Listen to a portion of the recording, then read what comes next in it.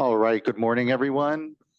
My name is Joaquin Esquivel, Chair of the State Water Resources Control Board. Today is Tuesday, August 6th. It is 9 a.m., and I'd like to call this meeting to order. I'll begin by introducing my fellow board colleagues. Joining with me today is Vice Chair Doreen Diadamo and Board Member Sean McGuire and Board Member Laurel Firestone. We're also joined by our Chief Deputy, Karen Mogus, and our Chief Counsel, Michael Loffer. Our Clerk of the Board is Courtney Tyler. Assisting her today is Thera Hearn, Liz Carrillo, and Margie Argel. This is a hybrid meeting and it is being webcast and recorded. For those of you joining us virtually, you're either viewing us through our customary webcast on the Cali PA website or the YouTube Live website. But if you intend on commenting on any of today's items, you need to be on the Zoom platform. In order to do so, there are instructions at the top of the agenda, a link and a form to fill out. But if you're having any challenges getting onto that platform, please do just email the chair or the clerk of the board at board.clerk@waterboards.ca.gov, and she can help get you on the platform. Once you are on the platform, your camera will be off. You'll be on mute until it's your turn to speak on the item you've indicated. For everyone in the room, good morning. Good to see you all. We're here in Sacramento in the California Environmental Protection Agency building. A few announcements for us as well. Please do observe the exits. If we happen to have an emergency, we'll calmly file out to Cesar Chavez Plaza and await further direction. Also, if you intend on commenting on any of today's items, there is a QR code and a laptop here at the side of the room in order to sign up. Once you do come up to the microphone, please introduce yourself, any affiliation you have. And lastly, please do silence any phones so we can have an uninterrupted meeting. With that, we can begin first, as we customarily do, with public forum, and would like to call up, I believe we have one public forum commenter this morning, Melissa Hathaway McKeith. And Chair Esquivel, I do not see Ms. McKeith on the Zoom platform yet. We do have at least one individual who came in as iPhone, and if that happens to be Ms. McKeith, just virtually raise your hand and we'll get you. Mr. Loffer. And not seeing currently any sign from that individual, in case they are Ms. McKeith. We will do at this point, let's just give a moment more in case Ms. McKeith is just looking to get onto the platform still. And then otherwise we can move into our items, and glad to take the public forum comment out of order later on during the meeting. Okay, let's go ahead and move on to our board business. First order of board business is consideration of the July 16th and July 17th, 18th board meeting minutes. Looking to my fellow board colleagues if there are any adjustments, and then otherwise open to a motion. I'll move to adopt the July 16th and July 17th, 18th minutes. I'll second. Thank you both. Ms. Tyler, can you please call a roll call vote? Board Member McGuire? Aye. Board Member Firestone? Aye. Vice Chair Diadamo? Aye. Chair Esquivel?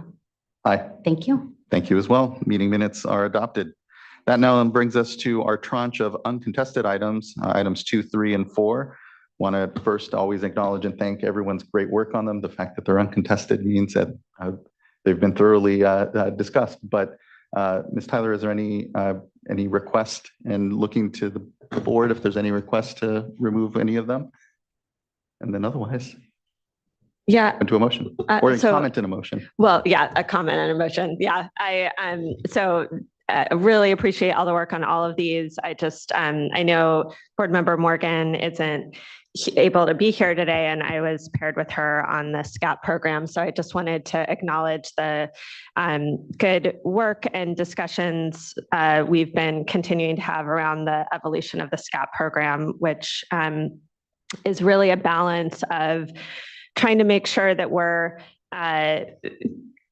funding projects that are at critical junctures that are in the midst and continuing funding, but also making sure that we're funding projects that are new and reflective of the evolved priorities and the racial equity action plan. And so it's a balance, and it's a continuing process of transition. And I think the resolution and the work that staff have done are reflective of that, and look forward to following how that evolves. So just wanted to reflect that continued discussion and I would make a motion to pass all three unless others have more discussion. Second. Thank you both, and thank you for those comments, Board Member. Ms. Tyler, can you please call a roll call vote? Board Member Firestone, Aye. Vice Chair Diadamo, Aye. Board Member McGuire, Aye. Chair Esquivel. Aye. Thank you. Thank you as well. That now brings us to a couple of informational items. And the first item will be item number 5, our current hydrologic conditions and response.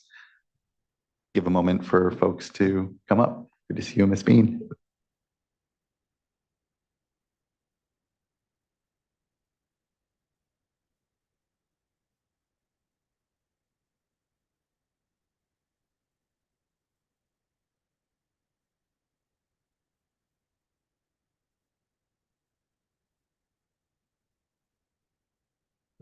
Good morning. Good morning, Chair Esquivel and board members. That was so fast.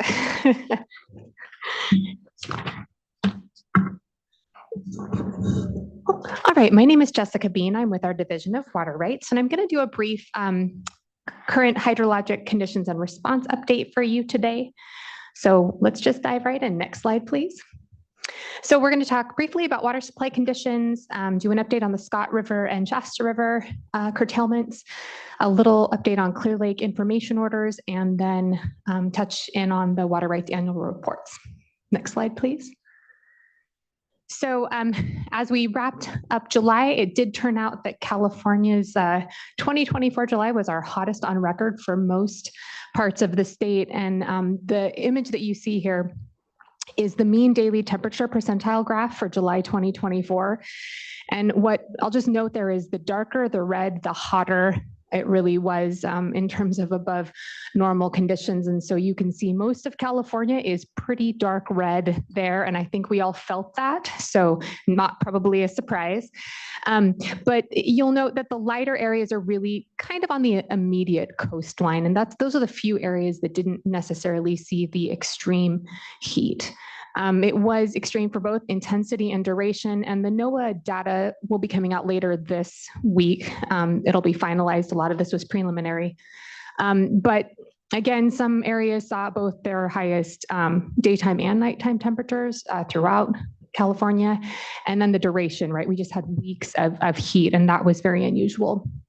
Along the same trend, we had really high evaporative demand, and that caused a lot of problems with lower level vegetation.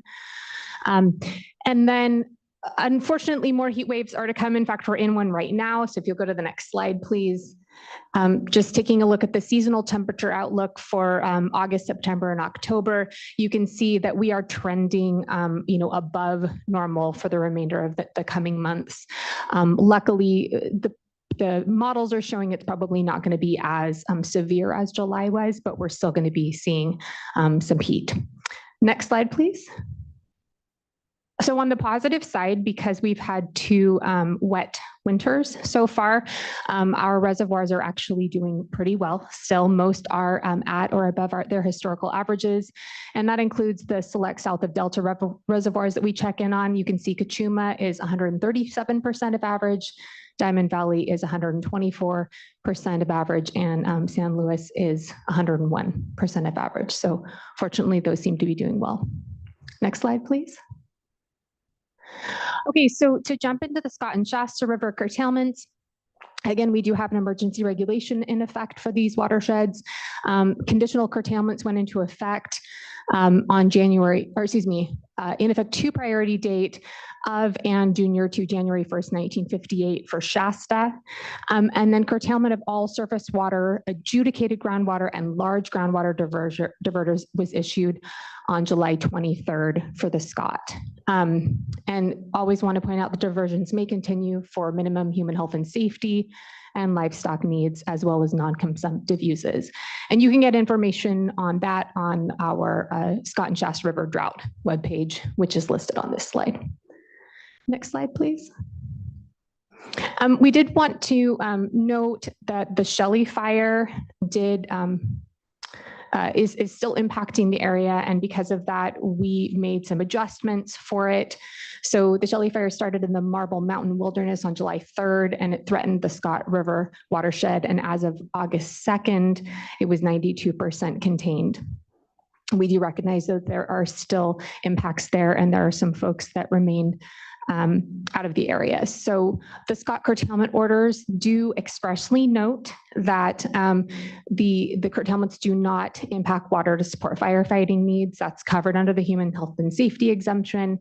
But we did delay curtailment in the Scott River watershed by 1 week because of the status of the fire. So the curtailments were issued when flows at the Fort Jones gauge were 35 CFS instead of 50 CFS, which was the minimum requirement.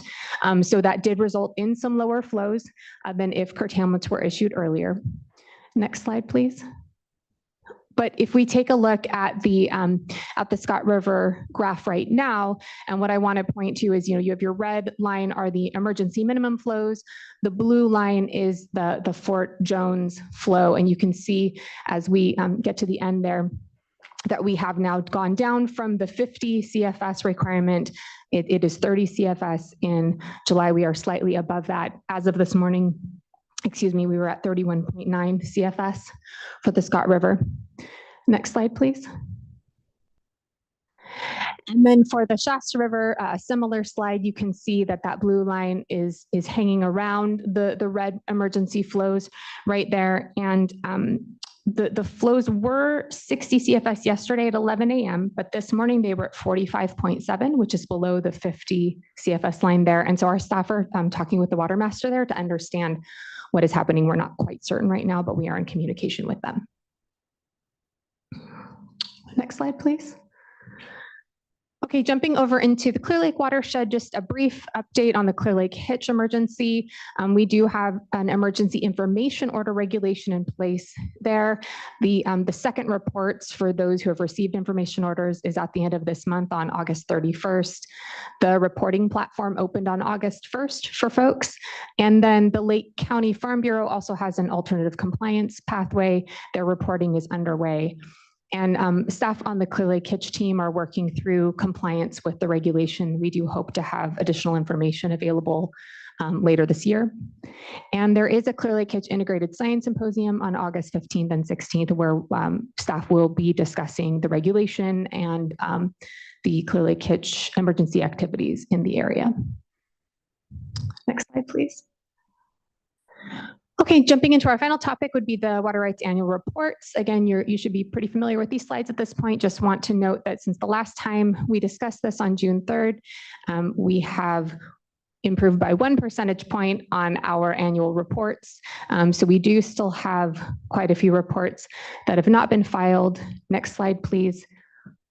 But the positive thing that I want to point out, if you take a look at the bottom of this chart, is the largest water users are down on that lowest bar, and we are now down to 1 of those who have not reported. So last time we spoke, it was at 14. So we've received quite a few reports on that larger end. That's a good positive on that. Again, we do encourage anyone who still has not reported to please do so. The system is open to accept those, and we're continuing to work through those. I also want to note that the notices of violation that we mentioned back in April are posted online with information. There is a link, a bit.ly link right there to go to the Water Rights Enforcement that can give you more information on that. And with that, I'll wrap things up for today. Thank you, and take any questions if you have any. Thank you. Really appreciate the presentation as always. I think we all definitely felt here locally that July was incredibly warm. And just want to acknowledge the wildfires as well, that I know that not just in the Scott watershed, but the ones burning here within the state, and the impacts ultimately to communities, their drinking water systems, their wastewater systems, and water quality within these watersheds. And so I know we'll continue to, and I think it might be helpful at some point to have a bit of a discussion just on what we're seeing on the water quality impacts from some of the regional boards from these fires, because I know they are front of mind as we all here grapple with the immediate emergency and also support the water systems and communities that are there.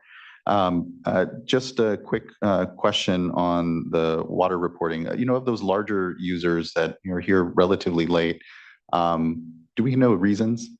Is there, is it simply the amount of time, the complexity of their right? What is it that ultimately, if we have any sense, that is holding up some of our water rights reporting here? Obviously, the percentage wise, still a large percentage of water right holders that haven't reported their diversions from the previous year. But knowing that some of those maybe, and here I know the majority are smaller water diverters, not maybe as sophisticated, having challenges even maintaining their right. Wondering though, of those larger, more sophisticated diverters, what reason or rationale we're getting, if any, from them. It'd be helpful to know. And that's the only questions for me, but look to other board members in case they have other things to add on. Vice Chair. I appreciate those questions, Chair. And, I think that we've demonstrated as a board that this is an area, one of our highest priorities with respect to water rights. Lots going into water rights modernization, but here we have some tools for, the existing system. So I think, reporting back on that, and then also, what else can we do as a board? We have that sort of wall of separation between enforcement, but what can we do to daylight this more? And, any suggestions you might have there. I too just want to thank you for the report on Scott and the Shelley fire, and want to compliment the division for the work, in being responsive to inquiries by local stakeholders about curtailments and whether or not this might impact their ability to address public health and fire safety needs. So thank you for that good, strong communication with local stakeholders, in particular the county. And then the last point is just really a request. Because of these really high temperatures, just wondering if there's any analysis being done on maybe the comparison to, I think it was water year 2021, where we saw really high temperatures. And then in the spring, we didn't see those, the snow melt when it was time for that to occur. We didn't see the inflows materialize that I think that the models were predicting. And so want to see what's being done, in terms of lessons learned, and seeing if there might be some similarities there and what we might expect, even if we get a good water year because of the soils being so dry as a result of the heat. So any early report, I think, would be helpful as we go into planning for possible drought. Appreciate those questions, Vice Chair. And plus up the concern here that the aridification of the landscape is something we're going to have to then, because of these hot temperatures, and saw a few articles and coverage around just the evaporative losses that have really increased from storage. It brought to mind for me, at least, the evaporative losses that we likely need to be factoring into water transfers and carriage loss throughout the system, because these issues and factors are becoming so much more prominent. Really appreciate that. Other board colleagues with any questions, comments, or follow-up? Okay. Thank you, Ms. Bean. Really appreciate it. And probably then don't have any immediate answer to any reasons, I imagine, but. I think it would probably be best if we went back and gathered that and gave you something more formal rather than just off the cuff at this point. That. Yeah, for sure. Thank you so much, Ms. Bean. Really appreciate the presentation this morning. Okay, we don't have any commenters that I'm seeing here for this item, so that wraps our discussion on item number 5, and now brings us to item number 6, which is an update on the implementation of the Central Valley Salt and Nitrate Control Programs.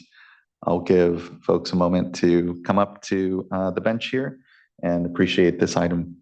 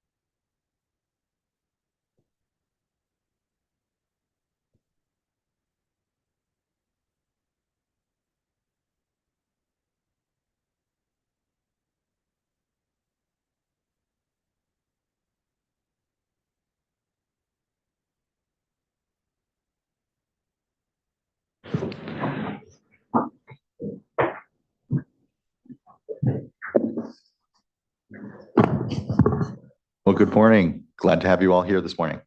Good morning. And I do appreciate, before I turn it over to Angela and the team, I do appreciate the care given to talk about some of the fires going on in our region. I know right now our teams are looking at, the impacts to Butte Creek, impacts to Feather, impacts to a number of Mill Creek, all of which have burned before. And the watershed is kind of the last holdout of the spring run Chinook. And so we are really hoping that the impacts will be minimal, but we're bracing for the worst in those watersheds. So it's certainly something our team in Reading and our team working with your team at the state is trying to keep tabs on as that fire continues to burn. But it's a big one, and we're bracing for more as that hot temperature continues. But without further ado, I will allow Angela to proceed with the presentation. Thank you, Mr. Palupa. Thank you, Patrick. Good morning, Chair Esquivel and members of the board. I'm Angela Cleaver. I'm Senior Environmental Scientist Supervisor with the Central Valley Water Board and Program Manager for the CV Salts Program. And so today, the Central Valley Water Board staff, along with representatives from the Central Valley Salinity Coalition and Nitrate Management Zones, will be providing you with an update on CV Salts program implementation. Next slide, please. So today we'll start with an update on the salt control program implementation, followed by an update on the nitrate control program, and diving into the activities that are occurring in both the priority 1 groundwater basins and priority 2 groundwater basins. We'll then wrap up with a brief enforcement update. Next slide, please.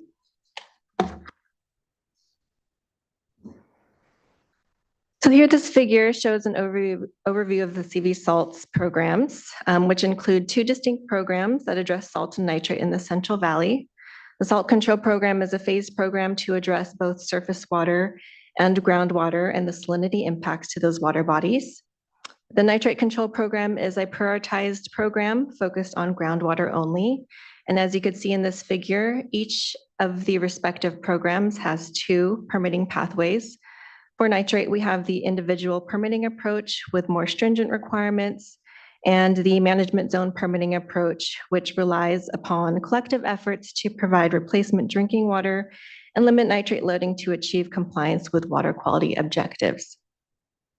For salt, we have the conservative permitting approach with conservative salinity limits, and the alternative permitting approach, which involves 3 phases of implementation, which I'll talk more about in the later slides.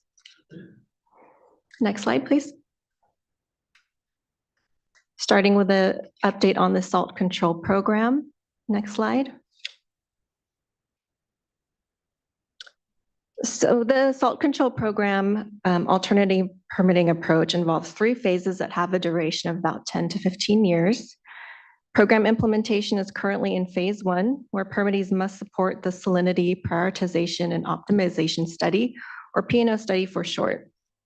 This phase will focus on defining salt-sensitive areas, identify salt sources and impacts, assess management options, and develop long-term management strategies.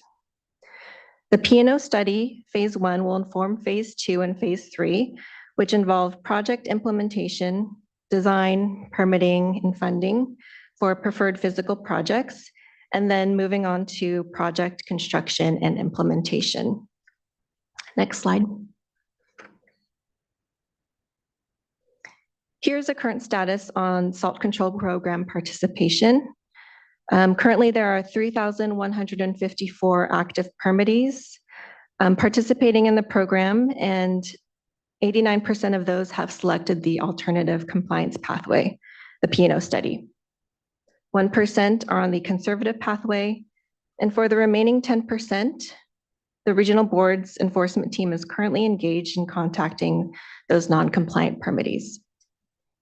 Next slide. This table shows the recent P&O study deliverables that were completed earlier this year, including the final baseline characterization report and a draft groundwater sustainability plan integration report. Tasks involving selection and analysis of salt management and archetype areas and salinity target developments are scheduled to be completed within the next year or so. Next slide. I'll now hand it over to Daniel Kozad, and he'll talk more about the prioritization and optimization study. Good morning, Chair Esquivel, board members. Appreciate the opportunity to be here and all the support and coordination that Angela's done to get the slides together so that we're all in the same place. And lots of names here to pass out, right? And we really appreciate that. None of this stuff happens without a huge team of people behind it, both in the regional board as well as you'll hear from some of the nitrate management zones. But I'm here as the executive director of the Central Valley Salinity Coalition to report on the efforts of the SALT program.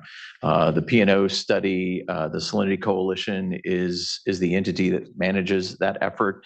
It's a big effort, and I wanted to give a little bit more update on those. The baseline characterization study was finished this year, so I'll talk about that. Also a little bit, because we've gotten questions before about how we're working with groundwater sustainability agencies and plans. Talk a little bit about the data integration report that that was done earlier this year, and then a good bit of what we're headed toward doing the rest of this year and next year are really archetypes, looking at smaller areas in more detail. So I'll talk a little bit about that. Next slide, please. The baseline characterization study is sort of what it sounds like. Not baseline, because Tess will punch me in the regulatory phrase, but baseline as a, what does it look like? How did we get here? And what's the characteristics of the Central Valley and the area? How does that all work together? You can see it covers, as you obviously know, a large area and tries to integrate a lot of data. You can go to the next slide. That's really an outline. This is busy with a lot of text on it. I think you have a copy there to review, but it's a 600-page report. So getting a 600-page report into one page for you is both monumental and obviously extraordinarily highly summarized. But section 1 and 2 really and 3 set the basis for the background information that if you were going to start working, you'd start from that point. You know, what's the structure? How are we dealing with it? You know, what's the governing jurisdictions, the demographics? How's land used? What's agriculture's role? Those sorts of things. And then, you know, kind of the history of the water projects and development, because they shape the Central Valley in so many ways and shape how salt is managed, how water is managed, is how also salt is managed, and sort of the kind of key permitting and regulatory issues. So you can think of those first really 4 sections as kind of background to the real work of this program, which was to look at the ambient water quality conditions. We had done that before 8 years ago. Turns out there's more information that we had opportunities to integrate, and we did those both in surface and groundwater in great detail. Those got loaded into models and other things to be able to depict them in a way that was useful. And we summarized those by the 3 hydrologic regions. So you can see this report not only has 600 pages, but has hundreds of megabytes of additional data that's in the appendices, so that those, if they need to be, can become part of the record. In section 6, that was really salt sources, right? So 5 was what's there, you know, up to there, how did it get there? 5 is what's there. 6 is what's going on currently. What are the loads from the different areas and how do those work? There's a description of the tools, because each one had slightly different tools. Tom Grovog was here last year and told you more than you wanted with that complicated slide about how all the models talk to each other. Well, this is the result of some of that work, if you followed that complicated, simplified slide of how those tools work together. But they all came together in that to provide where is the salt accumulating, how much, and how can we use that information then to plan for evaluation of the solutions, right? Because it's an interesting report on its own, but it's really just the basis for the next steps. And then section 7 was really just a recommendation of the executive committee to take those and provide some key findings and considerations. What should we be thinking about? What did we learn? How does that work? And then the supporting information for those last 2 sections is in Appendix D. So if there aren't any questions about this, I'll sort of leave that section and go forward. All right, next slide. This is just a visual of the surface water network that you all probably know better than anyone, but all of that series information and its salinity and TDS was loaded into the model as well. Next slide. This is an example of groundwater wells. You can see on the left data and TDS that were loaded in, and then the ambient dissolved solid concentrations to the right. And next slide. The evaluation of salt sources was done by industry sector with those sectors, because a lot of times they have better information about how their industries work. So the consultants worked with each of the industries there to document the existing requirements, what the model agriculture for the most part, what the inputs are, and use those tools that we developed. And then for specific point discharges, work with those facilities to actually find out what they're operating. Not necessarily, a lot of times you just take a percentage of what's in the permit, and that is not always the right answer. So worked with each of those to come up with what those loads are. Next slide. So these are just a couple of the many summary sort of slides that are there, but on the left-hand side is surface water. And you can see sort of salt sources in the surface waters. Sacramento with the largest, because there's the largest amount of water, and San Joaquin and Tulare Lake in lower elements, and the sources that sort of make up those loadings, which are the kind of the ones that take up the most land space, which makes perfect sense for surface water. In groundwater on the right-hand side, you see the estimated salt load at the bottom of the root zone. It's not necessarily where all salt comes from, but the model that is used sort of calculates it at that bottom of the root zone, right? That's not what's in groundwater, because that's hard to calculate. Lots of things go on. But those are the loads that you see there with irrigated agriculture, dairy, wetlands, on down to the smaller facilities. So all that's included in the baseline characterization report and the modeling information that we have that we'll be using to compare potential solutions and opportunities for salt management regions and areas. Next slide. Quick question, actually. Yeah. When it comes to wetlands as a source, are those managed wetlands, or, kind of, I'm thinking of, like the grassland complex, or are we talking just, emergent wetlands that are within the valley? These are primarily the larger wetlands. I think they included anything that was a surface water that was not otherwise managed for another purpose. So it's a broader category than that, kind of lumped into, we'll again say not regulatory wetlands, right? So broader category. Appreciate that. All right, so I said before, this is really a foundational document, right? It's the beginning of sort of all the pieces that are needed. Primarily, this data then got either pulled out of and infused into the model so that we can ask that model smart things, like if we manage salt here, does that have an effect on groundwater? Does it have an effect on surface waters? How does it work? So that's really the basis there for using the information that's in that report. And you'll see in the next couple of slides how we're beginning to utilize that information. But if we wouldn't go through all this work if we weren't going to develop those long-term solutions for management. Next slide. All right, so if there aren't baseline characterization questions, one of the things that I wanted to show was sort of how we were working with some of the groundwater sustainability areas and evaluating data that is ever evolving from the groundwater sustainability plans, as the state board's very aware of. So it's challenging for us too, but we did take the available posted plans as we were in our information gathering phase, and I'll use some automated tools and verification to pull data out of those and make sure that the information that was represented in those plans could be coordinated with that groundwater information primarily in the baseline characterization study in the model. So we did a pilot of that process to make sure that it would work well and was well represented, and that worked pretty well. So you can see the basins that we started with there, and then go to the next slide. It turned out that it worked very well to pull data out of those, and the data were comparable. So we did that for all 66 groundwater sustainability plans in the Central Valley. So that was a pretty big task. And primarily we were focused on the 20 to 30 year. Now, you know why we use some automated tools, right? That's a lot of plans to go through. Not all the automated tools worked exactly well because not every one of those plans is in exactly the same format, right? But we primarily were looking at historical water budgets, to make sure that we understood those, because if you're talking about changes, you need to understand if those are changing.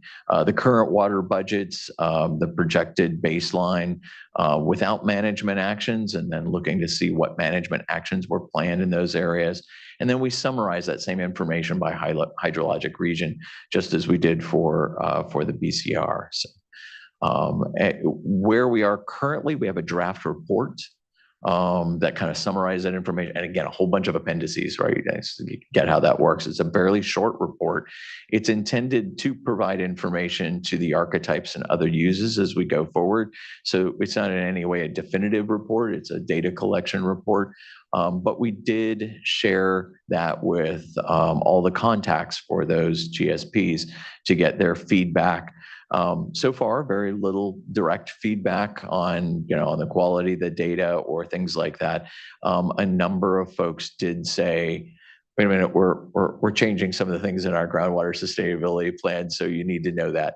And so we've flagged those, and when we go back out to use some of that data, we'll be going back out to those GSPs to talk to them again, because certainly they're maturing as organizations, and their information and their interaction with DWR and the state board continue.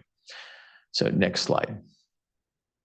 Just quickly on that, and knowing that a lot of this work is being done by contractors, just wondering if the major firms and contractors out there that are working with the GSAs are outreaching as well, knowing that a lot of the technical expertise might not necessarily live in the GSA, but lives within some of those businesses at this point.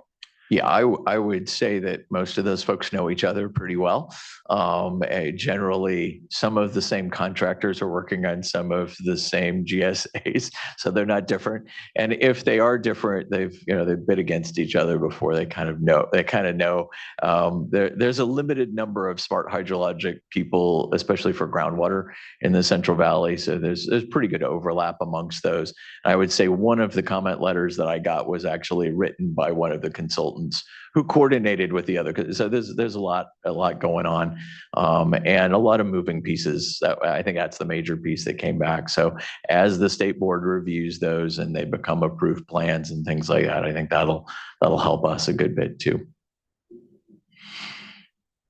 All right, next slide. So out of the information that we got from the baseline characterization study, as well as work with the GSPs, we started our first archetype this year. And an archetype for us is just a small area where we kind of prove out the tools, the approach, and can kind of ask more detailed questions, because the Central Valley is huge. We can't, and it's very diverse. So we can't look at everything all at once in the same time at the same level of detail.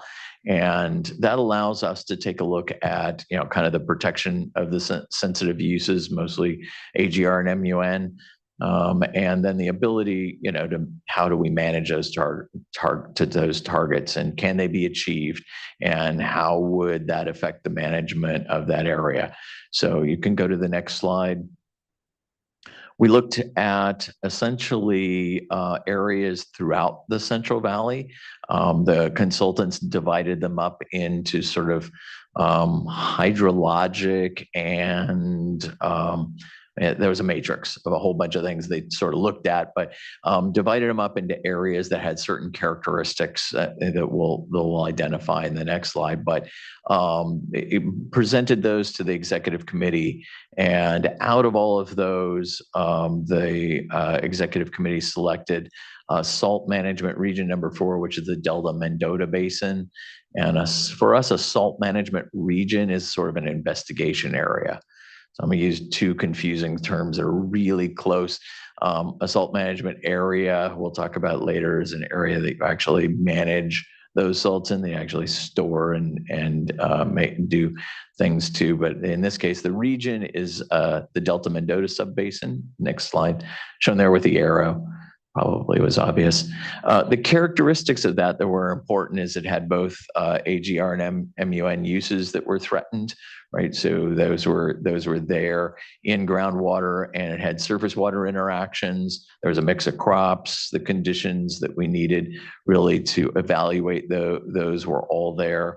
The local stakeholders were supportive and already had existing salinity management activities ongoing in the area. So there was a good place to choose our first our archetype.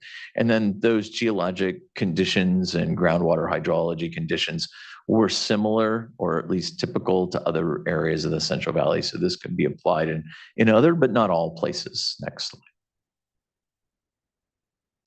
So just the coordination between all these 2 efforts, groundwater wells that came out of that earlier BCR and data gathering information, and the modeled TDS in the waters surrounding that, and a bunch of other information was used to sort of start this activity. And then next slide. From there, there was a small group. We kind of have a policy and regulatory small group that works, and they had a number of questions that they were thinking about for this archetype. So how do we select the sensitive crops? What are the range of acceptable yields and range of salinity thresholds? Which tools are we going to use? All those types of things, for wet years and dry years. What do we assume for irrigation practices and leaching fractions, those sort of things. And then one of the bigger ones, which waters do these apply to? The surface water that's brought in, the groundwater that's underneath. Sometimes those have very little to do with each other, or are very different, or not used. So those will be interesting ones for us to step through as we look at those archetypes. Yes. Yeah, thank you for this. There's obviously a lot going on in this area, so it's exciting to see the progress made year over year. If we could go back just one slide to slide 21. Yeah, thank you. So one thing, when I see this, I know there's a lot of modeling tools, there's a lot of efforts, the data collection, a lot of analysis underway. So when I see a kind of a heat map like this with areas that some are red, so are already impacted by salt loading over time, right? Those uses are being impacted. Some are green, some are in the middle. So I guess what I'm getting at is, do you have a sense yet for the rate of change and maybe the urgency as you're looking at these suite of different management actions and things that need to happen over time? Yeah. Does the modeling indicate how pressing this is for this region? That's one of the things the archetype will help tell us. But one thing I would say is that not all of those have an impact to the beneficial use, because, as I just said, the most important part of this particular area is that not all of the beneficial uses of that water, where there are beneficial uses of surface water. And I should have had the other slide. There was another slide that went with this one, but showed the areas that had surface water and groundwater. So in a lot of cases, the surface water is what's actually used for irrigation, which is a lot of times the most sensitive use. And there's already some management going on of that area. So they have the most salt impacted areas are where that management is going on.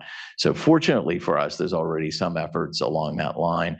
We'll have a much better, should be by next year, a much better idea of sort of the rate of change in the areas around that or in areas that are not managed and sort of what that looks like. Great, thank you. I'll look forward to that. I would add that I think, and the team is certainly looking into this as well, but there is an increased urgency with the thought that there will be less surface water supplies available. Certainly there are areas where naturally occurring groundwater would be unsustainable to use, especially in some of these areas, that are highlighted in this archetype. And it's the surface water that drives, the crop production in those areas. With decreased surface water supplies hitting the entire state of California, that's something that we're trying to take into account with the modeling effort that's going on. So you're hitting the nail right on the head. And one of the reasons why it's so critical to incorporate the groundwater sustainability plans within this exercise and what they're planning for additional groundwater, spreading areas and storage areas for their proposed projects. All of that is taken into account by a lot of people who are a lot better at math than I am. So it's truly a monumental effort. I will say, just since I've got the microphone, the baseline characterization report, it is a very wonky document, but I really actually recommend folks looking into those issues within the Central Valley. The initial sections, especially the section 3, section 4, a lot of care went into making very readable sections that is practically required reading for many of my staff about the development of water projects within the Central Valley and what that does to salt and water quality going back 50, 60 years. If your staff are interested in kind of dabbling in that, it's 20, 30 pages of just gold that has been produced by the folks that directly work on those projects and know their history. So again, lots of wonky documents, huge printouts on my desk, but there are some parts of that are incredibly readable and really help paint the story of how we got to where we are right now. And I think the baseline characterization has a couple sections that are very readable in that respect. So a lot of credit to the team that's developed them. And with that, I'm sorry for interrupting. You can go right back ahead. No, thanks, Patrick. We can go to actually 2 slides forward. These are the water districts, irrigation districts in the area that we're working closely with, just to kind of give you an idea of the diversity. I know you're trying to now imagine where the red spots and green spots were based on those, but you'll have to wait for that one, Sean. Next slide. So they're working with meeting directly with each of those agencies as well as others in the area, but they're the folks who have the primary information on water use in the area, water utilization, which crops are driven and those sorts of things. And so meeting with those stakeholders to make sure that they've done their own modeling as part of their GSA work and other things to make sure that those things are not inconsistent with ours. And then close coordination will continue to go on as the technical team does their evaluation of salinity to make sure that the understandings seem right to the people who are actually touching those gates and things each day, so that we come up with a solution in theory that at the end of it they said, I don't know if we can do it, but if we can do it, it would be possible to accomplish. And that'll, the coordination will continue through the whole development process. Next slide. So there are a couple of items that are also going on that aren't major study items. I told you the regulatory and policy small group, they're kind of our smart group of lawyers and policy-oriented folks that are thinking about these things. They came through and did some recommendations early on that the executive committee approved, and those are going forward as a part of those. So we have technical work, we have policy work kind of going on simultaneously. So some of those are fun to listen into, but all of that comes back to the executive committee.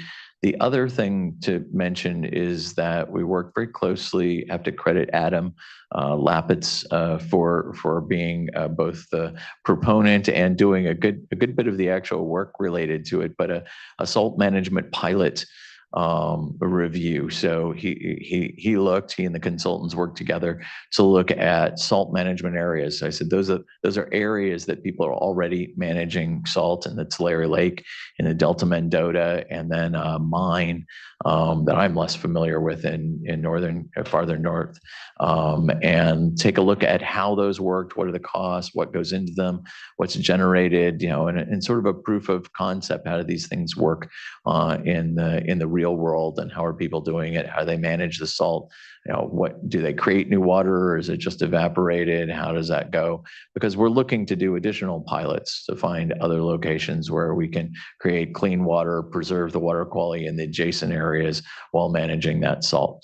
So it's a good report. We'll work through that. It'll be probably, I say finished. We'll stop working on it for a while. And later in the year, I don't think it'll ever really be finished as we learn new things, right? And then also have to appreciate the work that Adam tried to really help coordinate with Darren and DDW and with our management zones to kind of expand some cooperation on groundwater treatment brine that comes out of the nitrate management process. It's apparently one of the areas that is very difficult for small systems to deal with. And, so we know how to say brine on the salt side, we're getting those two things together.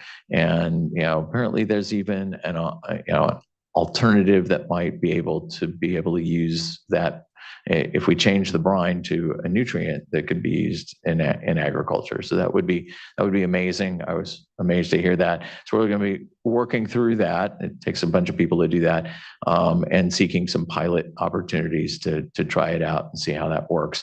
But the real idea is, to get some economies of scale so that that's easier to manage, lowers the threshold for DDW to be able to get more grant dollars out to those folks, and helps, coordinate that with the management zone. So that's pretty much what I have.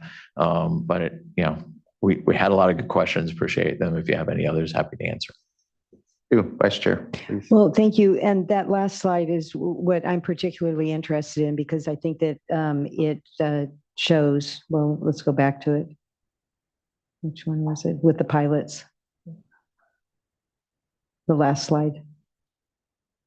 Anyway, while you're pulling that up, it shows, maybe light at the end of the tunnel. And so I appreciate the wonky report, and we absolutely need that information. You all need that before going forward. But in the meantime, just excited about hearing more, maybe next year when you come back, about advancement in this area and making it a little more real for us.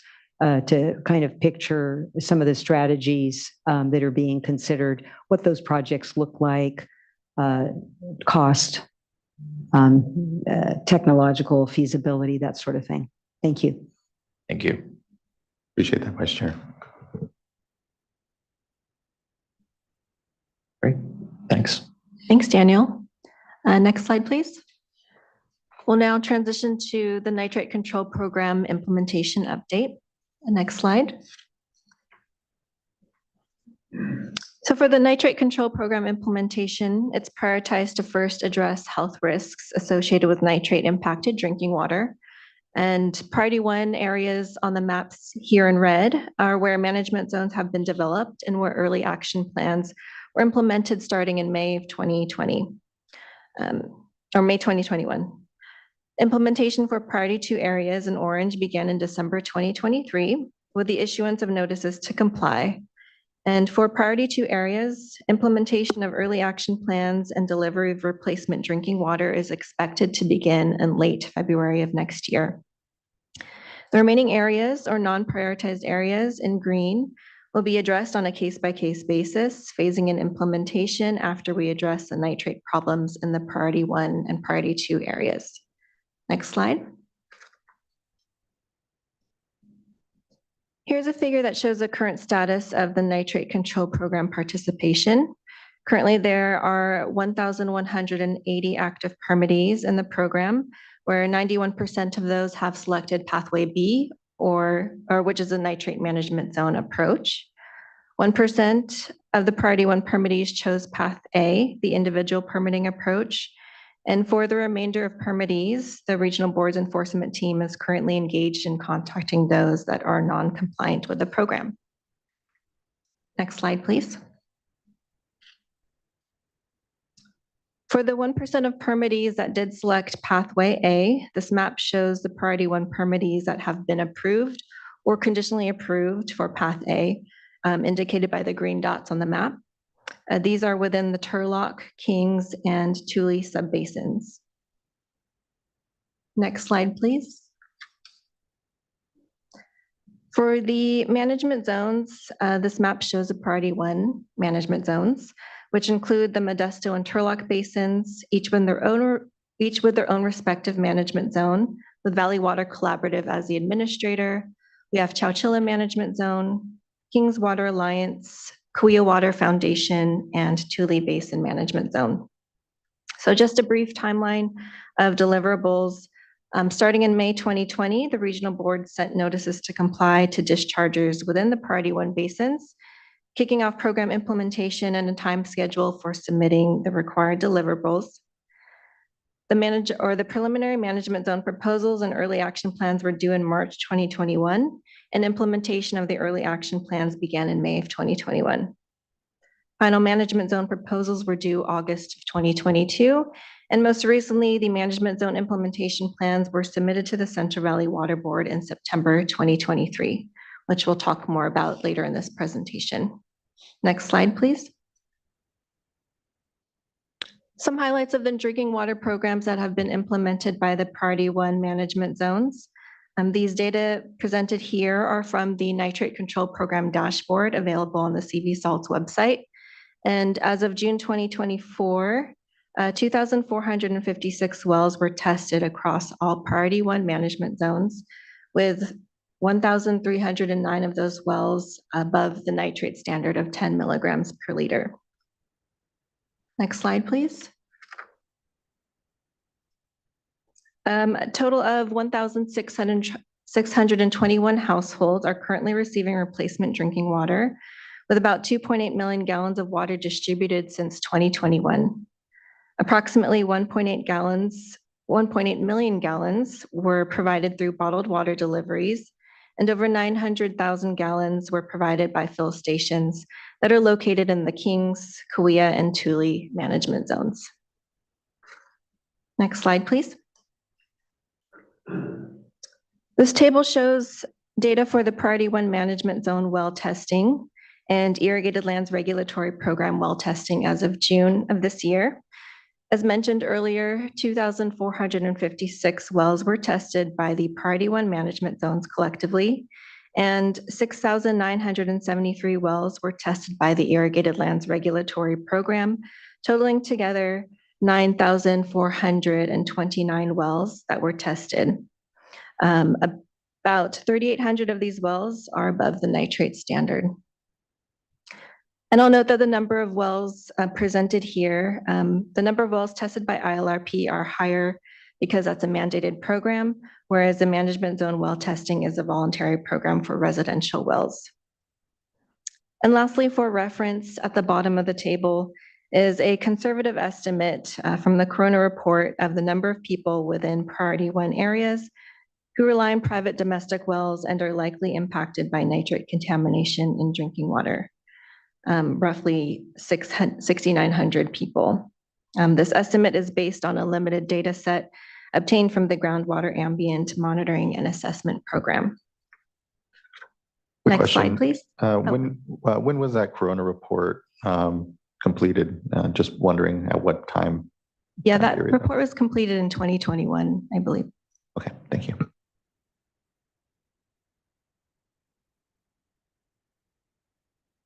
So an update on the Safer Co-funding.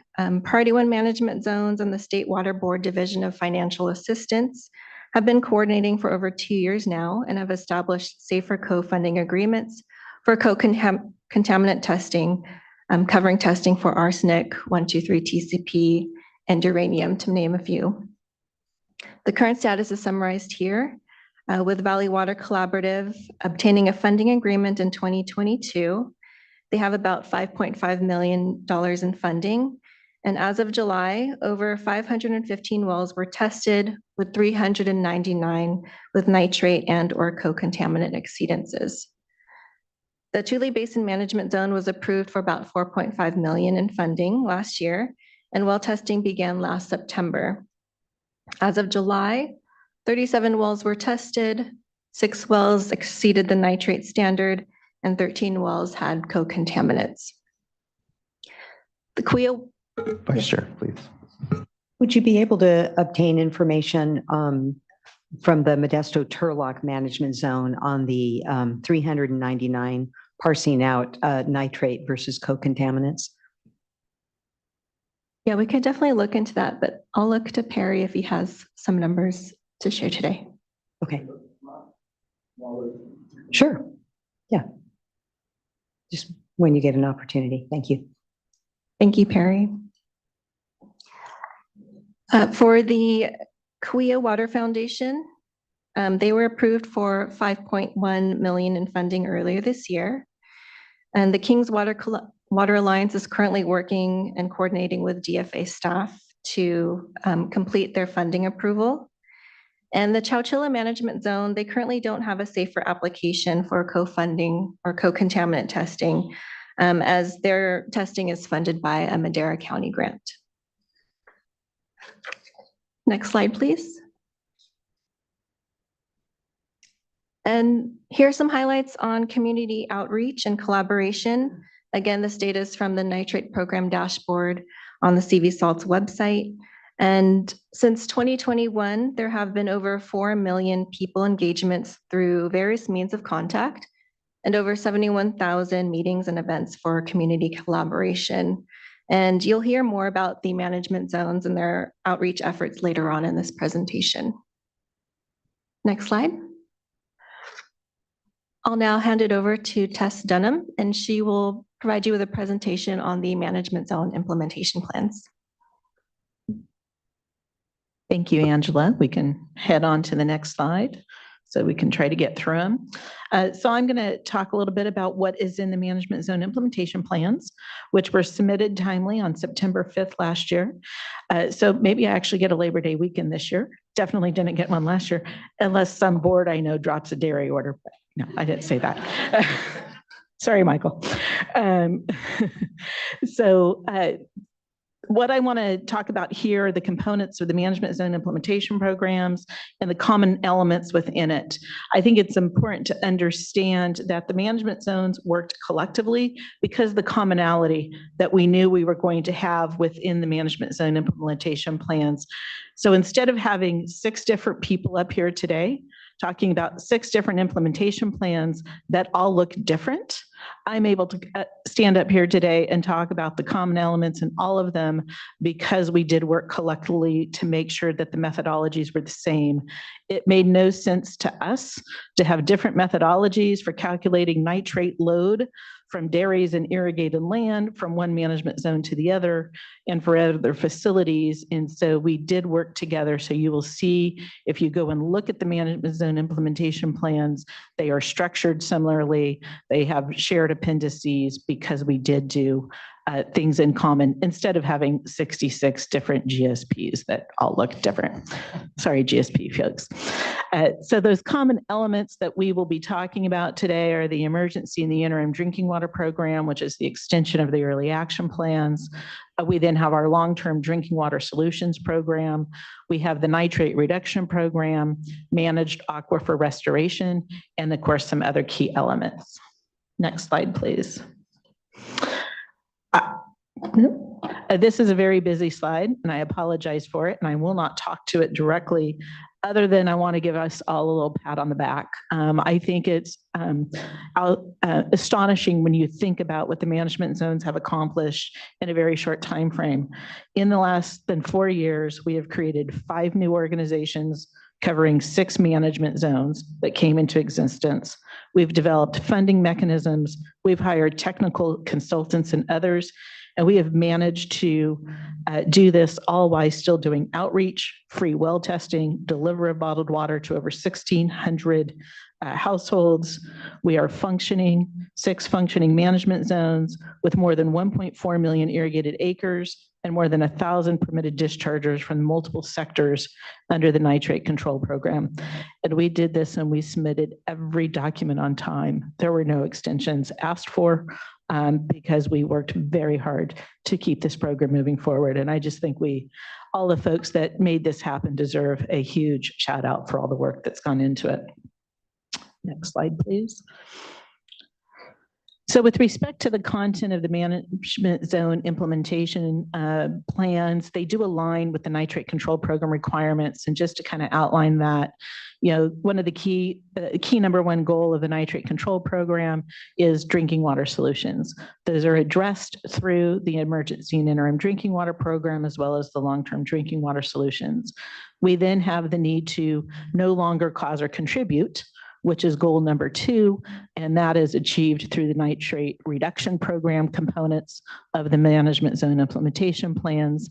And then we have other key components, such as the managed aquifer restoration is, okay, how do the aquifers actually recover over time, even if we're no longer causing or contributing? The aquifer will still take time to recover. We then have surveillance and monitoring programs, as well as ongoing outreach. We need to talk about compliance assessments, reporting, and other elements as well. Next slide, please. Just to get a little bit on the structure of it, as Daniel mentioned, with respect to the the baseline characterization report, there's kind of the meat of it, and then there are a number of appendices. The management zone implementation plans are very much set up in the same way because we had the common reports, such as the methodologies for determining nitrate loading. So there are common appendices across all 6 of the management zones.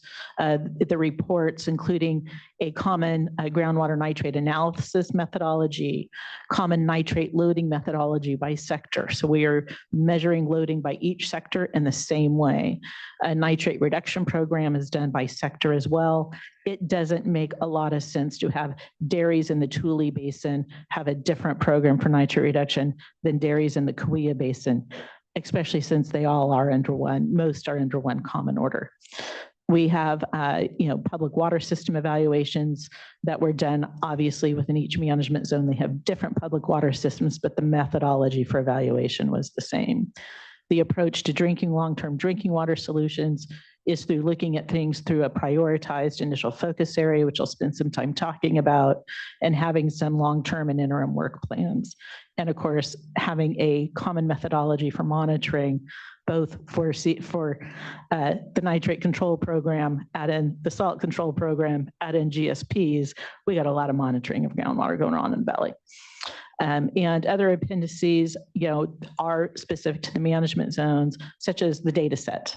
Every management zone included their data set, and it is posted on the CV Salt's website for those that would like to see it. Each management zone has their own appendix for outreach activities. And then, of course, who are their participants in order to be, covered so Angela and the enforcement arm don't have to go after them because they are active participants in the management zone. Next slide, please. We could go ahead and jump to the next one. I won't spend much time on this at all because others will be talking about it shortly, but just a big part of the management zone implementation plan is to continue that emergency and interim drinking water programs that are already established. They were established under the early action plans. Those early action plans really have not rolled into the emergency and interim drinking water program under the management zone implementation plan, and others following me will talk a little bit more about and give an update on those activities. Next slide. And next slide. All right, now I'm going to spend some time talking about, the interim and emergency is as challenging as it can be. It is nowhere near as challenging as long-term solutions. And the approach that the management zone implementation plans have taken is we look at identifying initial focus areas for the development of long-term solutions.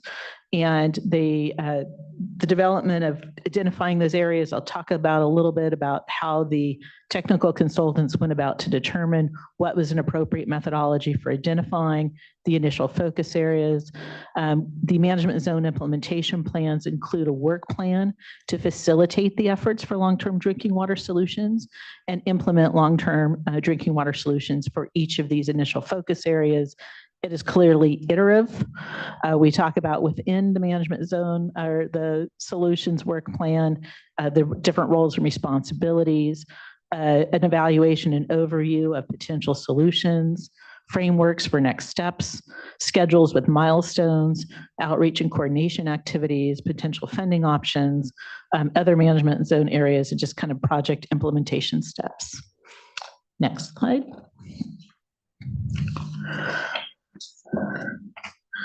I rely on my notes for this one a little bit.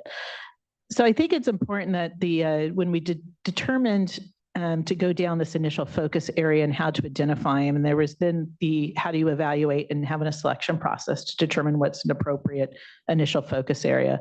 So there was a science-based approach used in order to identify the most urgent needs for safe drinking water. And this approach was used to identify the IFAs, and the approach considered findings from various management zone assessments, and those are listed on the table on the left. Characterization of ambient concentrations and trends, state drinking water needs assessment, not the one that just came out, haven't read it yet. Locations of DACs and significantly disadvantaged communities, density of domestic wells and population in elevated nitrate areas based on actual well tests, nitrogen loading from the different dischargers within the management zone, and locations of residences currently receiving bottled water deliveries through the program, and so we know where they are. So through this analysis, each management zone then selected or identified their initial focus areas based upon the criteria. Next slide, please. Just to give you an example, these are some of the initial focus areas within the Kings Water Alliance Management Zone area. And as part of this, within these 8 initial focus areas, we have identified a total population of almost 15,000 residents, with about 13,000 of them located in areas with elevated nitrate, and we consider 7.5 and above as elevated. We also believe this translates, based upon the data we have, to about 2,000 domestic wells. So by doing this, we can now go to these concentrated areas and prioritize to how do we then start determining what is a long-term drinking water solution within these initial focus areas. Next slide, please. Key, of course, to any long-term solution is community outreach, and that is a key component of the long-term drinking water solutions program, is to come forward with community-based outreach, and that is occurring now, has started with many of the management zones, occurring in the initial focus areas, to work with the communities to identify long-term solutions, targeted outreach to the public in each of the initial focus areas, coordination with other entities, right? A lot of people are already heavily involved in doing a lot of work in these areas. It is not our goal nor our desire to come in and upend the apple cart and get in the way of solutions that may already be in place, but to help complement and supplement. And what can we do if it's got stalled out somehow? Is there something we can do to help it along, depending upon the status of it? So that is a key component of it. And again, I think it's important to emphasize, as we work forward in these long-term solutions, we continue to implement the emergency and interim drinking water program. That does not stop until a long-term solution is in place for a certain area. Next slide, please. Just a little bit more detail on the management zone implementation plan work plan. It establishes a schedule with milestones for implementation for the initial focus areas. So the goal is to get in, start with community outreach and development. There's some parallel evaluation going on with technology consultants to understand what the options are. is there the potential for connections to a nearby public water system that has compliant water or not? What are those options? Is it treatment? Is there a potential of how can we help people with brine disposal if they already have wellhead treatment, or if that's the challenge of getting some type of wellhead treatment? So a lot of discussion and work and just going on within the communities to determine those long-term drinking water solutions. Next slide, please. I'm going to keep moving. I'm going to switch gears. Actually, really quick, Ms. Dunham. Yeah. When it comes to the long-term solutions, are there particular projects that you know of at this point that are kind of further along potentially, or are you still just really in, evaluation mode? Just wondering, to your point, there is a lot of, I know, ongoing work from SAFER, from a lot of the projects that are out there, and wondering if there's any specific sort of long-term projects that have been identified or maybe are further along that will be contributed by the program. I think that there is a couple that are further along than just evaluation, but probably not quite to that, what is actually going to happen. I mean, there's been some direct conversations with a couple of small systems as to what is their specific need and how can the management zone fill that specific need that they may have. So there are some that are further along, probably not as far as long as some people would like, but all of them at a little bit different component. But definitely having those conversations, especially where projects have been identified, but maybe they need some help with a CEQA analysis or some barrier like that often gets in the way of them being able to continue forward with the capital project. Okay, I appreciate that. Trying to get a flavor here of the type of contributions and long-term solutions that we might see out of this program vis-a-vis, the ongoing work that's going on. So thank you. Board Member Firestone, please. Yeah, can you just clarify on, well, I think it was a slide before, but in terms of available funding, so are you just looking at public funding, or have you all made a fund available to support funding support through the management zones, or is it just connecting folks to available public funding at this point? Well, for each of the long-term solutions, until we know what the solution may be, right? For each of the areas, it is difficult to know then what the funding need may be and where would that funding potentially come from, right? So I think that's probably a few steps down the road. I think it would be premature to be able to say what that funding need is now. Clearly, the management zones are funding all of the interim and the emergency, well, I shouldn't say all because of the SAFER funding components with respect to the co-contaminants, but all of the funding to do the initial focus area outreach, discussion, analysis in some of this areas is being funded directly through the management zones. Yeah, and I think, obviously this program's evolving. The well mitigation programs within the GSPs are evolving at a different pace. And one of the things they're doing is putting aside a certain amount of money, a budget where they're anticipating, some funding need, and they're putting aside money for mitigation. I'm just wondering, at this point, the management zones haven't done a specific amount of money for mitigation. It's just for interim at this point, not for long-term. And planning, but no, there has been no money, to my knowledge, that's been set aside for some type of mitigation. We don't know what that number could be. It could be well beyond. Yeah, no, there's a lot. Yeah, and I think we'll talk more about that. Thanks.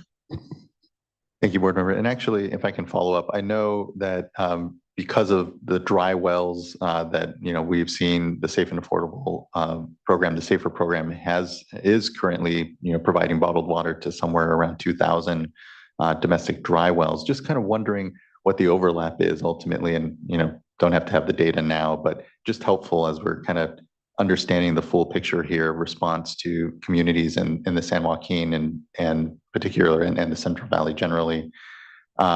What that overlap is of dry wells that were nitrate contaminated perhaps, and knowing that here the interim water that's being provided are for nitrate contaminated wells, but there's certainly an overlap between the dry well program we have and those contaminated wells, and kind of what happens in those circumstances where potentially, there's interim water being provided for a nitrate contaminated well that then goes dry, and just wondering if, again, where overlap might be, just to understand where the different funding streams come from.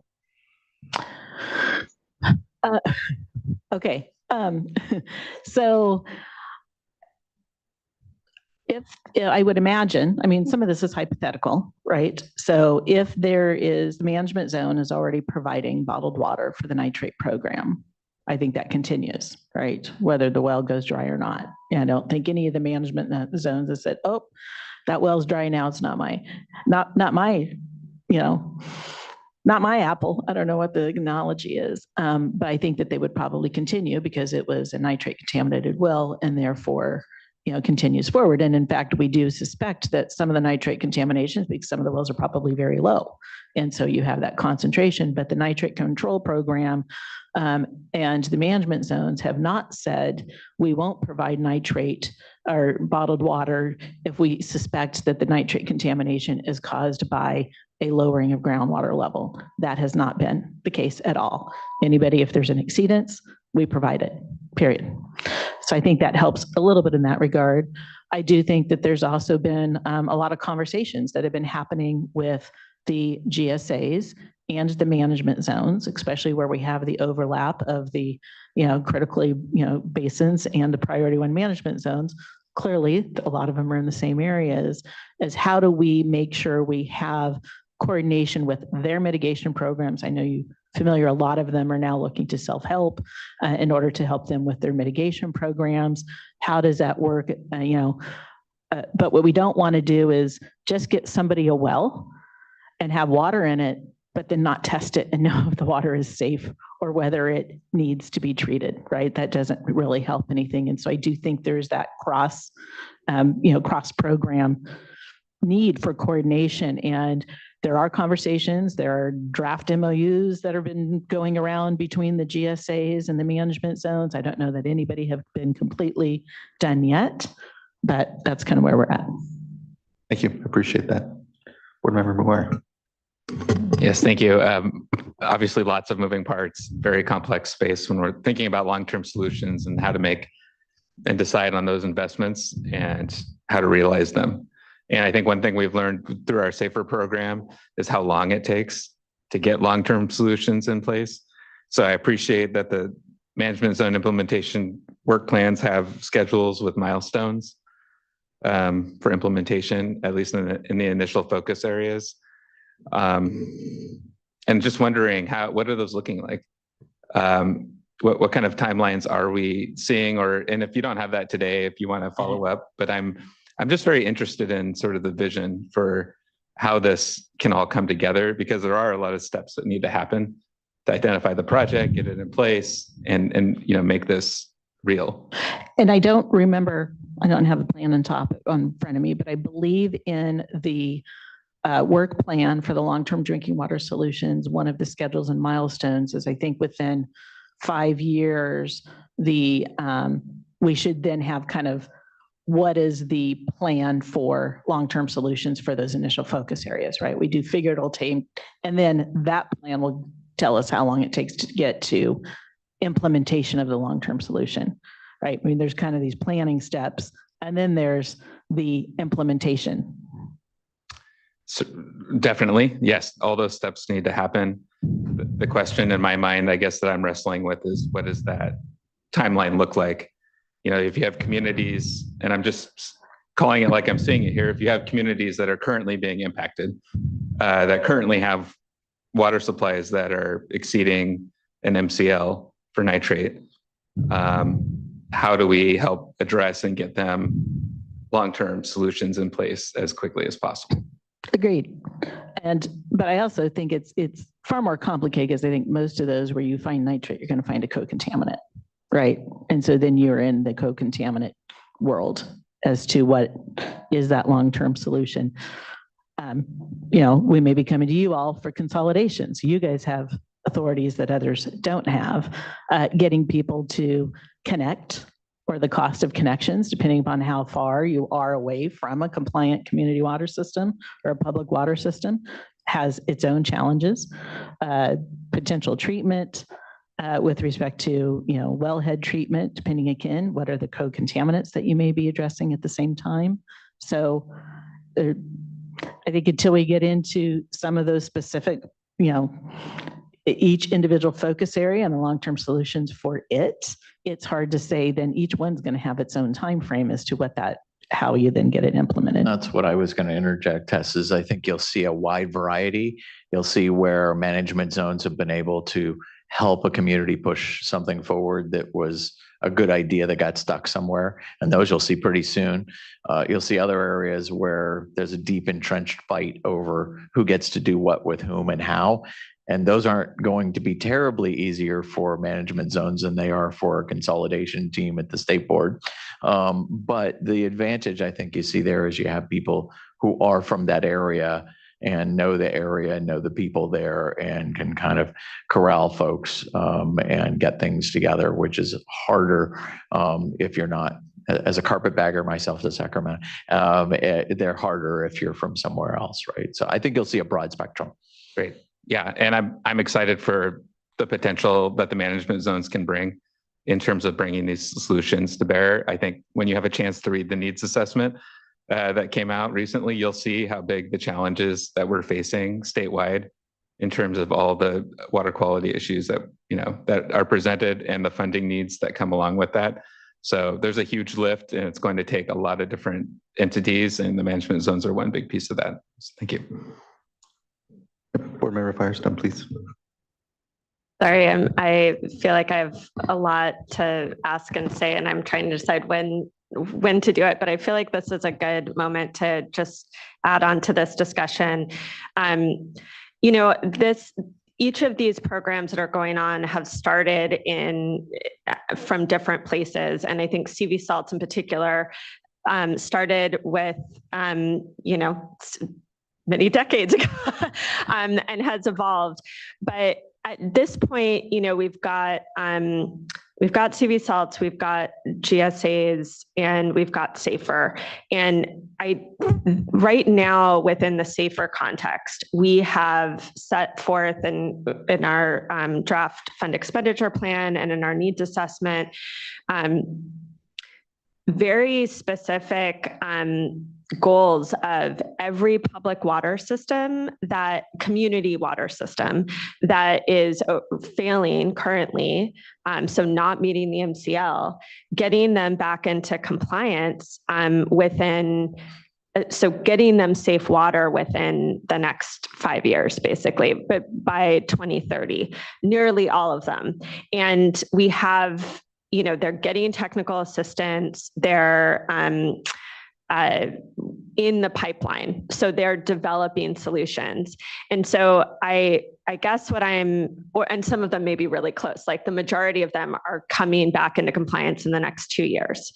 So I think one of the areas that I really hope we can lean into and see change over the next year is the coordination and communication. Not that it's not happening, but I don't think it's happening in the way that we need to get it to.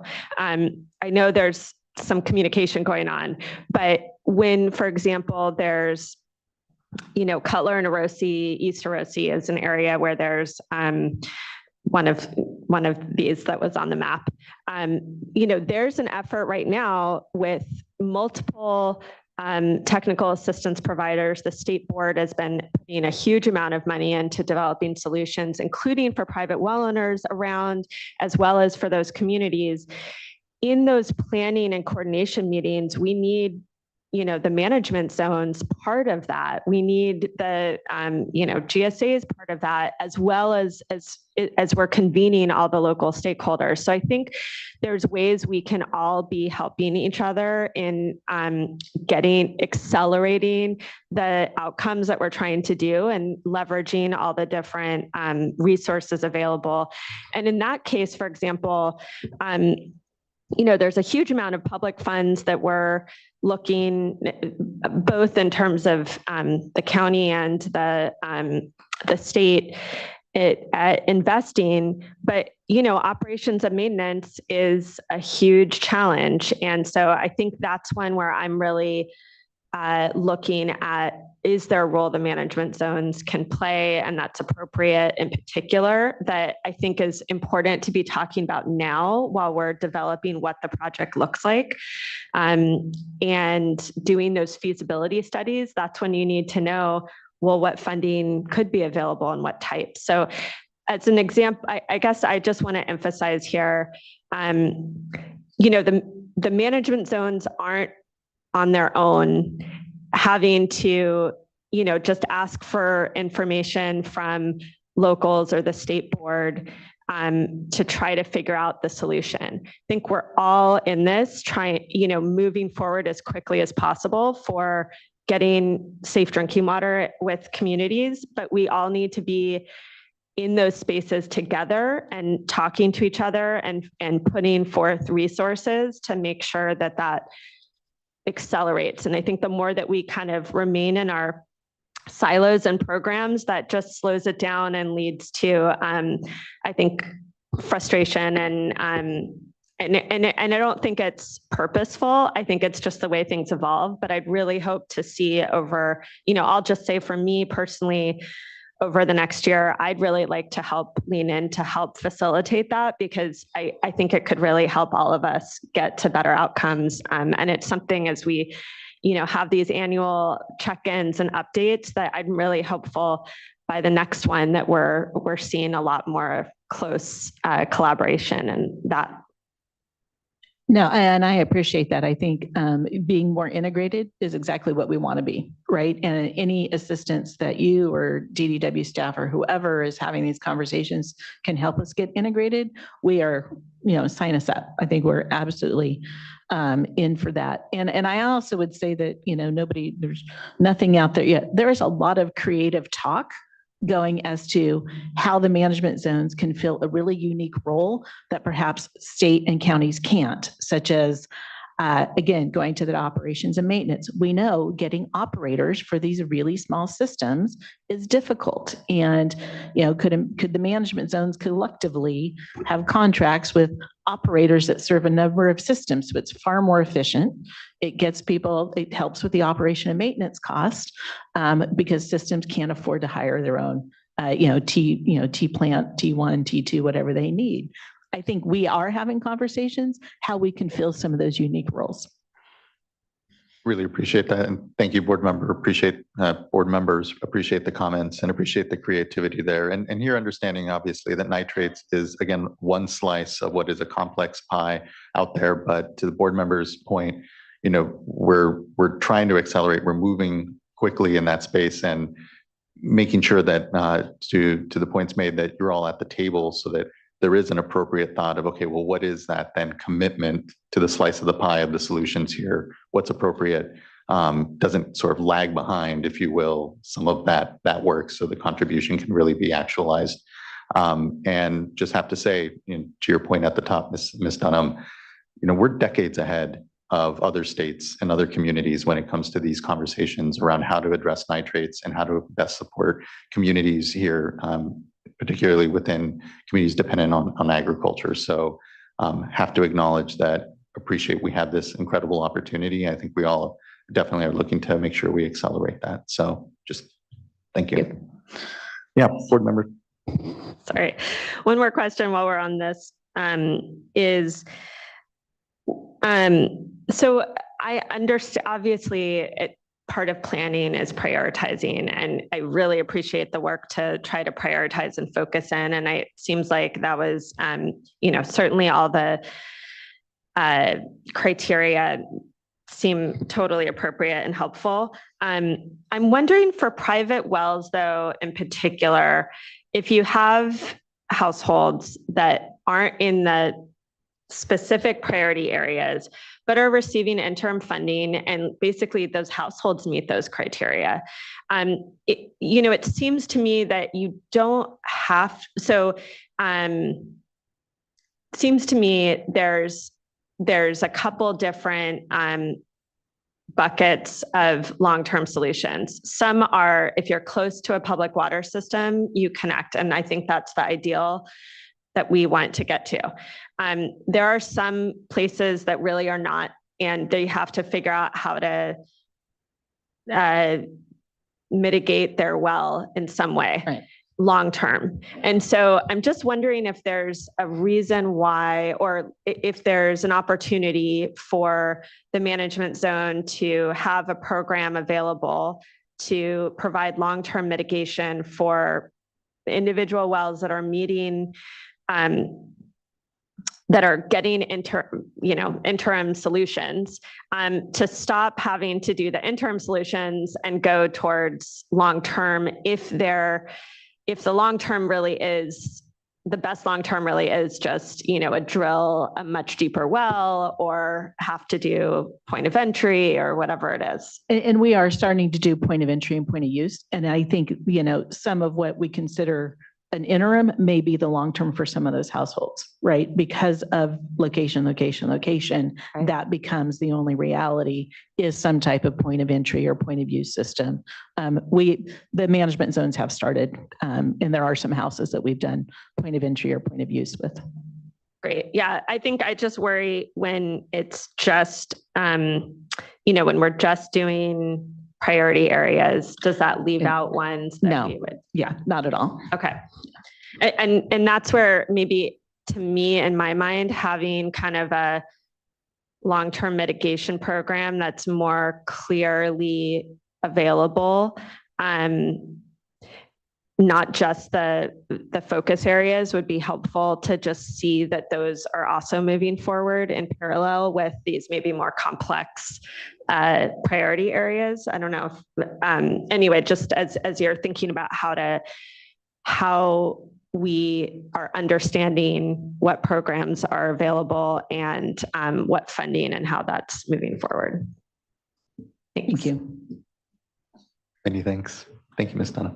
Okay, so I'm going to move forward a couple of slides here to, now I'm going to talk about the second component of the management zone implementation plans, which is goal number 2, which is how do we get to no longer cause or contribute, right? Which is the ultimate goal of reducing nitrate from sources within the Central Valley. So groundwater, with time and with some management and aquifer restoration, we can get to where we aren't talking about point of entry and point of use because groundwater meets the drinking water standard for nitrate. So like we did with the long-term drinking water solutions, we did work collectively to have common nitrate reduction programs. And in the development of that, it is sector-based because that just makes the most sense. The sectors that we have with respect to the nitrate reduction programs are irrigated ag. We have the dairy facilities, we have bovine facilities, poultry facilities, and then we have the non-chapter 15, which is everybody else, i.e., wineries, food processors, POTWs, biosolids, all of that fits into the non-chapter 15 program. So when you look at the management zone implementation plans, there is an appendix specific to each sector as to what their nitrate reduction program is in order to get to that no longer cause and contribute. Next slide, please. And I'll just touch briefly on these for irrigated ag, just to give you an idea, we're talking about 1.4 millionated acres within the priority 1 management zones. The nitrate reduction program applies to all growers within the priority 1 management zone. You may recall in the ESJ order, there's some distinction of requirements between low vulnerability and high vulnerability. If you are in the priority 1 management zone area and you are under the nitrate reduction program, there really is no distinction between high or low vulnerability. The program applies. Within the management zone implementation plans, the terminology is a little wonky, and hindsight's 2020 when you look back and man, we could have used better terms when we wrote this basin plan, but we have what we call milestones, and the milestones are what do you need to do in order to get to no longer cause or contribute?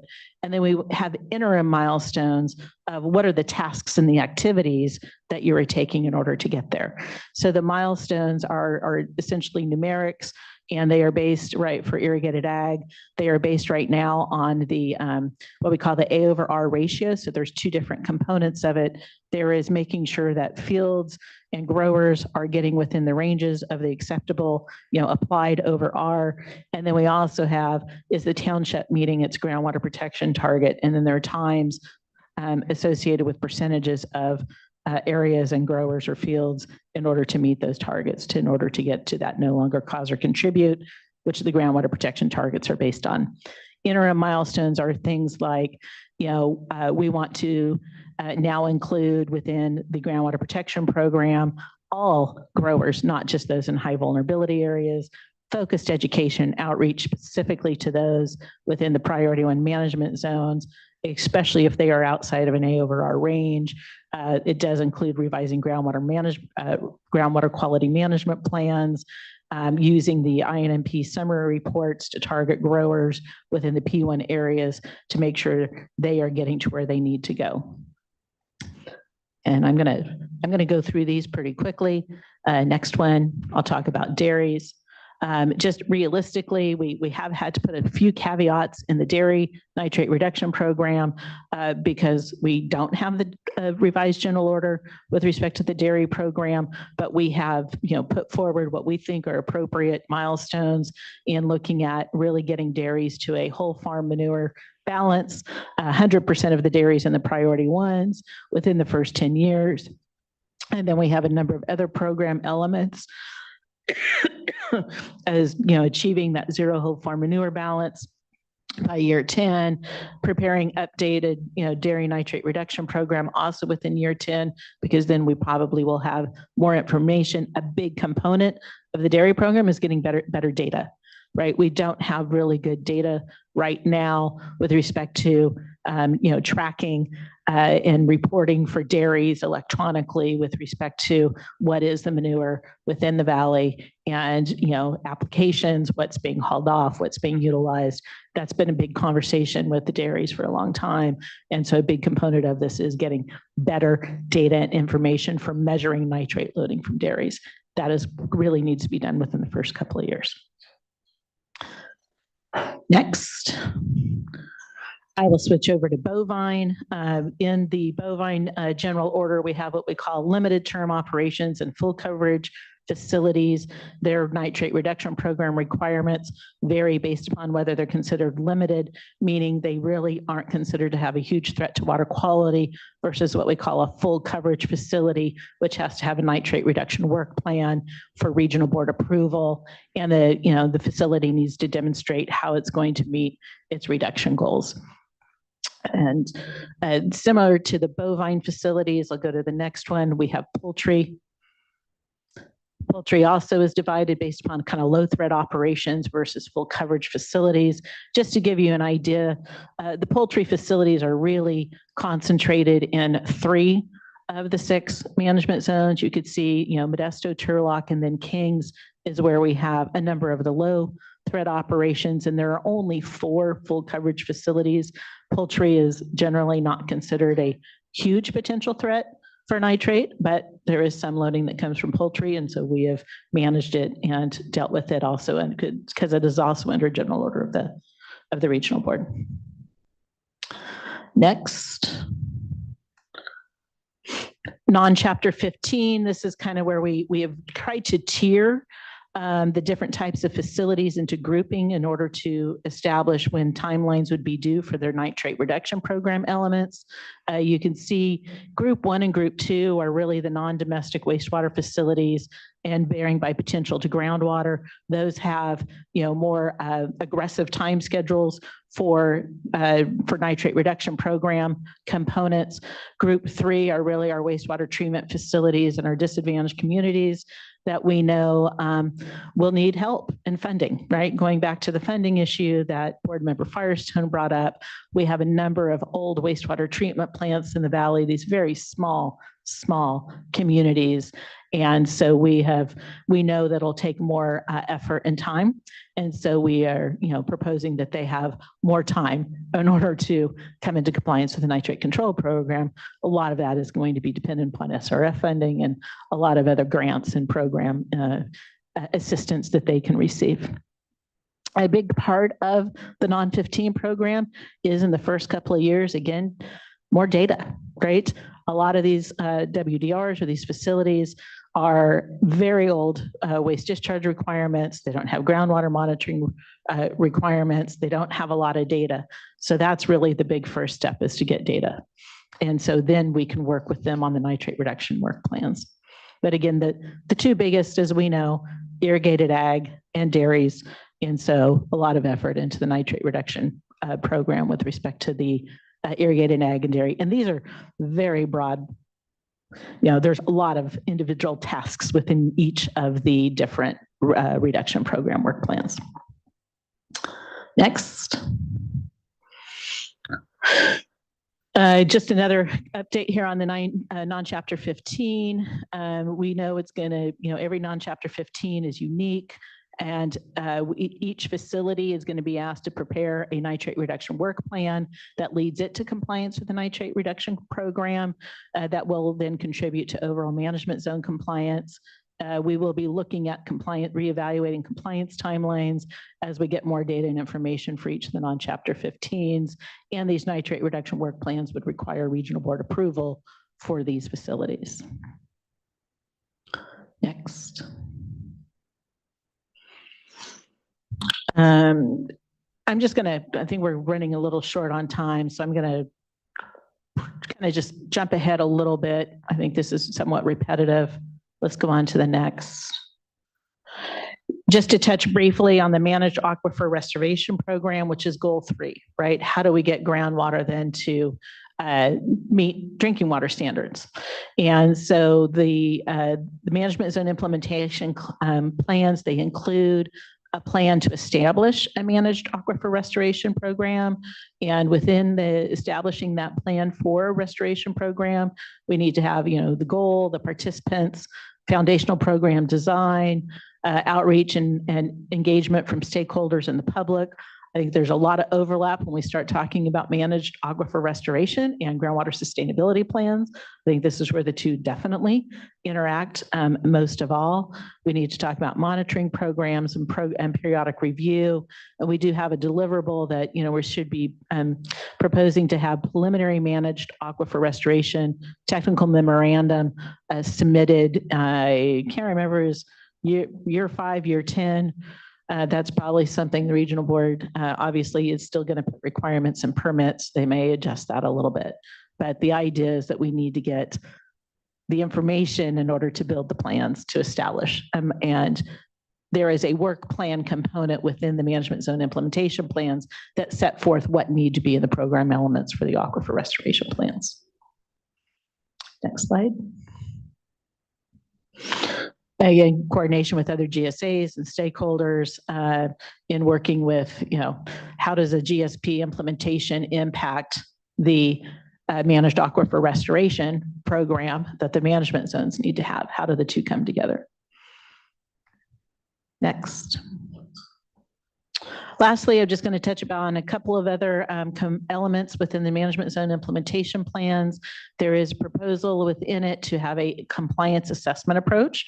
It does tee off of the current work that was done by the irrigated lands programs with respect to the groundwater protection targets, looking at it on a township basis. We know that we do need additional information from all of the sectors in order to update the loading that goes into every township or across the landscape. So we understand what the current loading is in order to know where we need to be, right? How much loading needs to be decreased in order to no longer cause or contribute. And to do that, we need to know the current loading.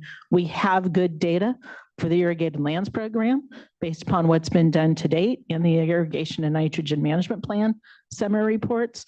We don't have comparable loading data for the other sectors. It's pretty much based upon Thomas Harder's 2012 GNLM, which is in need of further evaluation and update. And we are hoping to have that more localized organic information to the nitrate reduction program. So we know very well what the loading is within each of the areas within the priority one management zones. And from there, we can then know how much do we need to reduce collectively from everybody in order to no longer cause or contribute. Next slide. We have not left out the need for reporting. What the management zone implementation plans include are annual progress reports on key components such as emergency interim drinking water, long-term drinking water in initial focus areas, and of course, annual progress on nitrate reduction program activities by sector.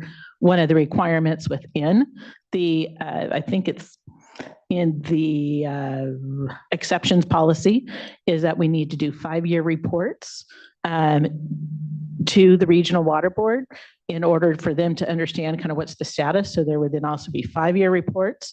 And then there is also a requirement for 10-year reports. And those 10-year reports have to then kind of evaluate what's the status of technology, right? Do we have more technology that we know of for especially ag and for dairies in order to see how are we going to get to no longer cause or contribute and still sustain our agricultural economy in the Central Valley. So those are the 3 reporting requirements that are contained within the implementation plans: annual, 5-year, and then even an expanded 10-year. And I think that's the last of my slides. Thank you, Tess. So to summarize a timeline for the Priority 1 management zones and the MZIPs, after receiving the MZIPs in September of last year, Central Valley Water Board staff reviewed the plans to determine if the required elements identified in the basin plan were included and addressed. And in November 2023, in letters provided to each management zone, the executive officer determined that all 6 of the Priority 1 MZIPs were complete, meaning that the MZIPs provided information, action, and timelines that address the key elements in the basin plans. The MZIPs, however, are still subject to additional review during the development of permit revisions and environmental documents to ensure that the proposed plans are adequate to meet the needs of communities and individuals that are impacted by nitrates in groundwater. From November 1st to December 22nd last year, the MZIPs were made available for a public comment period, and a public information hearing on the MZIPs was held in April of this year. Central Valley Water Board staff have addressed written comments received in a formal response to comment document. In addition, the management zones have prepared a response to comment, and both of these documents are available on the Central Valley Water Board's website. The comments received will be considered as the regional board works on developing permit revisions to include enforceable requirements in consideration of the MZIPs. Next slide, please. It's important to note that the MZIPs are not self-implementing, and the regional board will use these plans to inform permit requirements and revisions. Next slide.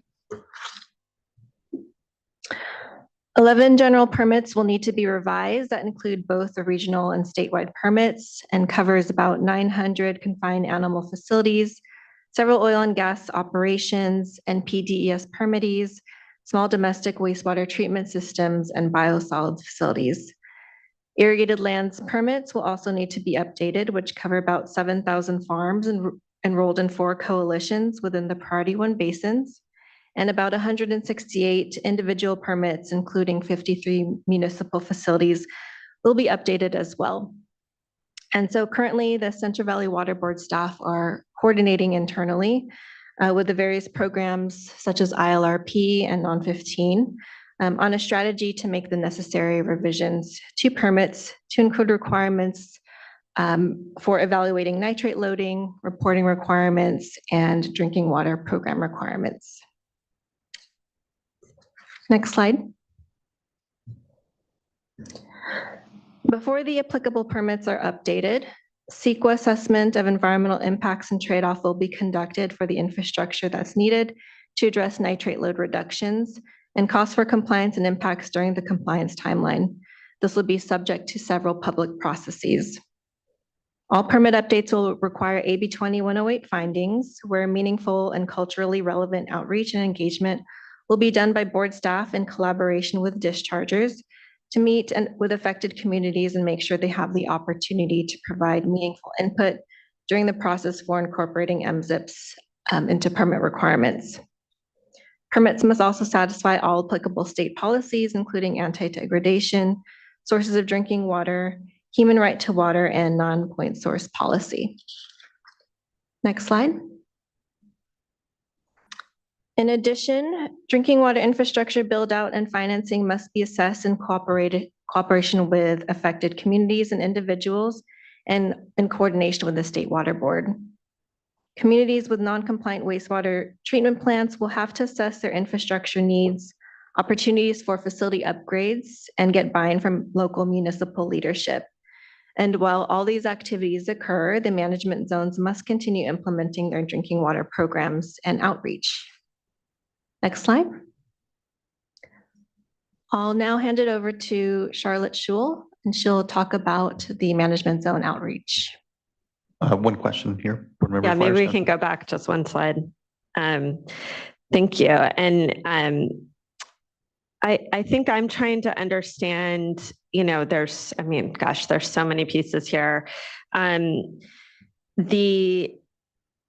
It sounded to me like the steps outlined were focused on getting the plans, the MZIPs, submitted, assessing them for completeness, which was done, getting public input at that point, which has been done, or at least hopefully that's ongoing, but there's been a public process for this round.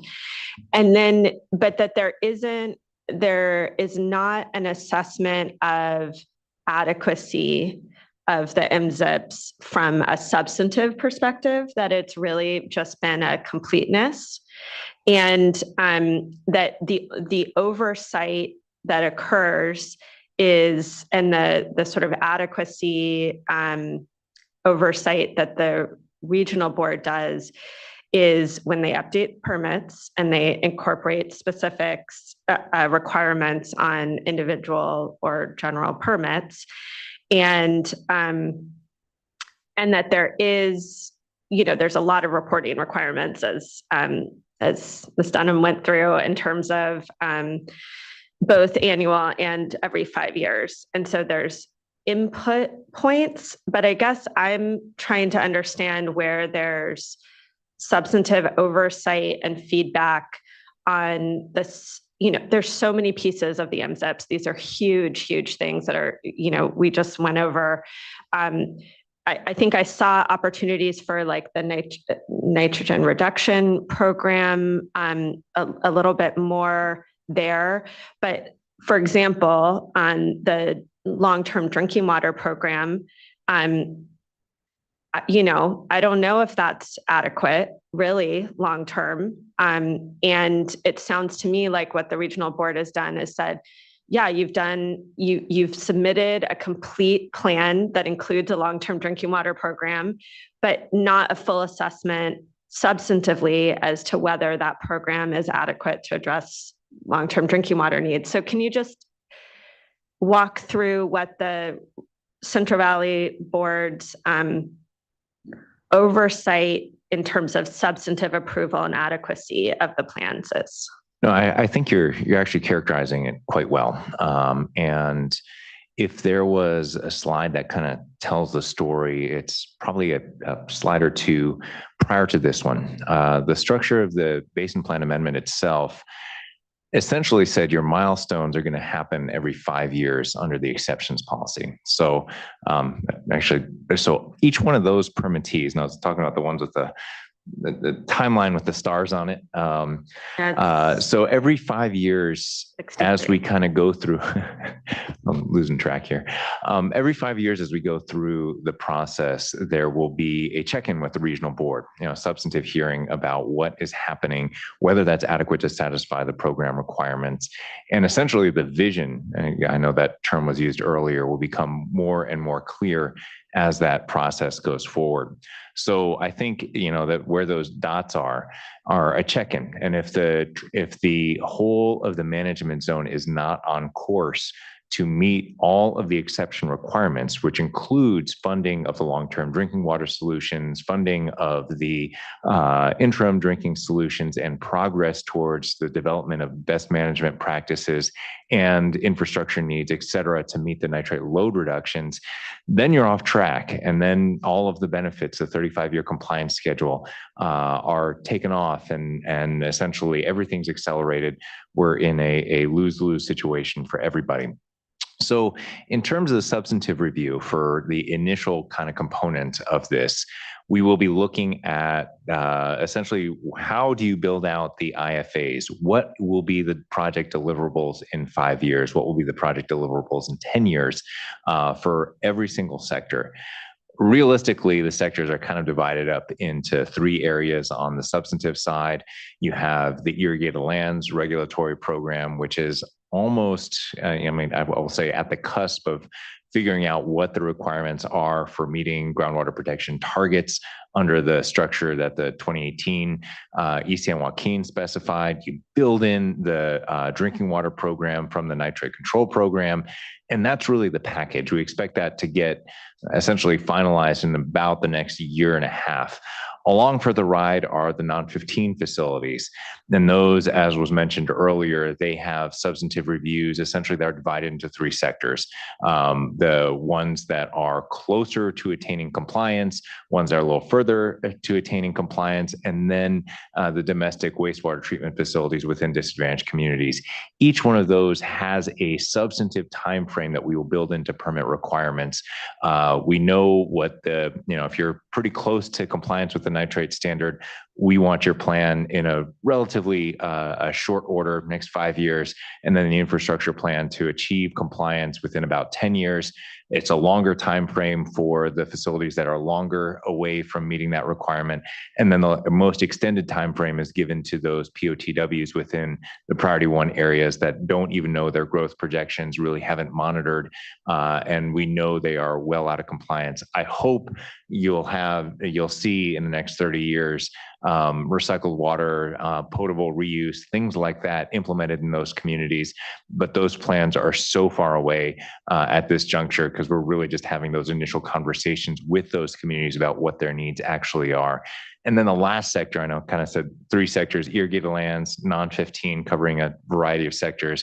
And then the last one is the confined animal facilities, which, we have some, indication from the state board that of what the general expectations will be, and are waiting on the final issuance of the order to kind of hash out those requirements. But nonetheless, the main requirement will be, the nitrate load reductions on the time frame that everybody else is reducing their nitrate load reductions. So that's kind of the substantive review that we're engaged in right now.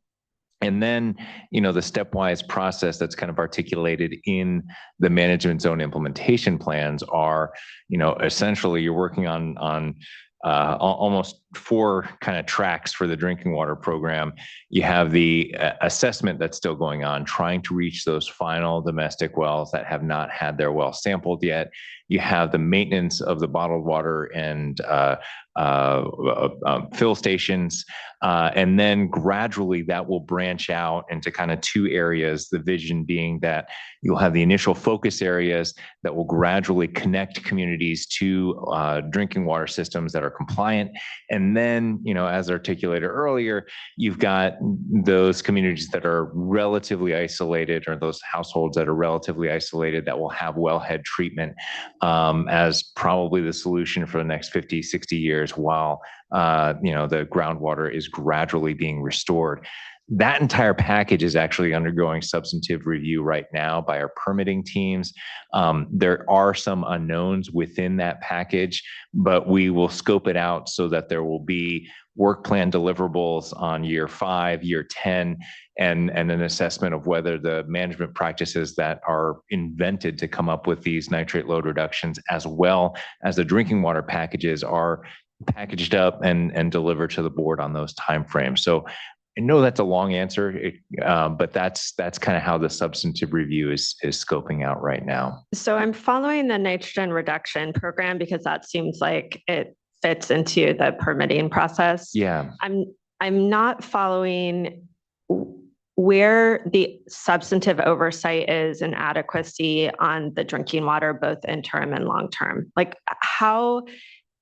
is there a substantive analysis by the regional board? I mean, obviously we'd want to support that, that the activities and plans and programs are adequate. And where does that substantive adequacy evaluation or determination occur on the drinking water side? I'm following it. That was a very helpful explanation on the nitrogen reduction. I think, the answer to a certain extent lies in the continued development of the initial focus areas, the household surveys that need to occur in those communities. And then the package will be delivered to the regional board of these are the homes that we can connect. These are the homes that we can't connect. These are the wells that are compliant and non-compliant. Those have not been fully developed at this stage yet. That package will come into the regional board. We'll see what the financing options are, and then that will be built into the compliance. So I think the answer is, we know the management zones are working on those, but that final package has not been perfected. And frankly, I don't know if enough information has been developed yet to get those packages perfected and into the regional board now. We want to kind of get those underway. And sorry, that just in terms of the structure though, there was a plan submitted that was determined to be complete. Yes. But where is the substantive is there, it sounds to me like then your completeness is approval substantively of the drinking water plan. And if you said that was complete, and then at what point is there an adequacy determination on those programs? I'm just not. I would totally get what you're saying. I mean, just to be completely honest, at this stage, it's a plan for a plan, right? Right. That's the adequacy determination that was made when the management zone implementation plans were coming. And the plan is you develop these initial focus areas and then you deliver the results to the regional board.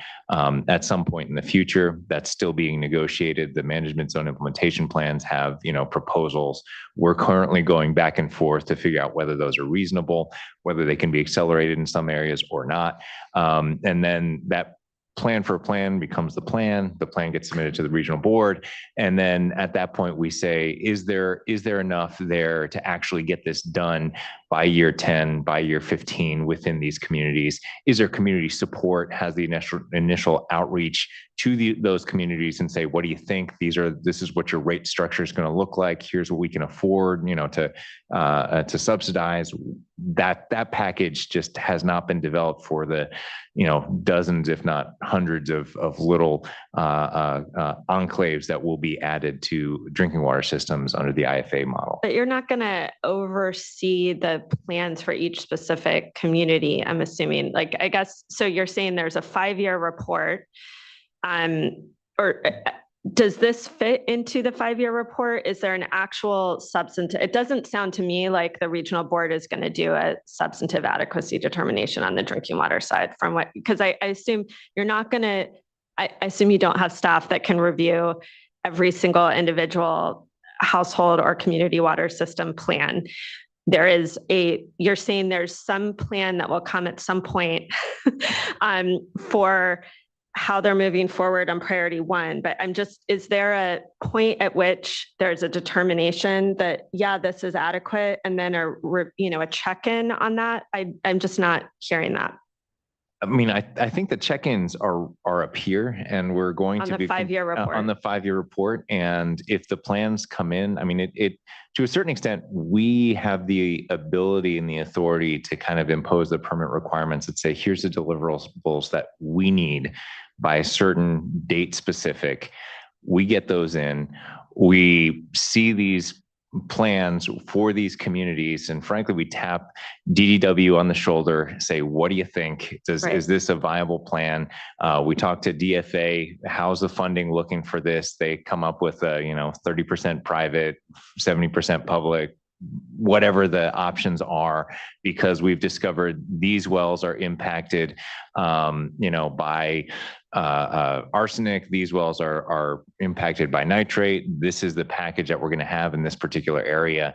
And yes, we will be reviewing those proposals. I mean, those do come in and will be vetted at the regional board. If they're inadequate, again, the mechanism that we have to correct that action is to say, well, the bargain under CV salts is that you get the extended time frame if you develop these adequate plans, submit them to the regional board for their review on this time frame. I don't know if that answers your question. I think exactly, but yeah, I mean, it still sounds like to me that there's a lot of informal feedback, but that there's not a formal adequacy determination that gives clarity onto what's acceptable and what's not in terms of expectations on drinking water. And I've just seen with, as we've seen with GSA and GSP review, I think it's helpful to give some clarity on what is needed. And it doesn't mean that it's not really so I'll just say this is extremely challenging work. But I would like I would like to see us figure out how we give a little bit more formal, substantive review on. It seems to me that what you're describing is there is on the nitrogen reduction programs, but I'm not seeing where that's happening on the drinking water side. And I do think there's a very important role for coordination with the state board on this. And so I'd just like us to figure out how we're providing more substantive review on adequacy of those parts of the plan. And I also think it's it's asking a lot for regional board staff to be reviewing that. And it's certainly the individual plans, that seems crazy to me to expect that. But as an overall MZIP, both the interim and long-term drinking water plans that are submitted, it seems like some substantive review is needed to provide some clarity to the management zones. And especially, in general, we're in priority 1 has been putting so much work, and priority 2 is coming up, then priority 3. Yeah. And we want to not have people reinventing the wheel or going down a road that, we want lessons learned and we want some clarity. And so that's just, I think this is such a complex and challenging program. And there's so many different plans within plans. And then where is their actual public and board oversight? And where is it really this iterative process that dischargers are working through? But this is an area that I'm still seeing a need for some more clarity, I think, and maybe something we can collaborate on. I think that comment is totally welcome on our end. I think in terms of again, how I see it, we're eating the whale, right? One bite at a time on our end. It's I think our whole team is here. It's just 4 or 5 people who are kind of working through this at the regional board side. And to be frank, I think that the initial stages of the IFA development are less substantive. Our main focus at the regional board, the engineers and scientists and geologists within the Irrigate Lands program, dairy program, and non-15 program are focusing on that nitrate load reduction, getting those efforts underway, because really that's kind of our wheelhouse. Mm-hmm. And, on the drinking water side, the emphasis has really, really strongly been, at the direction of our board on getting those samples out there in the community, get the well sample, get the bottled water out there. We'll figure out the rest, the funding packages, the long-term solutions later. The last thing we want is a child with methylglobinemia to show up in the valley, right? That is our single driving effort. But you're absolutely right. That is going to shift as the IFAs get further developed. And again, it's not for a few years that continues to get developed. We're going to need to rely on expertise within primarily DFA and DDW on the criteria for a successful plan. So you're absolutely right. Maybe that's something that we'll bring back to you next year for that review. I think that those requirements will continue to be refined. But again, that is largely outside of our area of expertise. Yeah. We plan on relying on state board staff to help out with that one. And I think that's the package, but you're absolutely right. I see what you're saying there. Thank you both.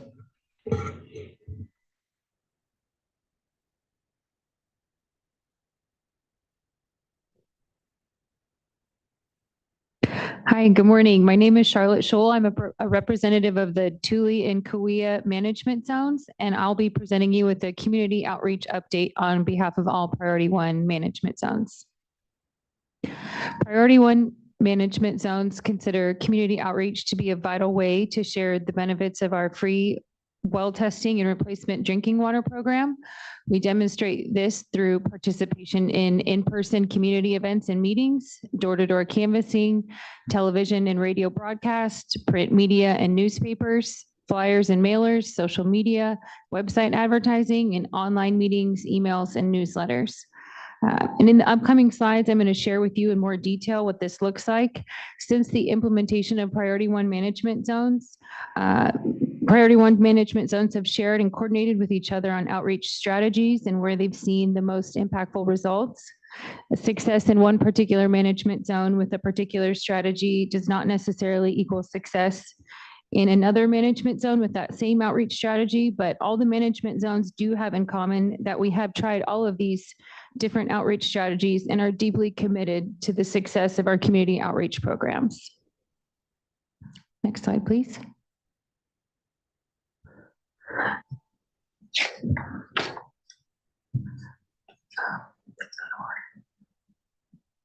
And there we go. As part of our community outreach program, participating in in-person community outreach events plays an immense role in gaining program awareness. This is represented through attendance, presence, and partnerships in local communities, such as local food pantries and food distribution sites, local schools, churches, medical centers, and libraries, local community events such as farmers markets, community resource fairs, festivals, etc. And the photos to the right show you an example of what a typical booth display at one of these events would look like. Next slide, please. So partnering with local food pantries and food distribution sites allows management zones the unique opportunity to engage with community members and share the resources of our program. Many management zones typically attend food distribution sites on a weekly basis to share the message of our program, gain program awareness, and trust within our local communities. With this program being so new and unprecedented, we've experienced that it typically does take time and repeat exposure for residents to become aware and apply to our program. Next slide, please. Additionally, participation in locally held community events such as resource fairs, farmers markets, festivals, etc., helps us share our message, share resources, and gain trust within our communities. We don't just participate in management zone hosted events, but we really do try to think outside the box and seek out local community partner hosted events as well. Like the example shown on the screen, Kauai Water Foundation this summer has participated in a Cinco de Mayo family health fair, back to school resource event, senior night mental health awareness resource fair, and a Goshen Spring Family Festival health fair. Next slide, please. As I mentioned previously, we consider community outreach to be a vital way to share the benefits of our replacement drinking water program.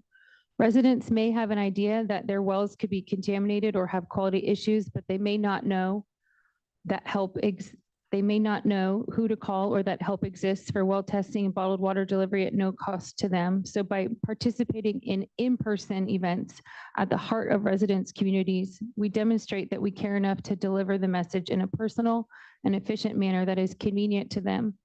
And also that allows us to answer any questions and explain in English or in Spanish the ease of the application process.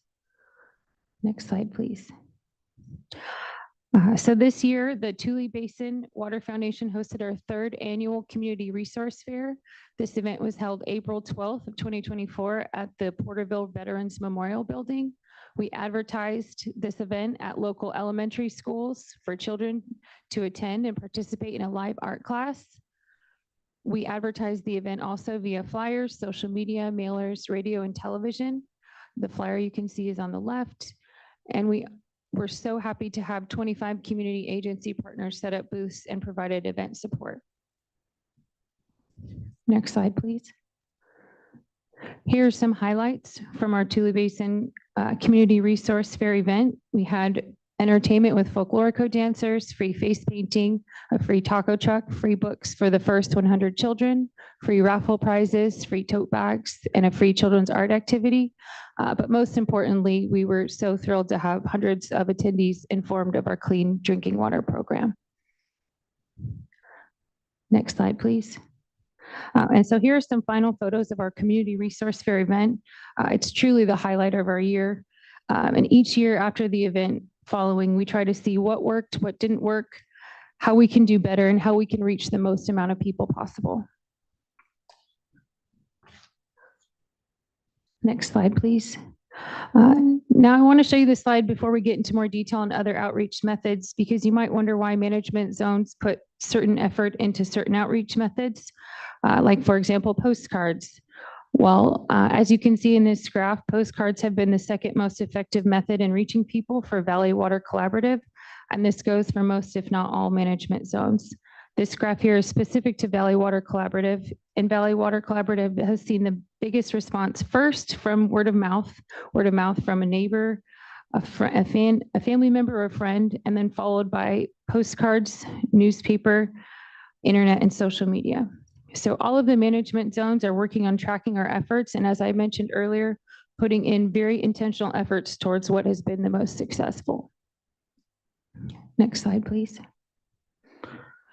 So since the Priority 1 management zones have seen some of the best response to postcards, as I mentioned, I'm going to give you a few recent postcard highlights from management zones. Valley Water Collaborative has conducted 9 rounds of postcards total with over 30,000 mailed out to date. And most recently, they've expanded and refined their lists and increased from 3,500 to 5,000 residents per mailing. Next slide, please. This is an example postcard from the Tule Basin. In 2024, the Tule Basin Management Zone prioritized quarterly outreach postcards to target initial focus areas as identified in the MZIP, including communities of Woodville, Porterville, Poplar, Plainview, and Strathmore. And so in the first quarter of this year, we mailed out over 4,500 postcards. In our second quarter, over 6,000 postcards. And in quarter 3 and quarter 4 of this year, we're anticipating to be sending out a similar number. Next slide, please. And then in March of 2024, Kauai Water Foundation sent out 5,000 outreach postcards to residents in the Kauai Basin service area to share the message of its free replacement drinking water program, with additional postcard efforts planned for the future to target initial focus areas as well. Next slide, please. As I showed you on that graph, social media has also been a powerful newer way that management zones have promoted our program, with some screenshots of our Instagram pages on the screen for you. Management zones use social media sites like Instagram and Facebook to promote, to reach and interact with our communities, as well as advertise and promote our programs. Next slide, please. Media has been a successful tool for management zones to promote our program. And as an example, I have some media highlights from Valley Water Collaborative to share with you. Valley Water Collaborative has used radio networks to advertise their program, newspapers, TV segments, as well as the YouTube segment. Next slide, please. And then additionally, another type of outreach management zones have implemented our newsletters. Kauai Water Foundation and Tule Basin Water Foundation sends out a monthly newsletter, as you can see on the screen, displaying outreach highlights and community events that we participated in, as well as upcoming events that we will be attending. And Valley Water does something similar, shown in the middle, as well as other management zones have participated in this type of outreach as well. Next slide, please. And then lastly, because word of mouth has been so valuable for Valley Water Collaborative, they've also launched a well testing referral program where existing program participants can earn $50 cash each for referring a neighbor, friend, or acquaintance for the free well testing program. And so far, they've got 56 new applicants and the referrals are ongoing. So it's a very exciting new referral program they've implemented. That concludes the Priority 1 Management Zone Outreach Update. Thank you for your time today. And as always, please don't hesitate to contact us if you have any questions or would like any further information. Thank you.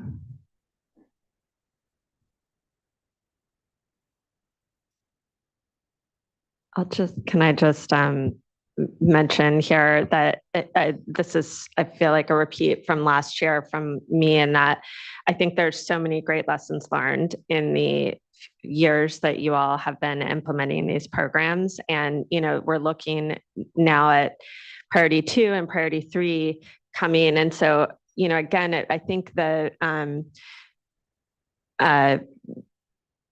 you know, some sort of substantive review or guidelines around best practices that are learning from the success, you know, what you all have found successful and the learning that you all are doing is going to be really important to be hitting, you know, seeing those programs up and running successful sooner than if we were starting from scratch. So I appreciate that.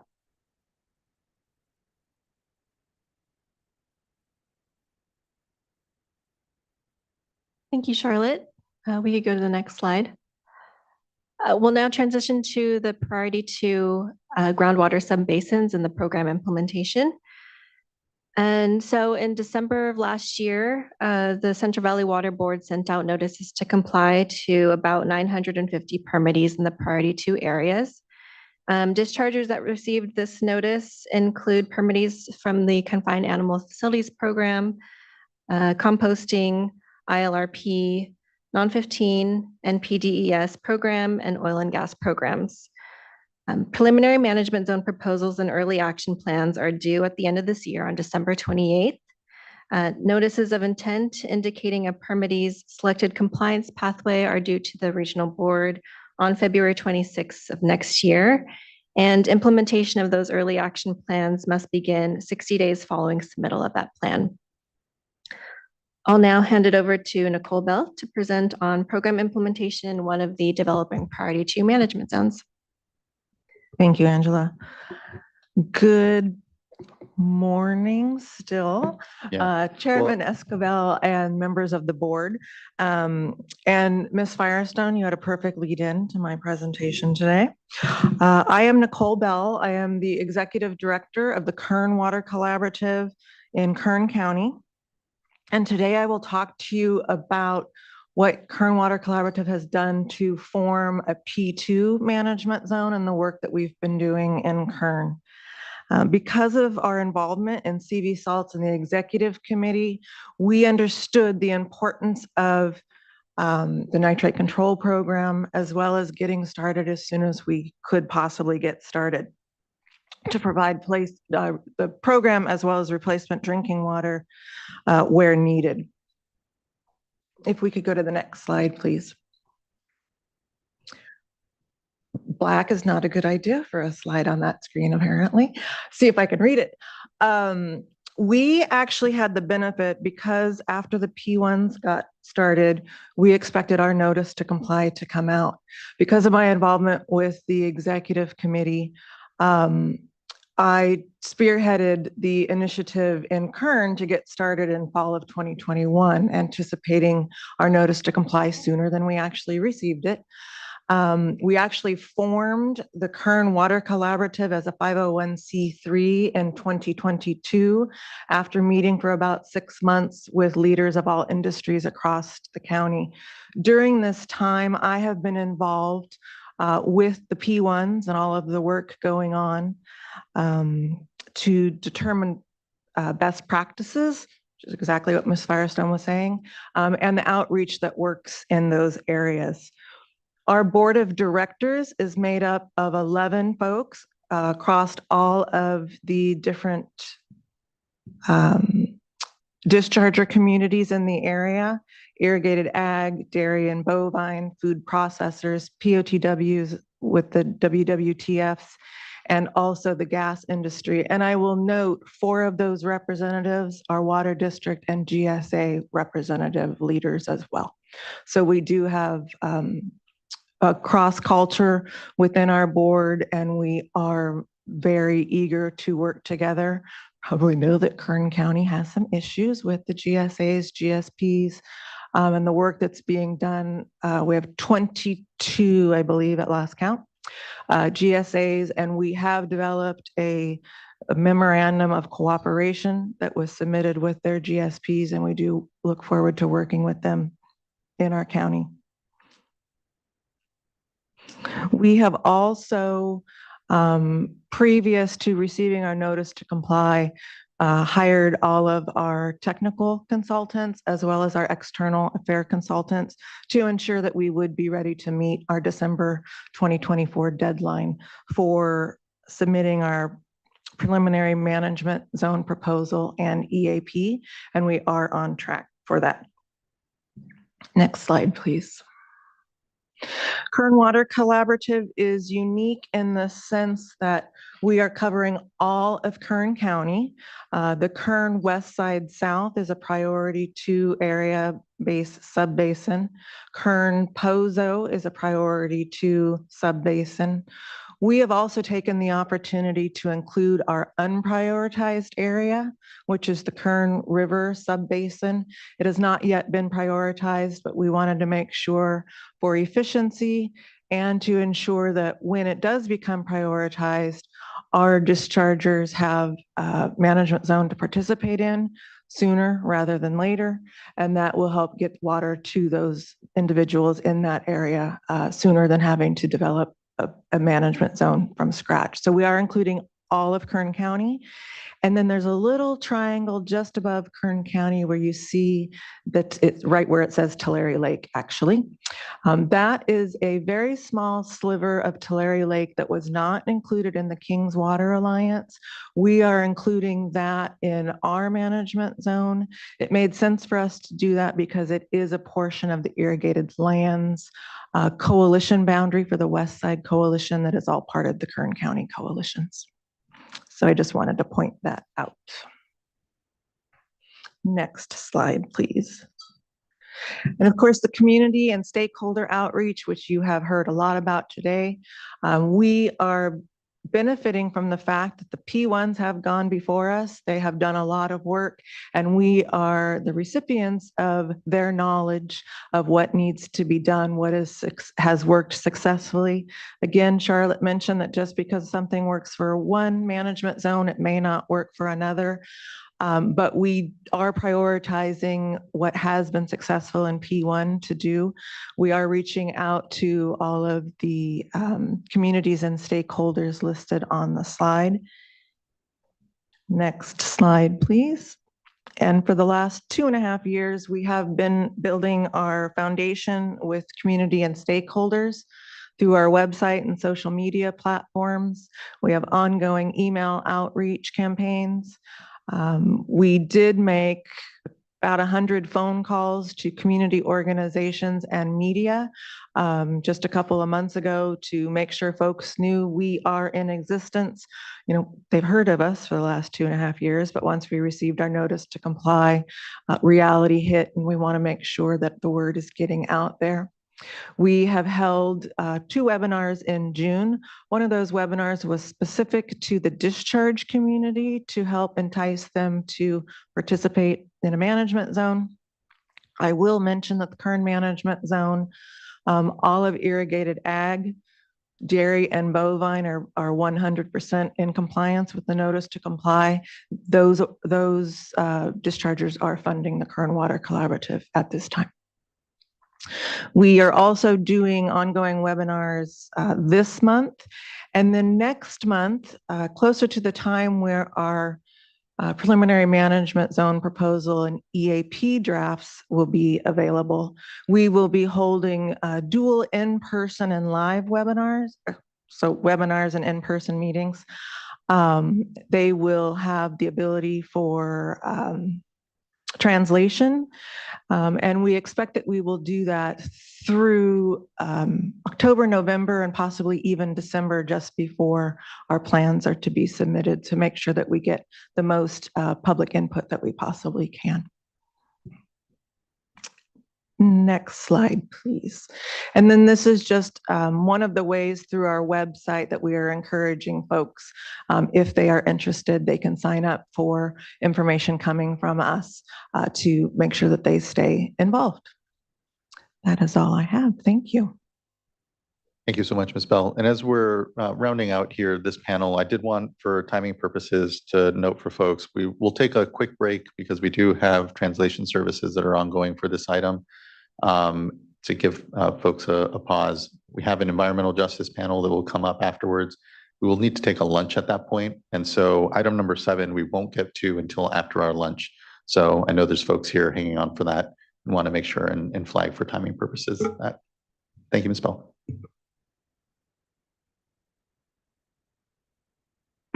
Good morning, Chair Esquivel and the rest of the board. Perry Clausen, Executive Director of Valley Water Collaborative. As you recall from last year, we were formed as a nonprofit in 2020. We managed the Modesto and Turlock management zones, Priority 1 basins. Next slide. We've expanded a little.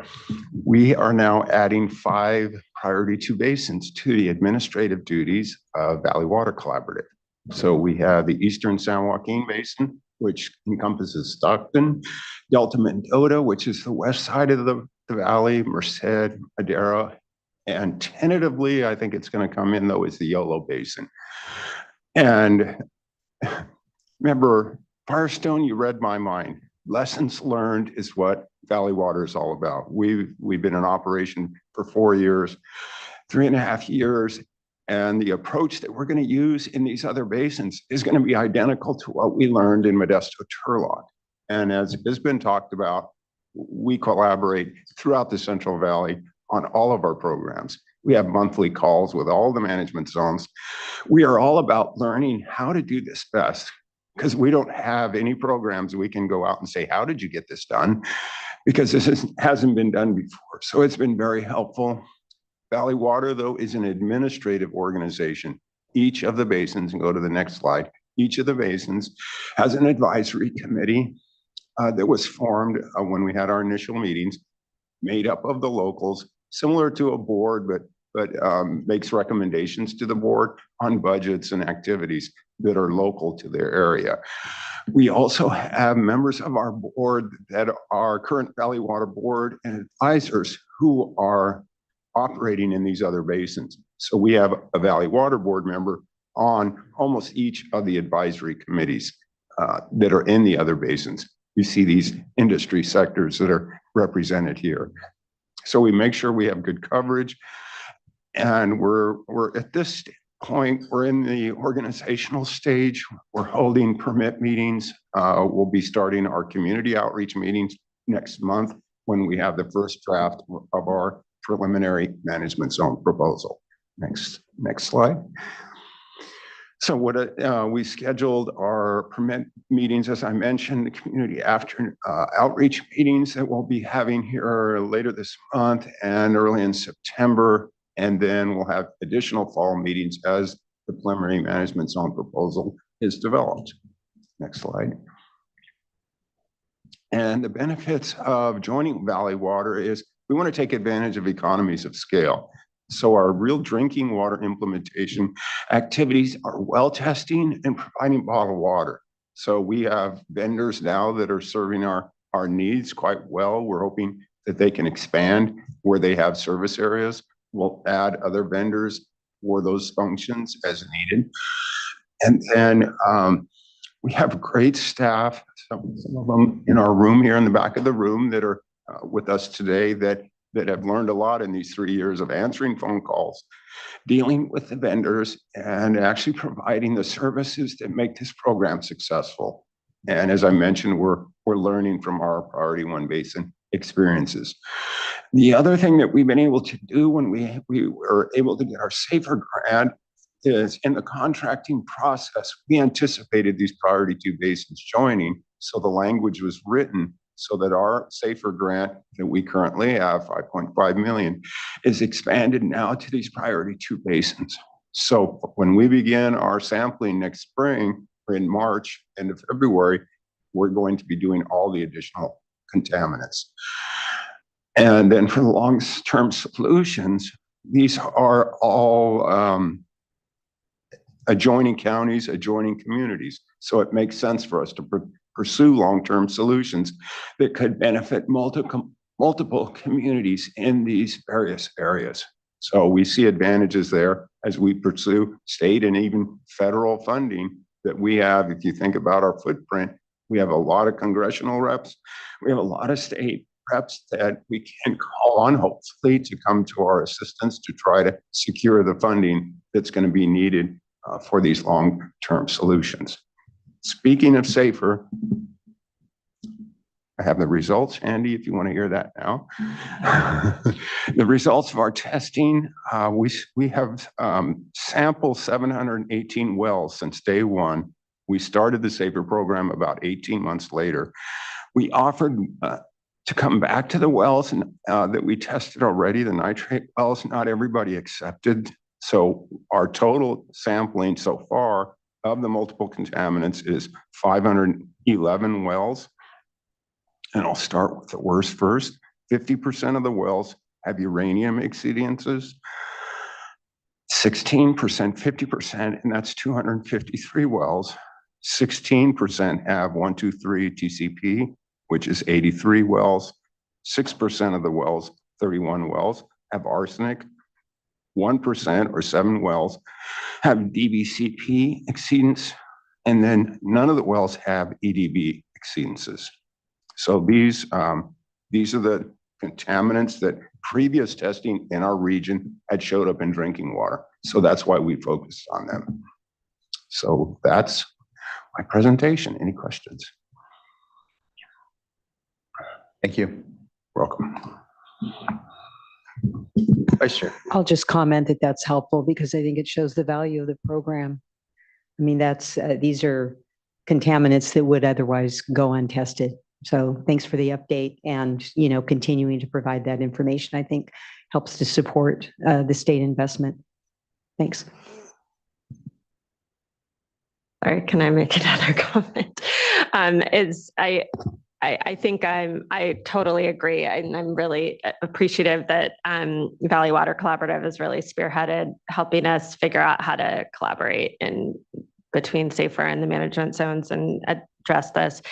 I'm interested, for the regional board, just as things evolve here, there is more and more information about things like 123 TCP that the Region 3 is including in the irrigated lands program. And even I think more information around uranium, that uranium's really high. That's pretty shocking that 50% have uranium in it. And maybe that's more around the groundwater pumping, but I know there's more and more information coming about some of the things that are happening to increase even naturally occurring contaminants, and just understanding how that fits into the regional board's regulatory program and how that continues to evolve would be good to follow. Thanks. Thank you, board member. Okay, to wrap up, we'll give a brief enforcement update, just a couple more slides to go. Next slide. For the salt control program, there are currently 739 of the active permittees in the program not in compliance. Non-compliance means that the permittee never selected a compliance pathway or they're not up to date on their P&O study fee payments. The majority of non-compliant permittees, as you can see here, are within the non-15 program, followed by the confined animals facilities, about 23%. Next slide.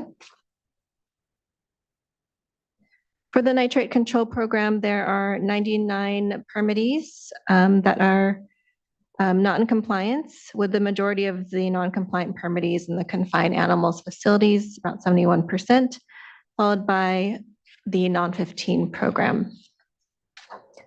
Next slide. Since May of 2022, the compliance and enforcement staff have reduced the number of non-responsive dischargers in the nitrate control program.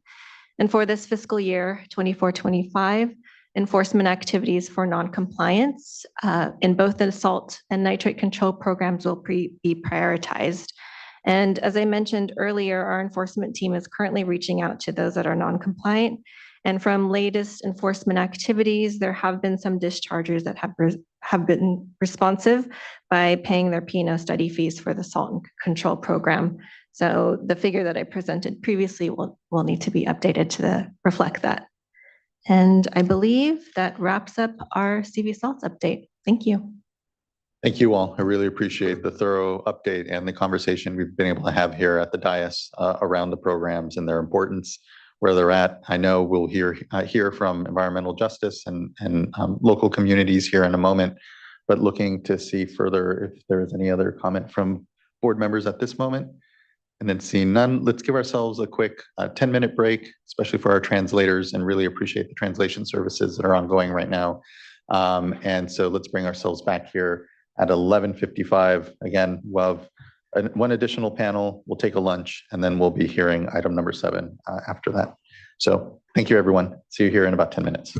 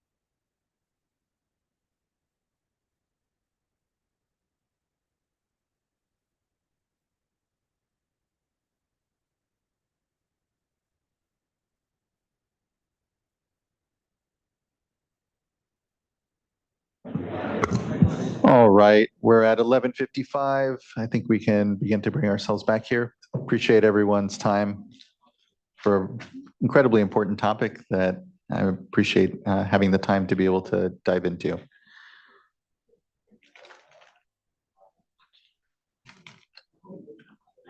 All right, I think we can begin and would like to hand things over to Kaya Rivers and Jennifer Clary. Good to have you both here with us. Good afternoon. Thank you for having us. I'm Kaya Rivers. I'm a policy advocate with Community Water Center, and I'm joined by Jennifer Clary from Clean Water Action. Do I have control over the slides or? Just say next slide, please. Yeah, thank you. And I'm also joined by a handful of community partners from across the Central Valley to share their experiences with us. Next slide, please. And this is the outline for our panel today. We're going to be hearing, like I said earlier, from community partners from the Central Valley. We're going to go over the state board's direction within the basin plan resolution, the status of management zones meeting that direction within the nitrate control program, and then items requiring state water board oversight and also regional water board action. Next slide, please. All right, first I'd like to turn it over to Juan Solis Varga from Porterville, California. He's joining us from Zoom today.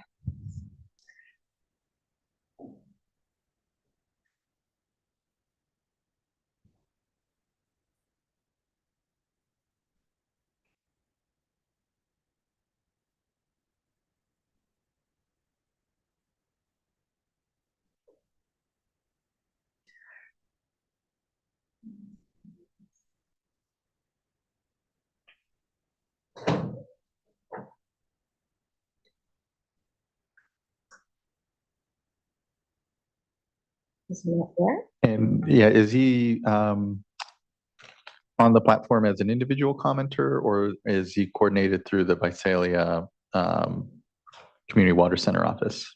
He should be an individual commenter. Okay, No, I don't he's think not we're present right now. seeing, I don't think we're seeing them on the platform. There is someone that is signed on as iPhone, but then otherwise everyone else is named and I don't believe we see them. And all right, unless we can move to the Visalia office. I can pass it over to Angie Moreno from our office. okay, thank you. Hi, folks. Are you able to hear us? We are, thank you. Oh, good. Are we ready?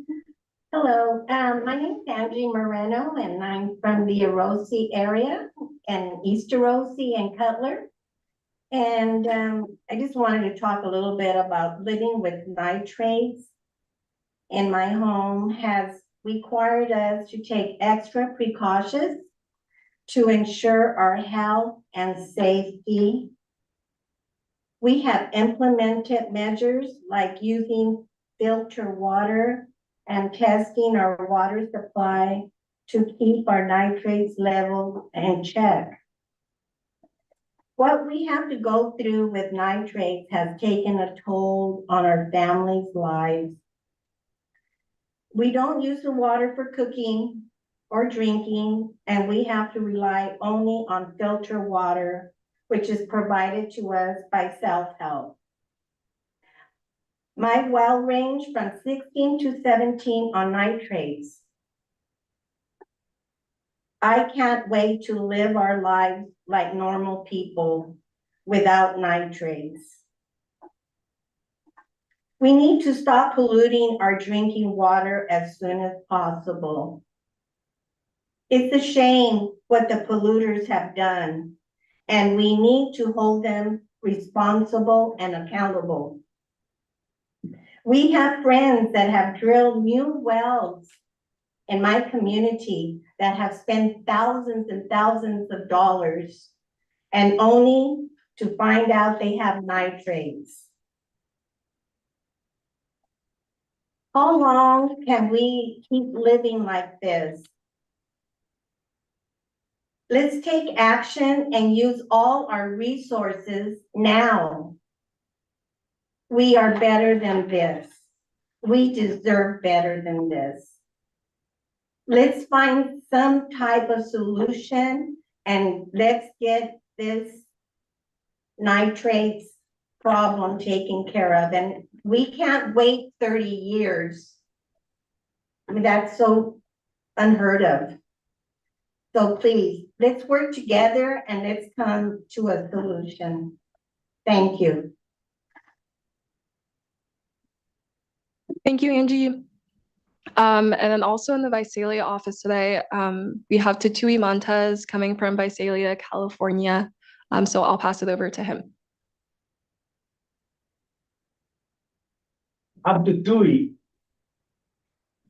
En respecto, with respect, permiso and perdón. You know, with respect, I ask permission and apologize if I may offend anybody. Yesterday I was on the phone with a 92-year-old man. Grew up in the Brawley area. Now lives in Early Mart. Has been up and down the state.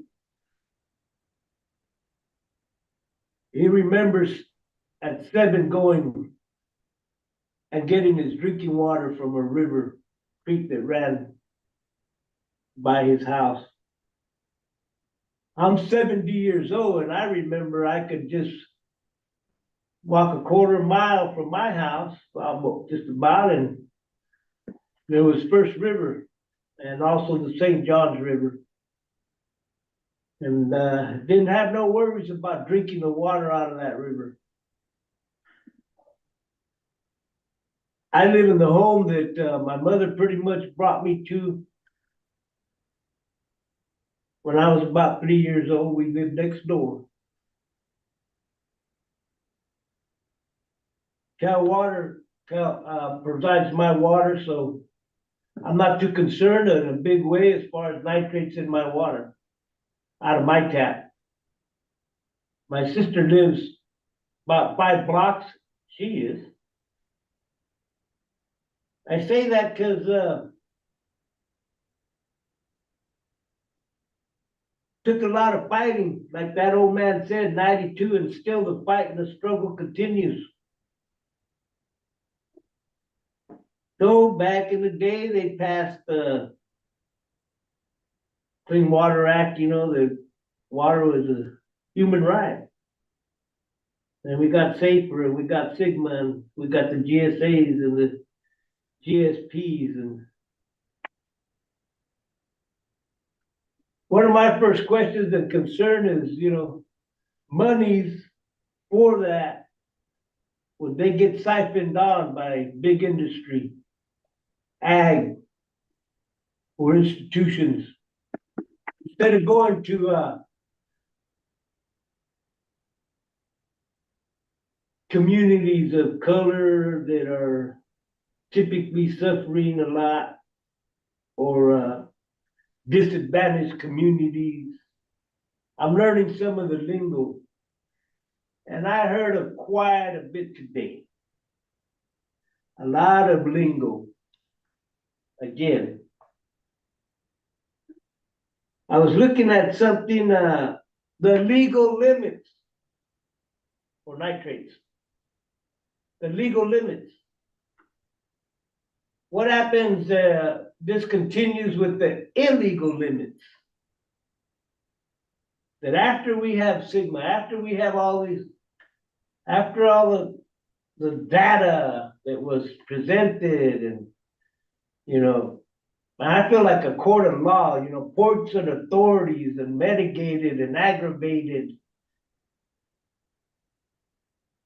You know, people might get fined. Is that part of the solution, you know, too? Because if people continue doing this harm to the communities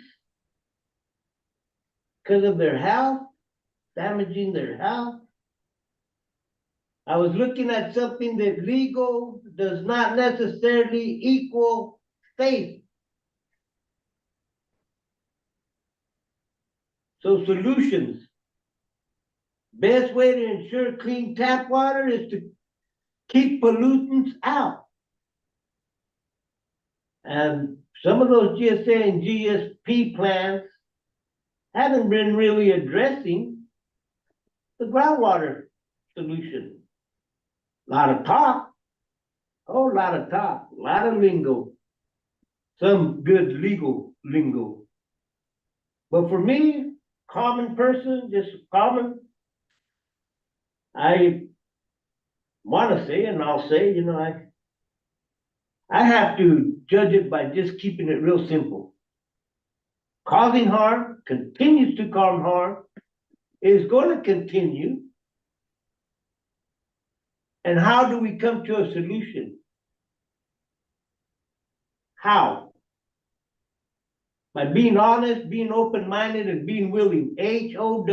Honesty, open-minded, and willingness. And guess what? Some people just have a lot of lingo. They're going to try this and try that, try this and try that. Not much doing. That's what my community hears. Why should we believe them? Been asking all these years, decades. That 92-year-old man knows what he's talking about, in a sense. I just want to say that much about that because it's been a long morning, and you all don't want to hear me. I don't know if I keep it simple to say, you know, I ain't here to insult you. That's not my intent. That's not my purpose. I just know that some things at times we zip it, don't say something. And then we have our palabra, we have our word, and we have the plática. We have to tell our story, and we have to say and voice. Sometimes, even if people don't want to hear it. I'm just going to say that much about that, and look forward to having some lunch. And I hope you all enjoy your lunch. Thank you very much. Thank you, Mr. Montes. Thank you, Tatui. And then I believe that the iPhone on the Zoom platform is Juan. So if we could go back to him, that would be great. Definitely, thank you. We'll unmute the iPhone. Hello. Hello. Hi, my name is Juan, and I'm from Porterville, and I belong to the community of Tulare County. I had to deal with the dry wells when all my neighbors' wells went dry around me, and another issue that happened, a lot of people signed up to city water, and when they did that, they shut off they put a cap on their wells. So now my community has a little distrust with the water boards and the state. And on top of that, the city water does pass under contaminants, but they're very low, but they're still there. And that obviously underlyingly affects your health. And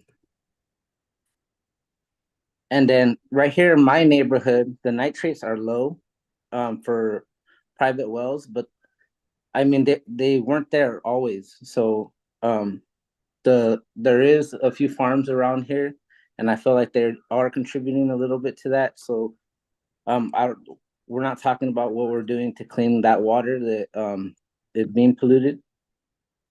And on top of that,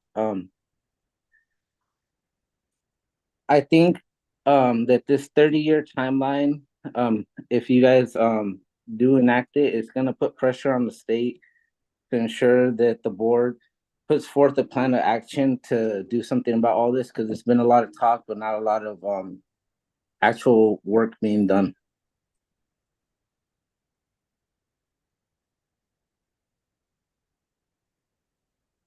Thank you, Juan. Yes. And then I just want to share my appreciation to the community members, to Tui, Angie and Juan, who took the time out of their day to share their experiences with us.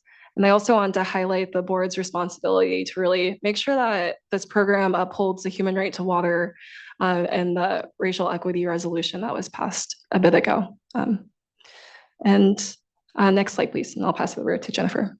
Thank you, Ms. Rivers, and thank you for coordinating the community voices to be here and be part of this discussion. I know it's hard to be able to really participate in person. I know oftentimes, and even just in our processes, there's a lot, as Mr. Montes says, a lot of lingo and a lot of acronyms and technical specificity about these programs. But that human connection to the community, to those that are most impacted by these discussions, is really critical. So just thank you. And thank you for the community members for being able to be part of this discussion and being able to provide the board their perspective. It means a lot. Thank you, Ms. Rivers. Thank you. My name is Jennifer Clary. I'm the California Director of Clean Water Action, and I've been involved in CV salts for 15 years. So the idea that I have to wait another year and a half before I start a 35-year timeline, well, you know, clearly I'm not going to live to the end of it, or else I'll be totally gaga, who knows. But so for that reason alone, I'd like us to speed it up. But just to go on, I just kind of want to refresh everyone's memory about how we got here. So the regional board and the dischargers have had this process that we've been engaged in since, I don't know, 2008, 2009, and came up with a plan that we found to be wholly inadequate. We came to the board because they had to approve it, and we negotiated for months with the regional board, the state board, EPA Undersecretary for Water, the dischargers, and we came up with a resolution requiring some changes to the plan and really stating some priorities. Next slide, please. So what we want to do when we're looking at a management zone implementation plan, we want to look at how it compares to what we already said we wanted, what you said you wanted. And so that's what we've been looking at. So the big thing is when we started this, we were looking at the fact that nitrate contamination was getting away from us. It was increasing faster than we could find solutions for it. So we said, well, we need to look at source water protection. We need to figure out how to stop the pollution and clean up the basin. So the safe drinking water is a huge piece of this because people need to be made whole while we're trying to figure this out. But equally important is trying not to impact more people, give us a chance to catch up, and to figure out how to make the basins over time compliant. And believe me, my organization has worked on mercury for decades, so I understand the slow time it takes to make things work. But we have to start taking action quickly because the longer we take to start moving the needle, the more problem we'll have to solve. So anyway, restore basins, reduce nitrate loading, two primary pieces of the resolution. Kaya. Next slide, please. And then the other part of the resolution was really getting at the immediate solutions, the interim solutions. So first of all, identifying residents with nitrate contaminated wells and providing them with bottled water, and making sure that management zones meaningfully consult with impacted communities, not only just for the early action plans, but also for the management zone implementation plans for the development of the plans and implementation of the plans moving forward, and having that outreach overviewed and with oversight with the regional water board as well. Next slide, please. And then also in the basin plan resolution, management zones are required to ensure that there is adequate funding to implement long-term drinking water solutions, even without the availability of public funds. Also, the requirement to ensure that nitrate discharges end as soon as possible, no longer cause or contribute to exceedances of water quality objectives as soon as possible, but with the maximum timeline of 35 years, and to avoid the practice of volume-weighted averaging as a way to determine compliance in order to prevent the development of hotspots of nitrate within groundwater basins. Next slide, please.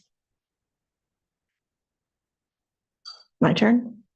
Great. So again, the resolution says we need to take all reasonable steps to reduce nitrate loading. We need to establish quantifiable milestones and schedules. And it's great we have to re-up the permit every 5 years, but what does that mean? And I appreciated hearing the Region 5 director explain that to us. But the other thing we need is we need something enforceable and implementable when the permits go into place. And I appreciated Member Firestone making that. And then having a final date for meeting water quality objectives, because right now they kind of have the first step figured out and then things kind of peter out. So it's not clear to us when we're going to be meeting compliance for each category of discharger. And then also remember future impact on water systems. So it's great that we have this initial focus, but eventually we're going to have to focus on everything. And I think we want to be sure that that's happening in a timely fashion. And I would point out that the timeline for doing an investigation, it reaches the end of the SAFER programs. The idea that it's going to take you 5 years to just investigate the problem when, you know, we've got this needs assessment coming out every year, it seems to me that that investigation is already done. So we can probably speed that up a little bit.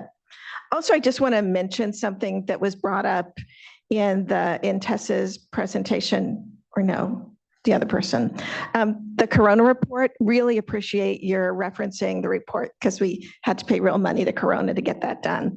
The 7,000, we estimated that there would be 7,000 people impacted by nitrate contamination in the priority 1 basins. That isn't the total number of domestic wells. We estimated that 40% of those wells would be contaminated with nitrate, and that would come out to about 7,000 people. So the fact that they've tested 7,000 wells is great, but really we want to find, that means I think they're providing safe drinking water for about 2,600, or was it 1,200? Well, anyway, they still have a ways to go. So just to say, we appreciate them saying that. The other thing is that data is about 4 years old. So as they've been doing this testing and have been reaching out to people, we ought to have a better understanding of how many domestic wells there are, where the data is incorrect, and where we're having additional contamination where we didn't expect it. And I think it moves over to you, Kaya. Yes, next slide, please. And then like Jennifer mentioned earlier, we really want to compare the progress that management zones are making when implementing this program to what the state board has directed within the basin plan resolution. So next slide, please. We appreciate the efforts and the work that management zones have done so far when implementing their early action plans and identifying impacted residents. However, like Jennifer said, their majority of residents who are experiencing nitrate contamination haven't been yet identified by management zones. At this rate, with the amount of wells that have been tested so far and identified residents with nitrate contamination in their wells, it would take about 10 years for a majority of residents to be provided with an interim solution with their wells tested. So that really puts emphasis on making sure that there are long-term solutions in place and that those are successful. I'm mostly mentioning the nitrate reduction plans and basin restoration plans, since that is our ultimate solution to make sure folks have safe drinking water under this program.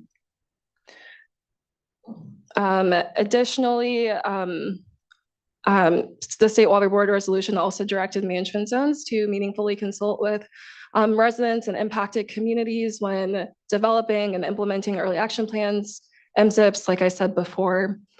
This consultation didn't happen when developing the early action plans.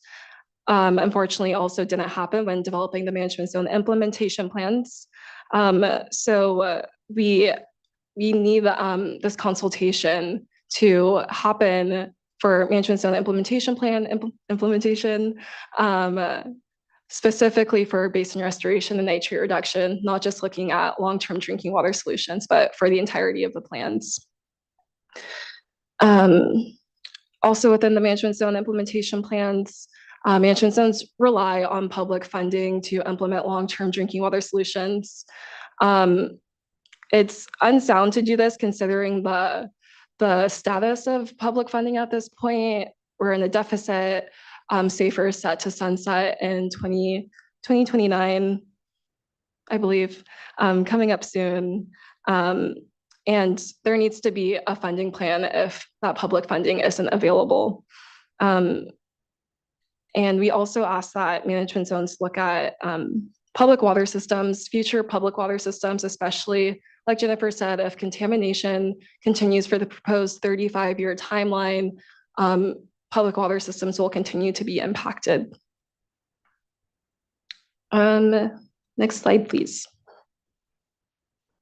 And then lastly, the State Water Board has also directed management zones to establish milestones and timelines, and the proposed milestones and timelines or milestones for nitrate reduction aren't appropriate, specifically for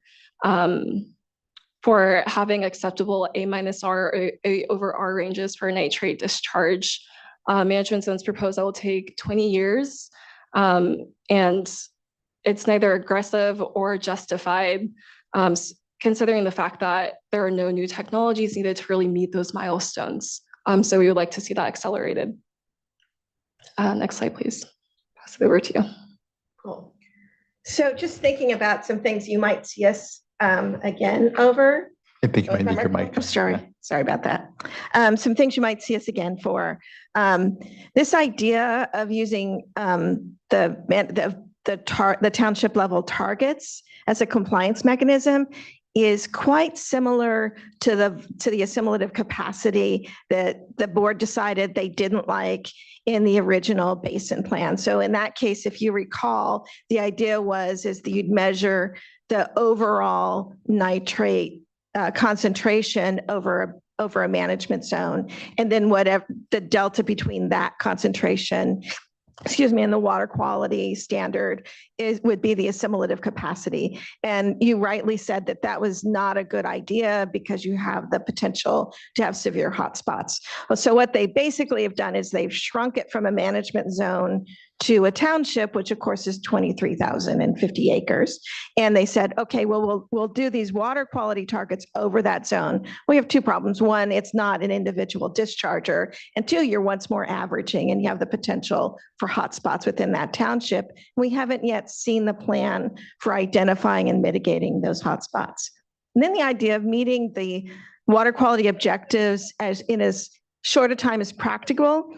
Something I keep hearing that maybe you guys can clarify it because I'm still not understanding it, is that sectors are required to meet nitrate load reductions on the same timetable. This is something I've heard a couple of times.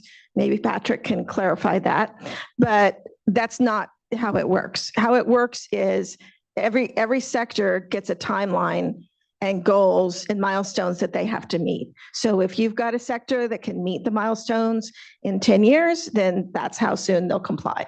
So I just want to clarify that. It might be good for the board to make it clear that that's how they read the management, that how they read this.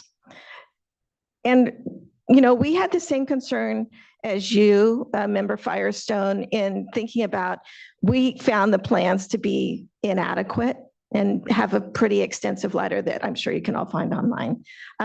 So how do you bring them up to scratch? How do you actually make them adequate as part of developing these permits? So, next slide, please. Next slide. I always forget to do this with PowerPoints. So first of all, community capacity building. We were told there wasn't time to do it for early action plans. We were told there wasn't time to do it for management zone implementation plans. And I know there's been significant amount of outreach done to get people safe drinking water, but no one's actually asked folks, what do you feel like what is a long-term solution for you? How would you like it? What impacts do you find acceptable from ag so that ag can continue being an economic force? So you haven't had those conversations with the people who are impacted. So we really need to figure that out and create that community capacity building effort. You need to create a plan for long-term solutions that doesn't say, well, we're going to try to get money for this, but really says if the money's not available, we have to fix it. And this is how much it costs. And it also needs to be faster. It needs to be realistically on some schedule similar to the schedule that the water board has developed. And then we need additional justification for this 35-year time frame. How can dairy be required to reach a nutrient balance in 10 years, but then still takes 35 to reach compliance? How does it take 20 years to meet A over R levels that we already know? So we really need to be realistic and smart in doing that. And then, so those are things we feel like need to be done right away, at least figure out right away. And then say within 3 months, we actually told them this 3 months ago, so I guess it's not going to happen. So what is the evaluation process? Like, how do we vet some of these key assumptions? And the one that we thought was a little interesting was the one that assumed a 40% volatilization of nitrate from dairies. This was the outcome of one study done in 2017, and 38% was the high end of the estimate for volatilization. I'm not going to use that word anymore. You should never use words more than 3 syllables. So anyway, that's what we're looking at. And it doesn't make sense to make an assumption that extreme based on one study. You need to be conservative. So what other assumptions are in this document that we need to look at?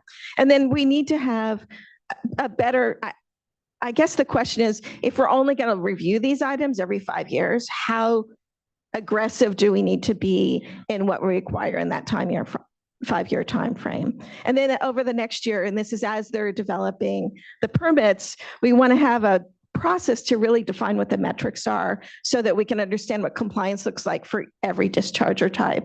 And then we also want an updated monitoring program that fills the gaps. And for instance, the restoration piece, we keep hearing a lot about monitoring, but if you've read the restoration piece, you probably blinked and missed it. But it basically just says we're going to coordinate with the GSPs, which is great.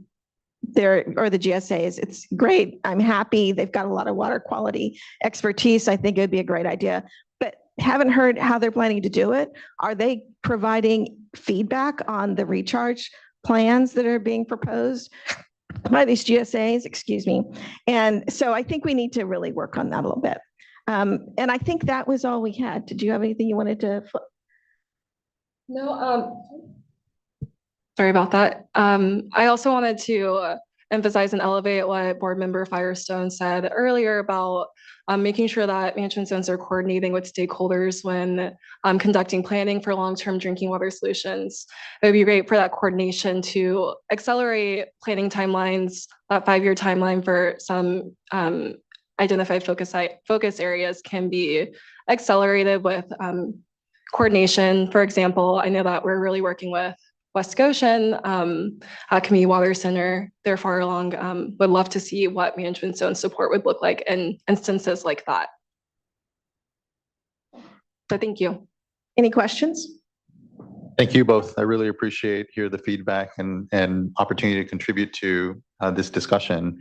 I think what would be helpful on that last point is for a couple of projects and communities to really be prioritized and trying to fold in the management zones and the expertise there to figure out how to start to continue to work better together and slot in the work that the management zones are doing, and build some confidence. And so, getting specific, figure out if there are a few projects out there in a few communities that can be just prioritized to just start meeting around.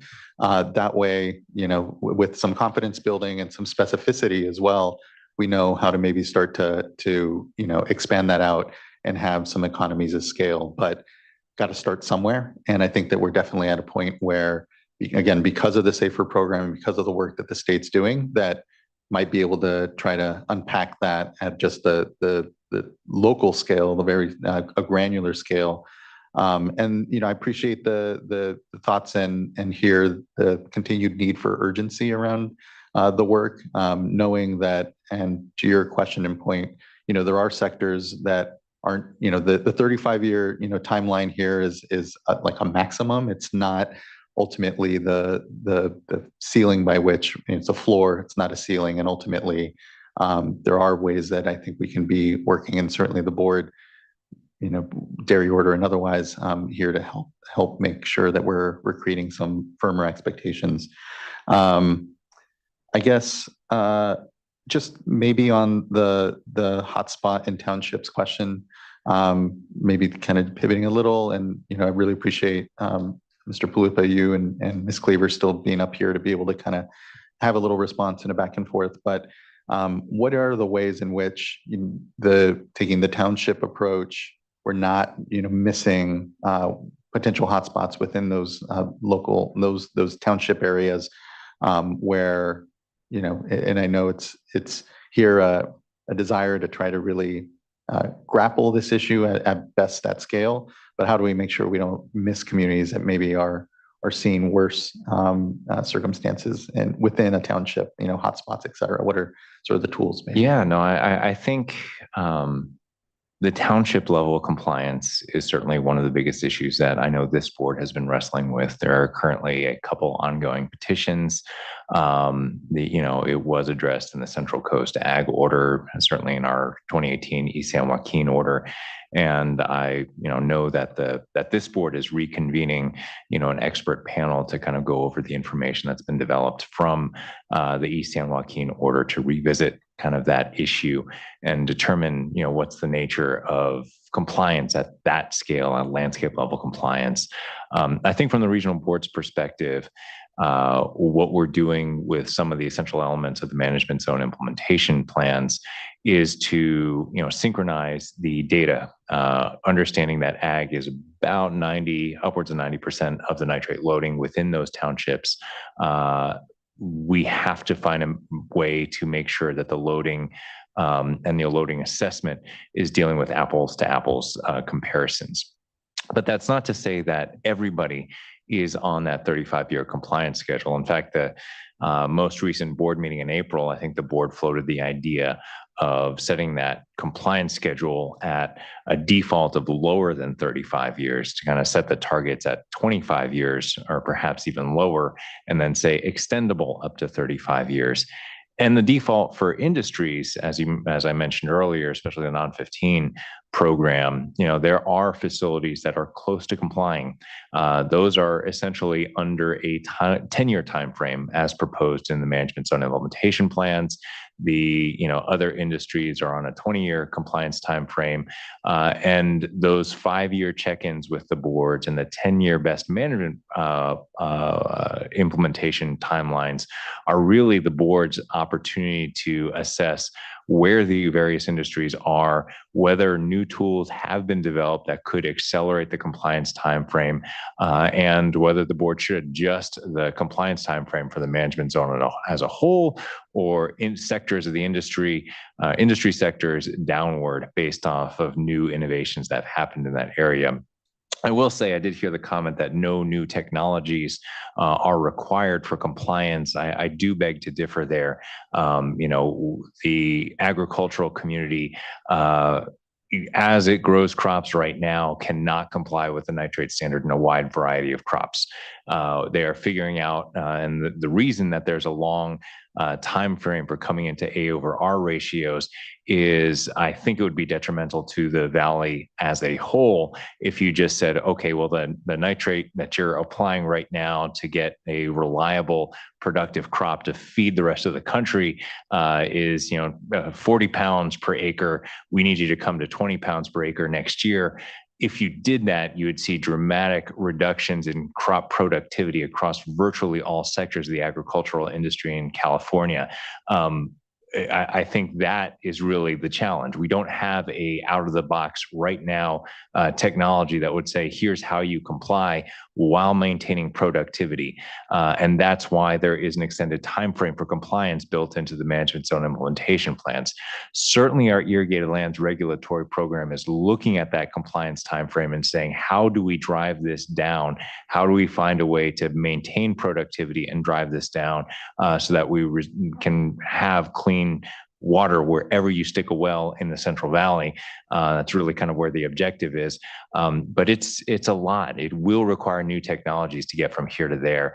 I know that's a long way of answering that question, but I think those are the factors that we're trying to consider when we're coming up with timeframes. It certainly is not default, 35 years for everybody. See you in 35 years. We'll check back in and see how you're doing. It is industry by industry, sector by sector. The regional board is taking a hard look at the available technologies to continue productivity, to continue wastewater treatment plants, being a reliable way to process waste and protect public health. All of that is being considered, and then we try our very best to make sure that the applicable timeframes are as short as practicable for every single sector. I think that's, again, a long way of answering the question that we're looking at everything when we're developing those timeframes. Appreciate that, Mr. Palupa. And, when it comes to the ag panel, I know it's part of the questions there as well. And so hopefully, as we cast a wide net and bring in national experts, others, international as well, we get a better sense of where we are and what we can do sooner, faster. So absolutely. Thanks. Looking to other board members. Board Member Firestone. Yeah, thank you. Helpful. I guess I overall want to say that I think we really need to think about as holistically doing a bit of a reset on dynamics here, because one of the amazing things about CV salts was collaboration, I think, between all the different sectors, EJ communities, and the regional board. And even just in terms of this dynamic, I don't feel like the collaboration has continued in the way that I think would help us all get better outcomes. And so I do think it's troubling that, management MZIPs were prepared without sort of a more collaborative process. And I think then as a result, you have a lot more critiques when you get to the public process because they weren't included collaboratively with, I think, the nonprofits that participated for over a decade in developing the overall program. I think similarly, just that when we're talking about the overall program, what I heard from the EJ groups was not ag should eliminate nitrate next year. I think it was very much a acknowledgement that we need to figure out how to get things to a place as soon as practicable and not have a default. And I am troubled by the way that I feel like things have not been inclusive. And I think this often is what happens when you have a program that goes back into a non-public process. In GSAs and GSPs, those are public entities. When you have coalitions, those are private entities. And there isn't a culture of collaboration with at least the NGOs that I think there could be. And as a result, I think what we've seen is a more formalized antagonistic process or that I think doesn't lead to as good outcomes. So I really hope that we can change that, because I don't think that helps anybody. I think that frankly, the bullets that were outlined by the EJ groups in the last two slides, they seem pretty reasonable to me in terms of, let's figure out a collaboration to review, so if we go, I don't know that you need to bring them back, but how are we gonna, a framework for development of restoration plans and inclusive process to ensure compliance by dischargers? Like, I think these are looking at how do we have a more inclusive process to be on the same page as to what's possible and what's not, and how we're gonna get there, and also be transparent about, what is, are we waiting for 35 years? Are we doing, some may be ready in 5. And so we should be expecting that. How are we doing that in an inclusive process? And I feel like those are extremely reasonable and actually important requests that I hope we can follow up on. I am also just concerned because of the way that this program is structured, which is, unprecedented complexity and just, it's a huge undertaking. So this isn't faulting people, but I do think this is a recognition that, we're not,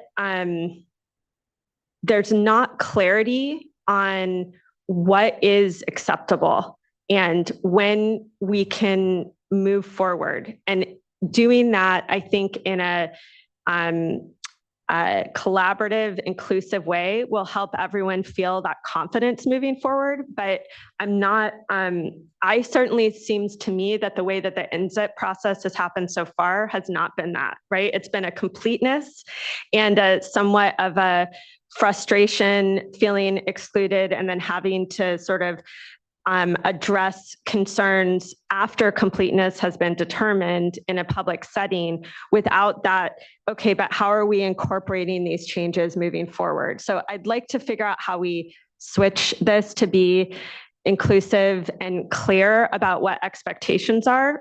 I'll just say for me, I think there's been Herculean efforts to set up a whole brand new program, I think folks have been taking this very seriously and provided a huge amount of information and on time. And I think we're not getting the outcomes on even interim drinking water solutions that we need. And we need to figure out how to make that. I think the insight that this rate, it's going to take 10 years to get to everybody is a legitimate concern. And frankly, I don't think we have a plan for long-term drinking water that I certainly feel like is adequate. And it doesn't mean that there hasn't been real serious work and effort gone into this, but it doesn't feel like there's been the substantive review and engagement on adequacy of this work and standards of what are the expectations that things need to meet and clarity on that. So and then us all working together on that. I think the state board has a really important role to play on the drinking water side. I really want to help us be able to do that. But I think we have more to do and a shift in dynamics that I'd really like to see. And I love that you're saying that. I mean, it's one of those things where we had that one misstep. I think there's been about 15 or 16 public processes that are open and transparent, and that a couple of years ago when the management zone implementations plans were being developed, we viewed those at the regional board. And perhaps this is our kind of permit writing mindset of, okay, this is the permit proposal. This is a report of waste discharge that comes in from the dischargers. And, when we ask for a report of waste discharge, the consultants come, they prepare it, they put it in front of the board, and that's subject to multiple public reviews after that. That's how we framed it. And I know that was taken the wrong way. And since then, we've had multiple public meetings, multiple open to the public executive sessions to try and fix that problem. So certainly we're being as open as possible as we work towards this. And frankly, despite the tone that you characterize, there are a few issues that are just really tough to overcome. And I think it's the ones that Jennifer is bringing front and center. The timelines, the aggressiveness, and the township level compliance, which I know is one of the biggest issues that this board is wrestling with. But I would love a reset too. I would say at many of our meetings, and certainly at the April meeting, we also heard from many voices in the community coming forward that were grateful for this program. People coming forward and saying, I have drinking water. I didn't even know my well was contaminated. I have drinking water. And I will push back a little bit on the 10-year to reach all the well owners. I think that's premised off of only 19% of the wells have been tested, at least kind kind of from the math that I've done. And that's not quite true. The Irrigated Lands Regulatory Program and CV salts in Priority 1 tested a total, as you saw earlier, of 9,429 domestic wells in the Priority 1 area, when the estimate was there's only 7,000 people total that were going to be impacted within the Priority 1 area on individual domestic wells. And so there are a lot of people who have had their wells tested. Now, I don't know kind of whether the Corona report was wrong or whether the well testing has to be more vigorous. We have to reach, there are domestic wells out there. We know that we have to find, but I do think that these outreach efforts, the literal millions of contacts points that have happened over and over again, it's about as good as it gets. We'll continue to ask the management zones to do that work, but I can't imagine a role in which you're saying that these outreach efforts have been wholly inadequate, because they've been pretty solid. I definitely did not say that. I definitely did not say they're wholly inadequate. I think they're Herculean to set up, but I also will say that say it's about 7,000 people on the Corona.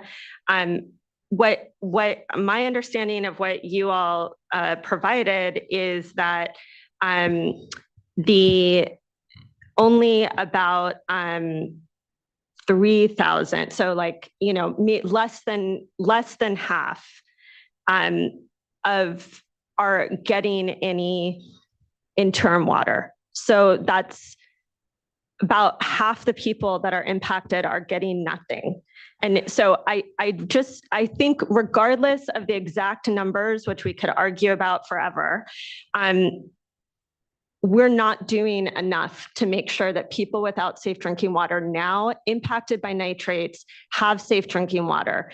And we need to hold ourselves to that standard, not just, absolutely I think you heard me, I was complimenting the efforts that the management zones are doing to outreach. And I absolutely understand the huge effort that's put into that. But it's not the outcomes that we need to achieve. And in the same way that we need to make sure the SAFER program is successful and getting to make sure no community lacks safe drinking water, I think we need to make sure that that half the people in the area with nitrogen contamination aren't left with nothing after 3 years. And that's just an outcome that we all collectively need to be able to work towards. So it is not a critique of the effort that's been put forth. I think it's huge, but I think we need to figure out how we do justice to the problem and the people that we're trying to address. And we're not there yet. And I do agree with you. And I think the number is somewhat misleading there, because again, about 7,000 of the 9,000 wells tested within the Priority 1 area were done under the Irrigated Lands Regulatory Program. Those provisions that were set forth in the 2018 East San Joaquin order required notification and not replacement water. There is a checkbox on that notification form where many of those folks that have tested above this standard were indicated that, yes, we're also providing replacement drinking water. Again, many of those are farm families, many of those are farm workers. And so that is still kind of a blind number. We absolutely need to work to make sure that we know that number. But the number of folks being provided drinking water were the number of folks being provided drinking water by the management zones. We know that there are dozens of other programs, including the Irrigated Lands Regulatory Program and private owners, that are providing bottled water to folks in those communities. Is that the best solution? Not yet. We're not there. We need to know more. But I would say that again, the numbers are really indicative of the fact that there is not a unified regulatory program to address the individual drinking water needs of private well owners in a hugely impacted region of the state. And I think we're doing our best to try and rectify that problem with the tools that we have at our disposal. And we can always do better. And I'll absolutely take all of that information and keep pushing the team to do more. Thank you. Vice Chair. Well, this has been a really, it's been a long day so far, but I think we've had quite a bit of updated information. And I'll just say that each year I see improvement. Couldn't we do better? Absolutely. So rather than us at this level, dictating a specific year or number of wells, I think what we should do is just have a report back, in another year. You're going to be here anyway. I think it'd be helpful to kind of hone in on some of the areas that maybe you need to be responsive to. Because there's been, maybe specific comment, but then quite general as well. And so I'm not quite sure what I would recommend. I don't like to, at our level to micromanage, but maybe hearing back so that all the stakeholders can kind of know what to expect on, some key areas that you're going to focus on as the priority 1 and priority 2 and the program, continues to evolve and develop and see further improvements. But, just looking at some of these targeted areas. Yeah, thank you, Vice Chair. Board Member McGuire. And then I can. Yeah, I concur and appreciate the comments from other board members as well. So I won't go into much detail other than to say, I really appreciate the approach you took today in going through the resolution that we adopted at the state board and flagging where there was direction and intention for the expectations that were set for the CV Salts program. Because I do think that gives us a good template to look back on in terms of, are we making progress towards achieving those goals? If not, what's gone wrong or what needs to happen to course correct and get back on track. So maybe in a year, that's one element to look at, is to go back to the resolution, to look at some of those elements and to say, how are we doing on those, and be a little bit more concrete in terms of the actions and the needs in those spaces. So that's one area that I'd like to hear a little bit more on. Absolutely. And I will note that, we had what came to be known as the first draft, right? That was presented to this board. We had the resolution saying, hey, go back and fix X, Y, and Z. We did that in a year, which was the quickest basin plan amendment we've ever done at the Central Valley, and came back. And thankfully, the 2021 resolution by the State Water Board essentially said you complied with the policies that are applicable. And instead of a long list of requirements, it just said, great job. And approved that and sent that forward to OAL. So I'd like to think that we absorbed all of those directives, made all the necessary changes within the basin plan text, and then brought a package that did receive your approval in 2021. But again, we have used that earlier State Water Board resolution, the first of 2, to significantly revamp the program. That's kind of what we're operating under right now.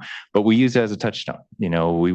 And I've got it on my desktop right next to our actual basin plan amendment to make sure that when we are looking at what the expectations were, that we're meeting everybody's expectations and trying to make sure that the requirements are very clear into the future. Yeah, I appreciate that. And I think some of this is how do we balance all the detail and the rigor and all the plans and all those efforts that are happening on the ground with the high level goals overarching, what are we trying to accomplish and by when, and making sure that we've got that right balance in the discussion and we're able to kind of digest all of those different issues that are before us. But appreciate the work that you've done.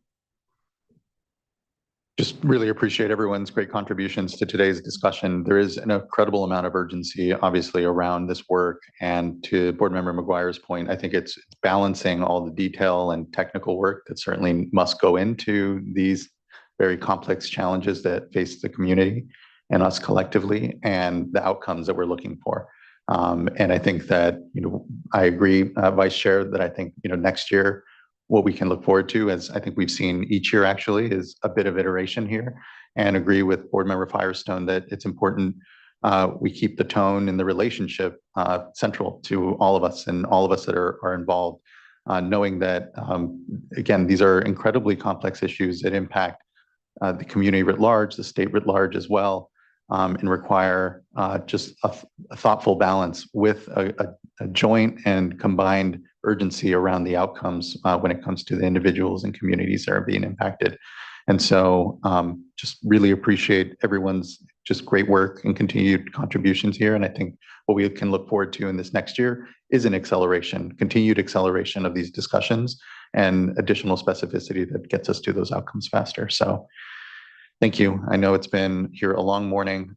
We will now take about a 45-minute lunch. Oh, actually, I apologize. I have one commenter still left. I know we had our panel, but we do have a commenter and would like to then call up Bruce Hodeschelt. Yeah, thanks, Chair Escabel. I'm online, and you know what? It has been a long morning, and you're hungry, and this has been very informative. So thank you. Nothing to add. Thank you, Mr. Hodeschelt. Appreciate that. And thank you for being here and part of this discussion here today, nonetheless. Okay, let's go ahead and give ourselves a 45-minute lunch. We'll come back here at 1:45, and we will proceed at that point on to item number 7.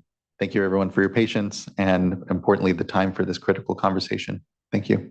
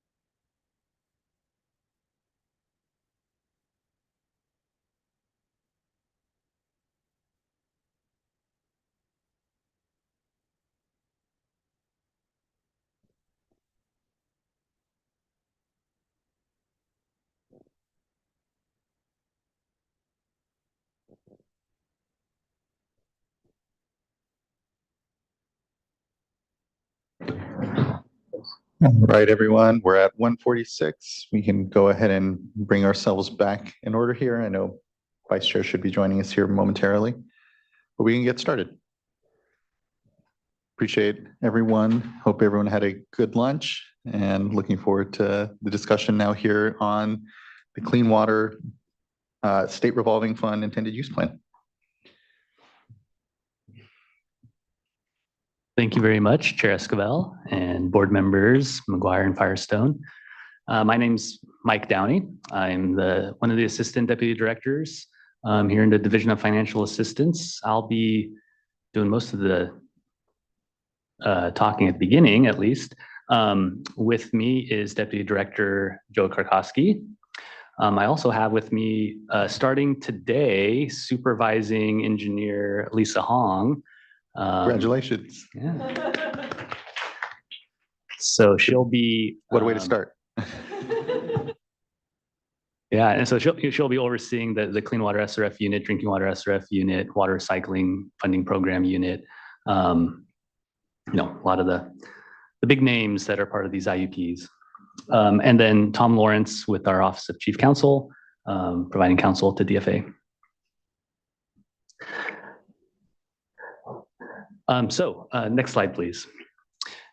I'm just going to go over the schedule of how we got to today and really going to focus on just high-level summary, public comments, and any changes that we made as a response to those public comments between when the draft was posted and today.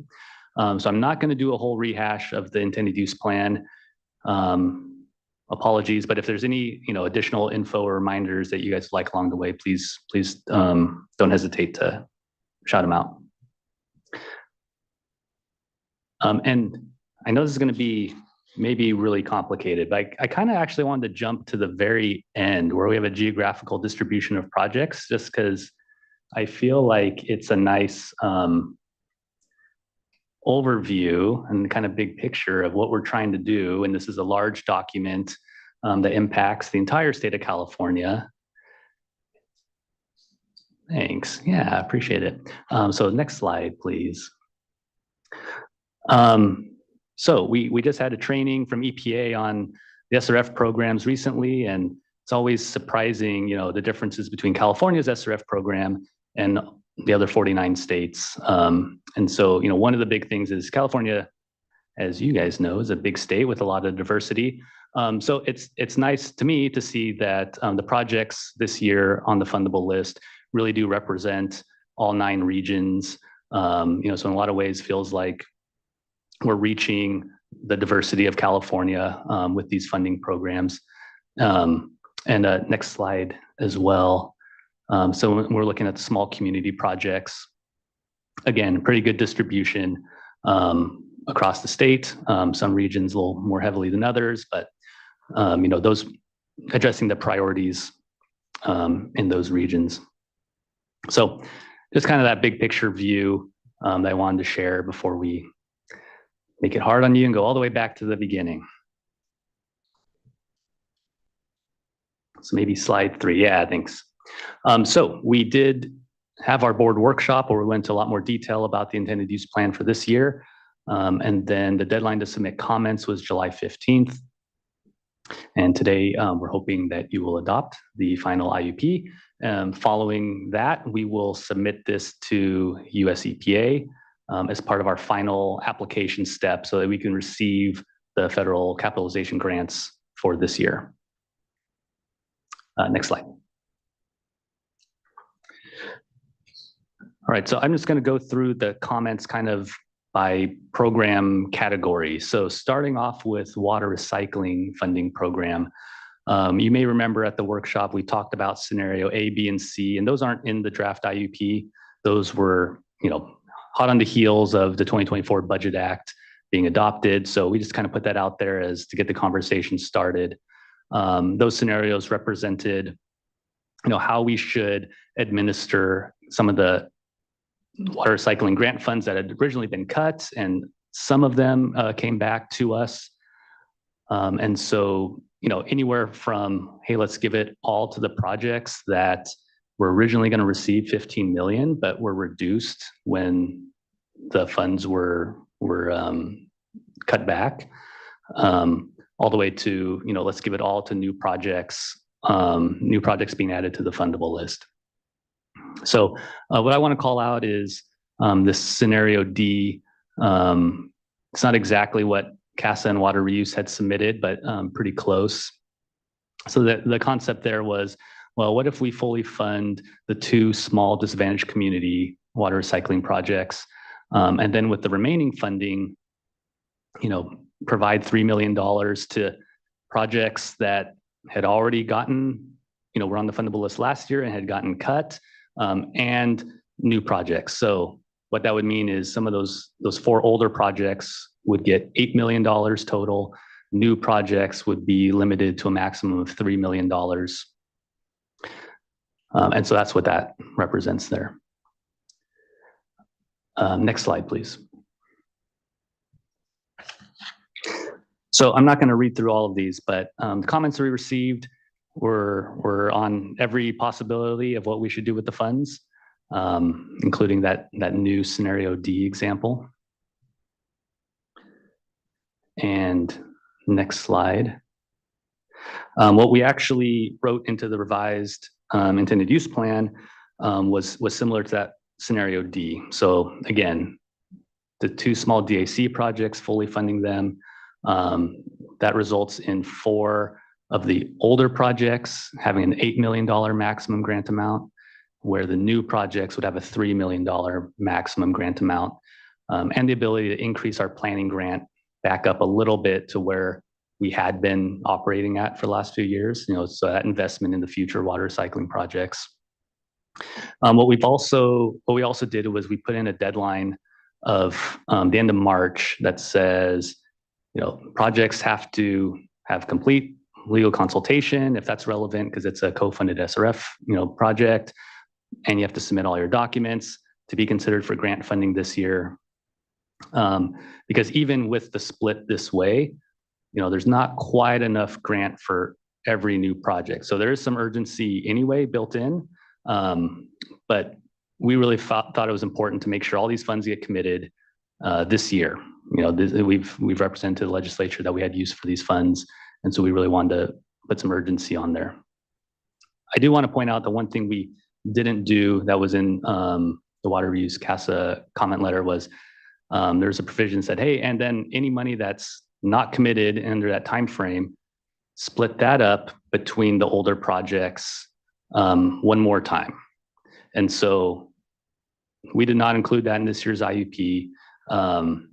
If the board is interested in something like that, I think my personal recommendation is that would be a discussion for the 25-26 IUP. Putting that deadline on it will be right in time to say, hey, what funds do we have available moving into the 25-26 cycle of the year? But we're hopeful that it'll be 0 because they'll all be committed. Next slide.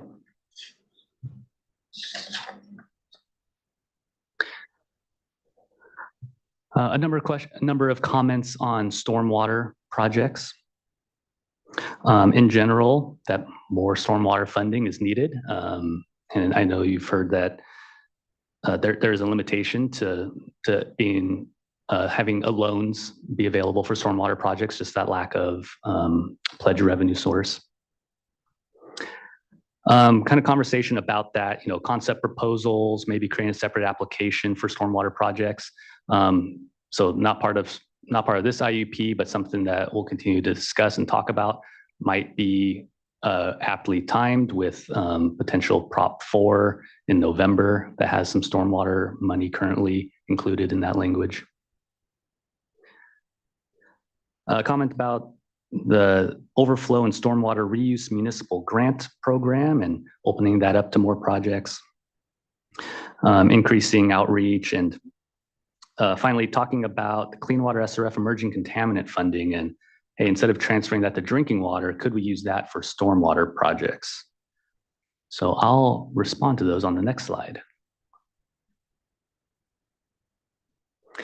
So ultimately what we are proposing, we made an edit to the IUP, increase the total available principal forgiveness for stormwater from 10 million to $20 million.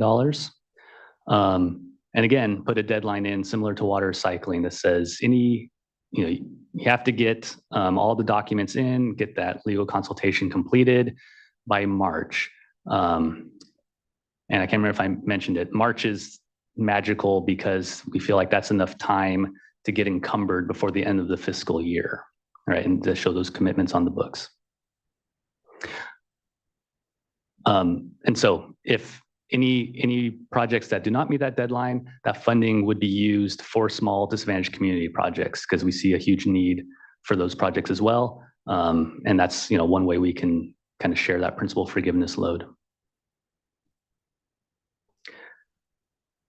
Emerging contaminants, an interesting comment. There is some specific federal requirements for that. You have to be on the contaminant candidate list that EPA puts out. But the better answer is that, hey, we're very interested if we think that there are some projects out there that could use those funds for this year. As I've mentioned before, right, we're putting together the IUP and it demonstrates that we have a need for the funds and that EPA should award us the capitalization grants. So if we can work towards identifying some projects and even getting we don't need a full application, but just being able to put together a list of projects, that's a great time now to start thinking about for next year's Clean Water SRF Emerging Contaminant Capitalization Grant, because maybe we don't transfer to drinking water if we're seeing another great use for those funds. But we haven't seen that yet, so we need to develop that. So that kind of goes with the last bullet there of, we'd like to increase coordination with CASQA and other agencies just in discussing, stormwater projects, potential funding, and what we can do about that. I didn't mention, but it was on the previous slide, that OSG grant, it has a matching requirement unless it's for disadvantaged communities. So that's why we've identified the disadvantaged communities for the first couple rounds. Also, that federal grant, it's great. It's a new one. It is, $5 million annually. So it's not quite the scale of some of these other capitalization grants. So just wanted to put that out there for context.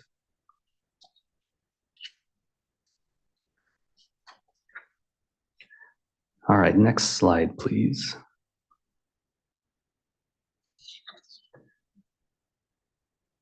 Which would be 9. Great, thanks.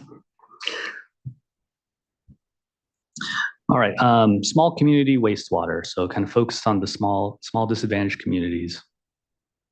A lot of comments about dedicating all the principal forgiveness to small DACs. And increasing the available grant maximum. We also received comments about consolidation incentives and the fact that was eliminated in the draft IUP. I'm not going to go into detail, but there's an $8 million small community grant that uses an in lieu fee that collects revenue from the Clean Water SRF program, and just comments about, hey, that'd be great if that was larger, we could grow that. And then similarly, what if we used the cleanup and abatement program for some emergency wastewater grant needs? Next slide. A few other comments to touch on. Prioritizing funding for DACs that received technical assistance in the past from the State Water Board. Had a comment about that. A couple project-specific comments from Fall River Valley Community Services District, and then also Wheatland and Olivehurst projects, wanting to fully fund those projects, make sure they're on the fundable list. And same for the Saboba Band of Luiseno Indians, wanting to ensure placement on the fundable list. So as we transition to the next slide, kind of general comment is that as projects that are eligible for funding become complete, we have the ability to add them to the fundable list. So for example, the Saboba Band of Luiseno Indians, as we're getting a complete application, they can be added whenever they're ready. So, today's decision isn't a limitation on them being eligible for funding.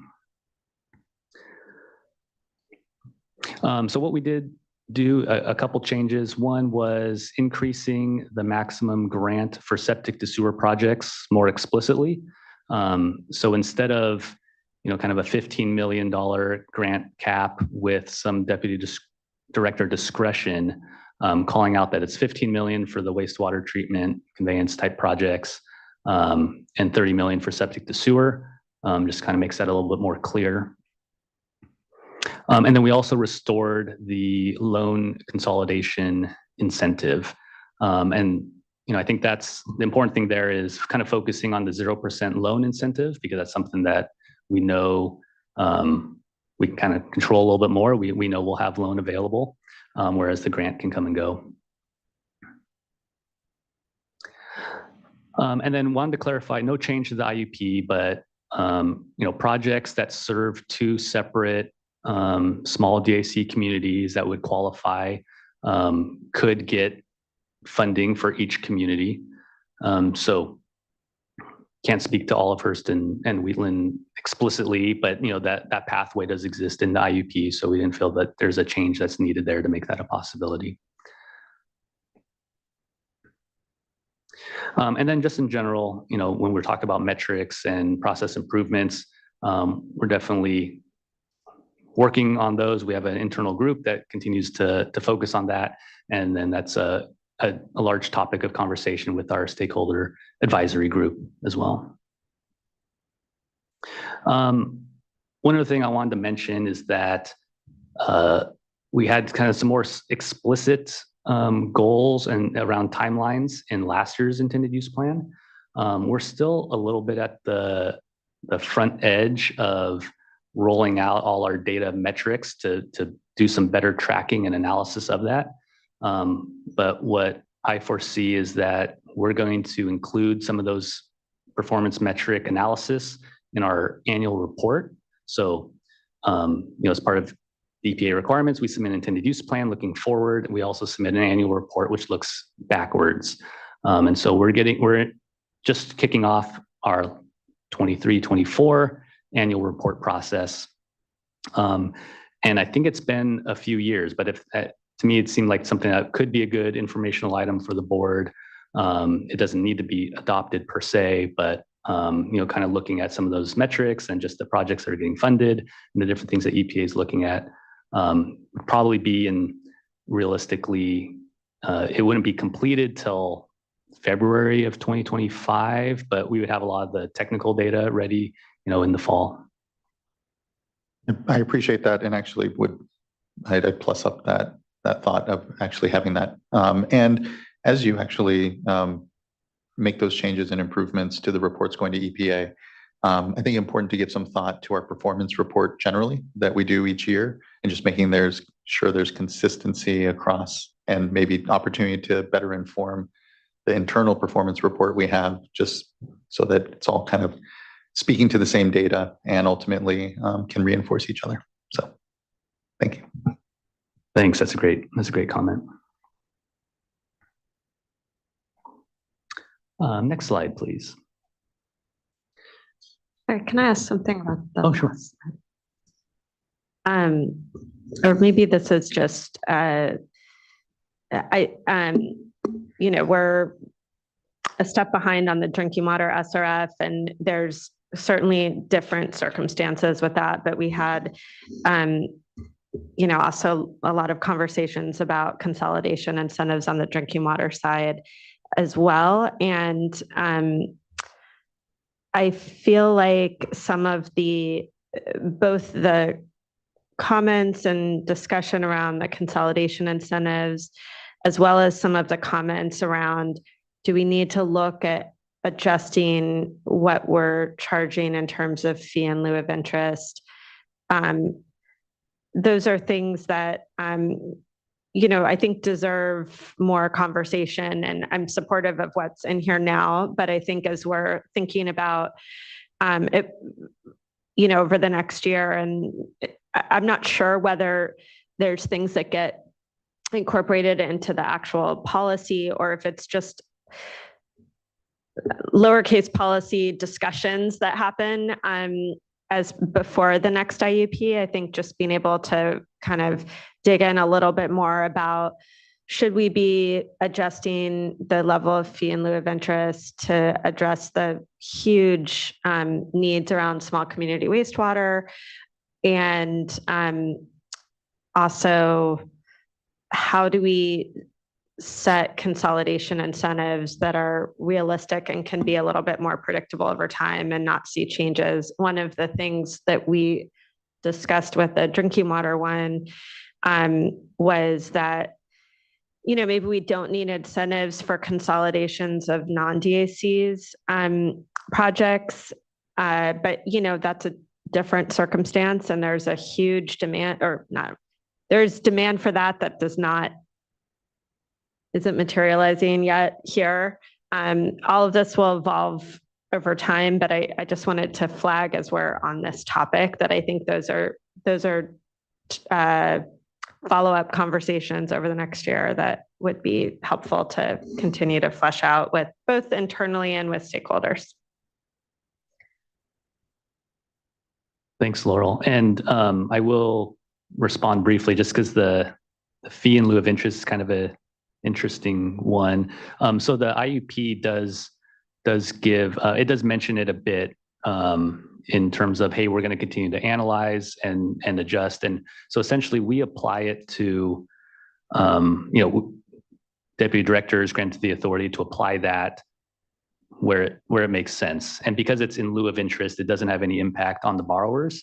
However, it does have an impact on the capacity of the program, right? So, but we have recognized already that it needs to be added to a few more projects just to maintain our level of collection, because as older agreements get paid off, then we have fewer agreements that are operating with that fee in lieu of interest. So we're already looking at some just to kind of maintain, but then the conversation of, you know, can we expand that, gets into some appropriation authority, and, you know, that'll have a little additional conversation. Yeah, just to add on to that, you know, having been in a number of discussions with Department of Finance when we have BCPs, they would look at that sort of thing and say, well, look, we just gave you this GGRF funding, and there's this climate bond that's coming, right? So right now it's an $8 million appropriation, which isn't very much. But it is definitely worth looking at, because it's something, you know, because we do know in a couple of years, or the way trends are going, that we're not going to get as much capitalization grant from EPA. So one question is, do we start sort of building that war chest, I guess, to make up for that, since, you know, a lot of, or 40% of the principal forgiveness is coming from the cap grant, and we're looking at, you know, pretty big decrease in that capitalization grant in just a couple of years if nothing changes.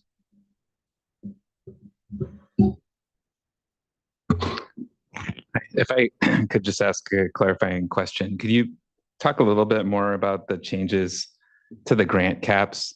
It looks like you're proposing to increase the grant cap for septic to sewer projects to 30 million, but then for all the other small community wastewater projects, they would remain at 15 million. And then would they still have the opportunity to get deputy director approval to increase that to 25 million? Just a little clarification. And then could you just talk a little bit more about your thinking behind that change and why you're proposing it? Yeah, thanks, Sean. So, well, first I'll say that the amounts are, you know, kind of specific to projects that are in the queue now. And since this is an annual IUP, you know, that is one benefit of having that flexibility. So I say that because the $15 million for kind of standard wastewater treatment projects looks to be about right for the majority of the projects on the fundable list. And where we saw that, you know, we're really needing that deputy director discretion was almost exclusively for the septic to sewer projects. And so in order to just be a little bit more clear about, well, what does this case by case mean? Let's call it out and have it be separate. So 30 million, again, with the limited funding we do have available, obviously that plays a part in those amounts, but the 30 million seemed like it would be possible to do some of those septic to sewer projects. There are definitely some that are asking for a much higher amount, and a $50 million maximum still wouldn't be enough to get those done. So, we're talking with applicants about, are there some phases, are there some pieces that can happen? And so that's kind of how we settled on those two numbers. And changed it from like you mentioned, the 25 kind of soft cap to a 30 was kind of seemed like the right fit for the projects that are in the queue that we think would happen this year. So I believe we actually did take out the deputy director discretion piece, because that way it falls into those two categories. And so if something, that's going to be a hard line, unless we come back to you for a special case. I appreciate that. Thanks for the clarification. Just again, I know with the budget changing, there's lots of moving numbers. I also absolutely understand that the septic to sewer projects are big investments. Those are big, challenging projects, and it's difficult to get funding in place from other sources, but not grants. So not here to poke at the needs are huge. And so really where I'm coming from a little bit, and my understanding is just trying to understand the needs of the small community wastewater systems that exist and where their project, financial needs lie, right? And is there a big demand there, and are we able to meet that? I remember very vividly the workshop and the chart you have with the bars and showing how the needs far exceed the amount of funding that we have. And so I just want to be very careful and just eyes wide open as we go forward here in making these types of balancing calls in terms of where the projects that we can fund and the extent to which we can fund them. So maybe this makes sense for this year. Maybe it could use some refinement down the road. These are all conversations I think that may be valuable to have as we press on. I completely agree, board member. And here, I think will be dependent on what things look like on a bond, but then also what happens in DC when it comes to, again, the CAP grant and what we're actually able to continue to make sure we receive. And I know there's a lot of good advocacy going on by the division and ourselves and other states to try to make sure that we can adjust these more to a bit higher if we can get more coming out of DC. So appreciate that. And thanks for the question, because I think it's probably worth reiterating from my end too, that we're still proceeding there.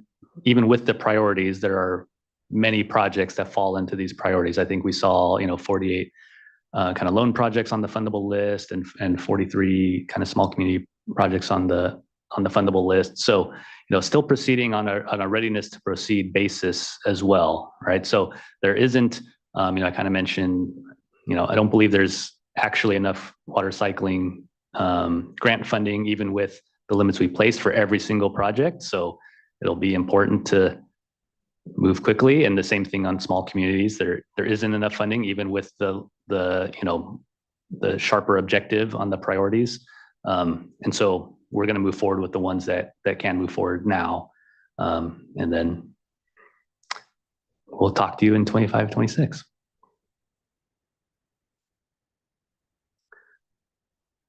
So that brings us to kind of larger SRF programmatic plus loan kind of category. So one thing I did want to just disclose is we did update some of those project costs. We didn't do a comprehensive, but there were just a couple errors or known increases we were aware of. So the total estimated loan being around 870 million. It's a little bit higher than what we had originally talked about at the workshop. Believe that's still prudent to move forward with those, adding those 14 projects and start working on funding those and getting a head start, but a little bit higher than we were originally looking at. But does not change our recommended scenario.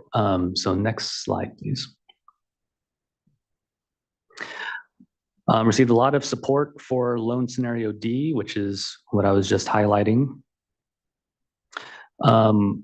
received a few comments about Build America, Buy America and concern about how do these requirements roll out. And I'm going to jump the gun on my response to comments and say, we're working very hard with EPA to try to get additional clarity on how it works together, especially among other federal funding. And so we believe we've received kind of initial clearance that, for example, with WIFIA funding, they have already received a waiver for Build America, Buy America, cannot apply to the project. So we're just going to have to continue working one-on-one with projects, get project by, case by case clearance from EPA, unfortunately. But it's looking positive, and we think that we're going to be able to do that for most of these co-funded projects should fall into that category, which also benefits us and the program and others if we can use projects that are already complying for our compliance as well. That just kind of helps everyone with the many requirements needed for the SRF program. And I guess the other thing I'll add is if for some reason, us applying some of these requirements, breaks the project, we're going to have that hard conversation. But what we're trying to do is initial now, what we're expecting and what projects should be anticipating so that we can have those conversations more in depth. And so I think that's already been helpful. And we've been having a lot of good conversations around that. So thanks for everyone's patience as this is the first surprise year of it rolling out. And so figuring it out together. Comment about presentation on SRF performance metrics. So my suggestion about the annual report kind of item, I think could tie in nicely there. And then, continue to get concerns about limited funding capacity with the high demand on the program, and also just agreement, disbursement timelines, and how we process. Next slide, please.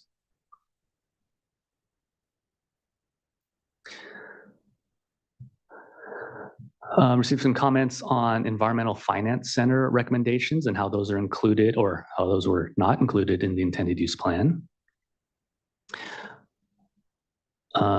General comments about the structure of the IUP and trying to make it a little more clear for each program what's available.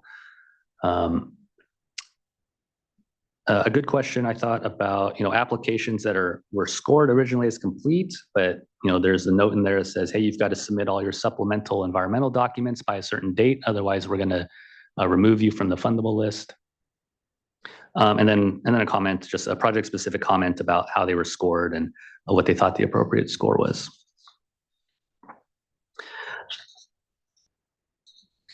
So we can go to the next slide, but I'll segue with the those environmental documents. I'm not sure I have a bullet for that.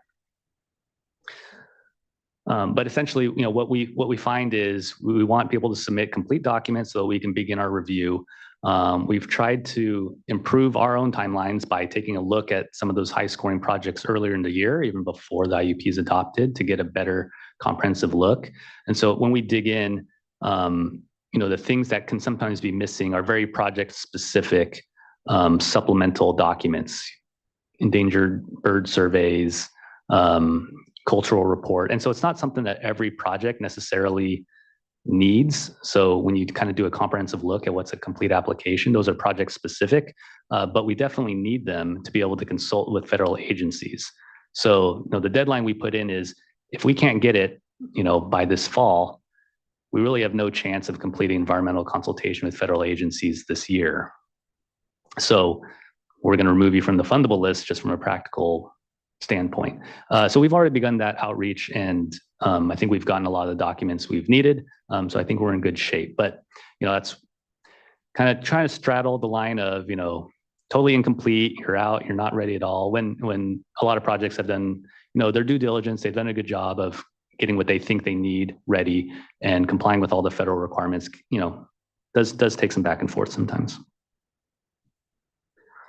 As far as other changes, we did add update on efforts with the Environmental Finance Center and recommendations for the IUP. And I would say that the biggest update is we actually just were able to execute a contract with Environmental Finance Center to help us not only facilitate stakeholder advisory group meetings, but also do a further evaluation and flesh out some of the recommendations from the report a couple years ago. So we've been looking forward to that. Updated score for San Diego that will be reflected in next year's IUP in discussion with them. So no change to this IUP.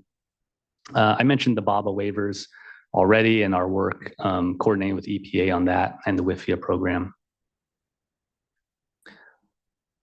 There was also a question, and it goes with Build America, Buy America, about equivalency selection. And so just use the opportunity, just because that is a change. We talked about it a bit at the workshop. So all of our applicants in the past were required to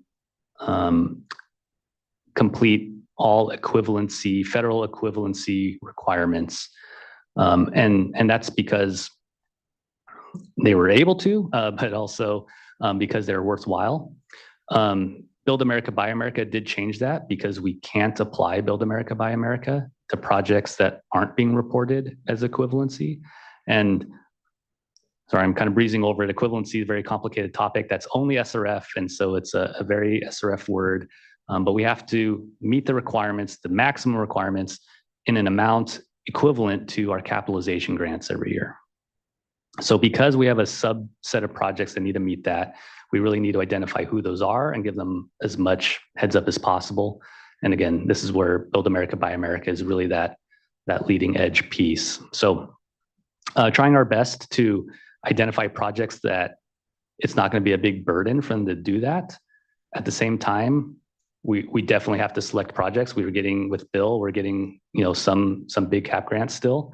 And so to meet programmatic requirements, we're going to need to pick some projects that don't want to comply with that requirement. And the reality is we're going to need them to stay eligible. And so, trying to do our best to lessen the burden where we can, but probably can't eliminate it. And then finally, just continuing to work with stakeholders for process improvements, discussing loan capacity. Those are the two main topics of the stakeholder advisory group, in my opinion, at least for this, the Clean Water Subcommittee. And so continuing to make good progress there.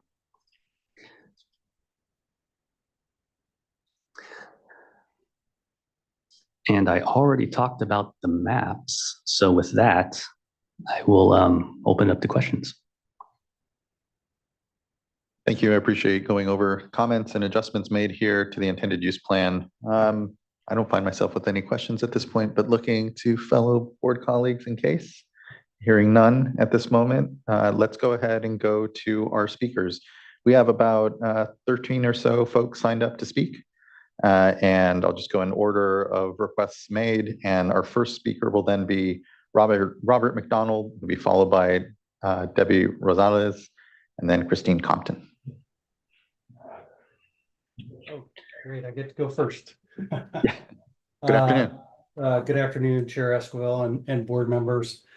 I represent the CAP project, Carpenter Advanced Purification Project, one of the 6 projects that lost $10 million in funding in March. And we don't support option D, and it's quite frustrating. I have to say that my board is pretty upset, and I'll tell you why.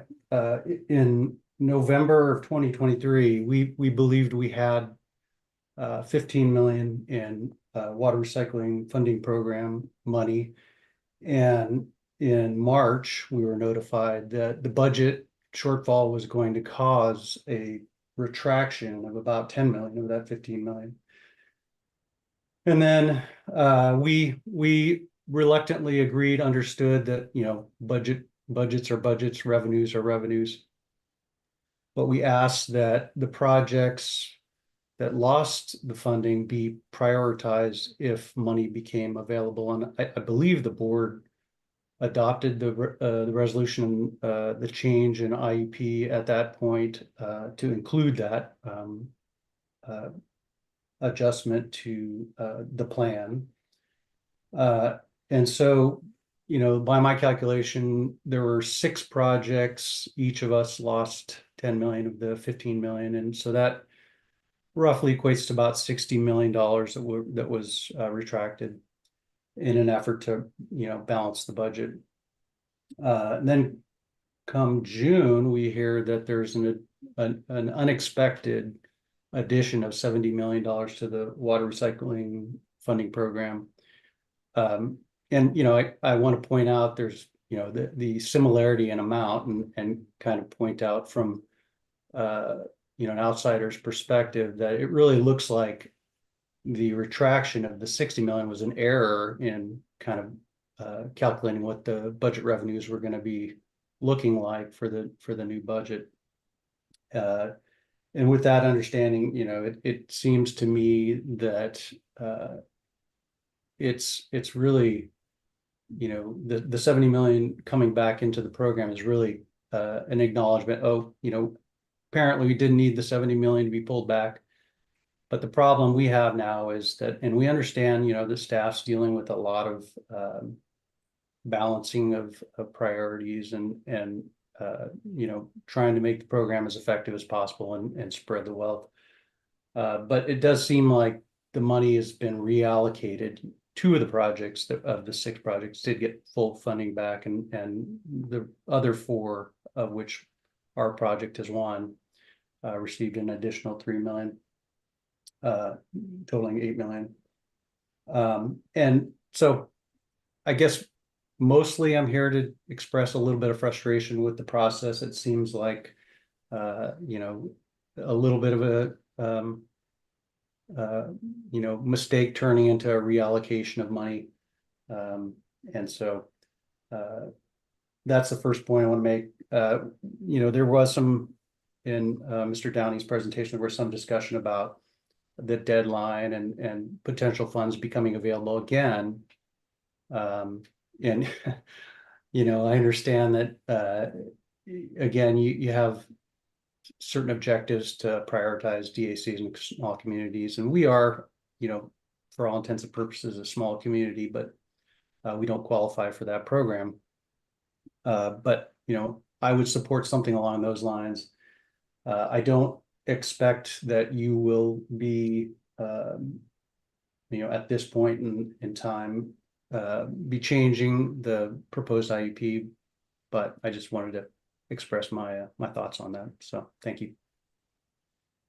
Thank you as well. I do sympathize and hear, I know that we're doing our best is to respond to a pretty dynamic budget situation and here maintain the board's general priorities and try to keep some fairness across these funding years. So just want to acknowledge that frustration, Mr. McDonald, and hopefully here, even with this decision on the split, which we did our best to support a consensus decision that was brought forth by CASA and water reuse, still maintains an ability for you all to move forward with your project, knowing that the grant dollars are really needed ultimately to help ameliorate the impact to rates and communities. So just thank you. And I equally express here frustration in that we're not having enough resource to be able to fully fund and commit to what folks are needing out there. So just thank you for that, Mr. McDonald. Thanks. Next, I'd like to call up Debbie Rosales, and it'll be followed by Christine Compton and then Joseph Draper. Good afternoon, Chair Esquivel and distinguished members of the board. Thank you for the opportunity to provide comment on the Clean Water SRF intended use plan for the state fiscal year 24-25. I am Debbie Rosales, and I'm the financial analyst with Las Virgenes Municipal Water District. I'd like to start by expressing our appreciation for the State Water Resource Board's staff's efforts in working with our district throughout the SRF application process. Receiving an SRF loan, water recycling loan, and water recycling grant provides critical funding that will allow completion of our Pure Water Las Virgenes Triunfo project. When complete, this project will provide up to 2,500 acre-feet of local water supply. As noted in our comment letter, Las Virgenes Municipal Water District supports adoption of the SRF funding scenario D with a cutoff score of 12, providing funding to 14 important projects throughout the state. We believe that this scenario best balances the competing needs and goals of the board and also is consistent with your board's previous funding strategies and provides predictability for agencies. Although LVMWD supported funding scenario A as presented on July 2nd for the additional $74.5 million in funding to the water recycling grant program in our comment letter, we understand the board's focus on providing full funding to disadvantaged communities while still increasing grant funding to new critical projects throughout the state and appreciate staff's appreciate staff's recommendation to increase funding for our project. Las Virgenes Municipal Water District is concerned about the new language adding the March 31st deadline. And while we are committed to working diligently with staff to meet this deadline, we believe there should be flexibility for an agency's diligence in working to execute agreements with board staff. We remain adamantly opposed to scenario C as presented on July 2nd, as this option provides no additional funding to 8 critical projects throughout the state. And finally, we appreciate the new effort to assign specific projects portions of the federal capitalization grant, and that if a project is already required to comply with Build America, Buy America provisions, they should also count towards clean water SRF equivalency. We understand that our pure water project is considered an equivalency project for the SRF program's compliance with BABA requirements. Our pure water project, which is currently in the process of closing a WIFIA loan, has a confirmed BABA waiver from WIFIA that we are requesting be honored by the state in consideration of the SRF funding.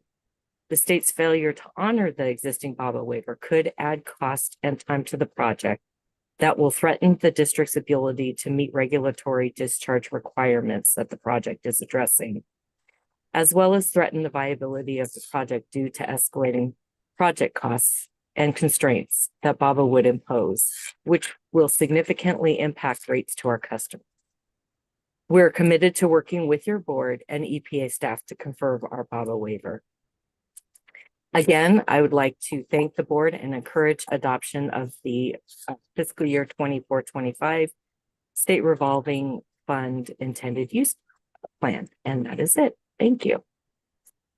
Thank you, Ms. Rosales. I appreciate your comments here and continued work here with Las Virgenes, and note taken on the BABA waiver request, given its waiver already with the WIFIA loan that you're anticipating. But you know, again, as you heard, we also have to figure out which projects we apply some equivalency toward in order to be able to meet our requirements as well and to receive the CAP grant. So I know that's kind of the balancing consideration here, but definitely, again, noted the comment on that and just appreciate your contributions here. Thank you.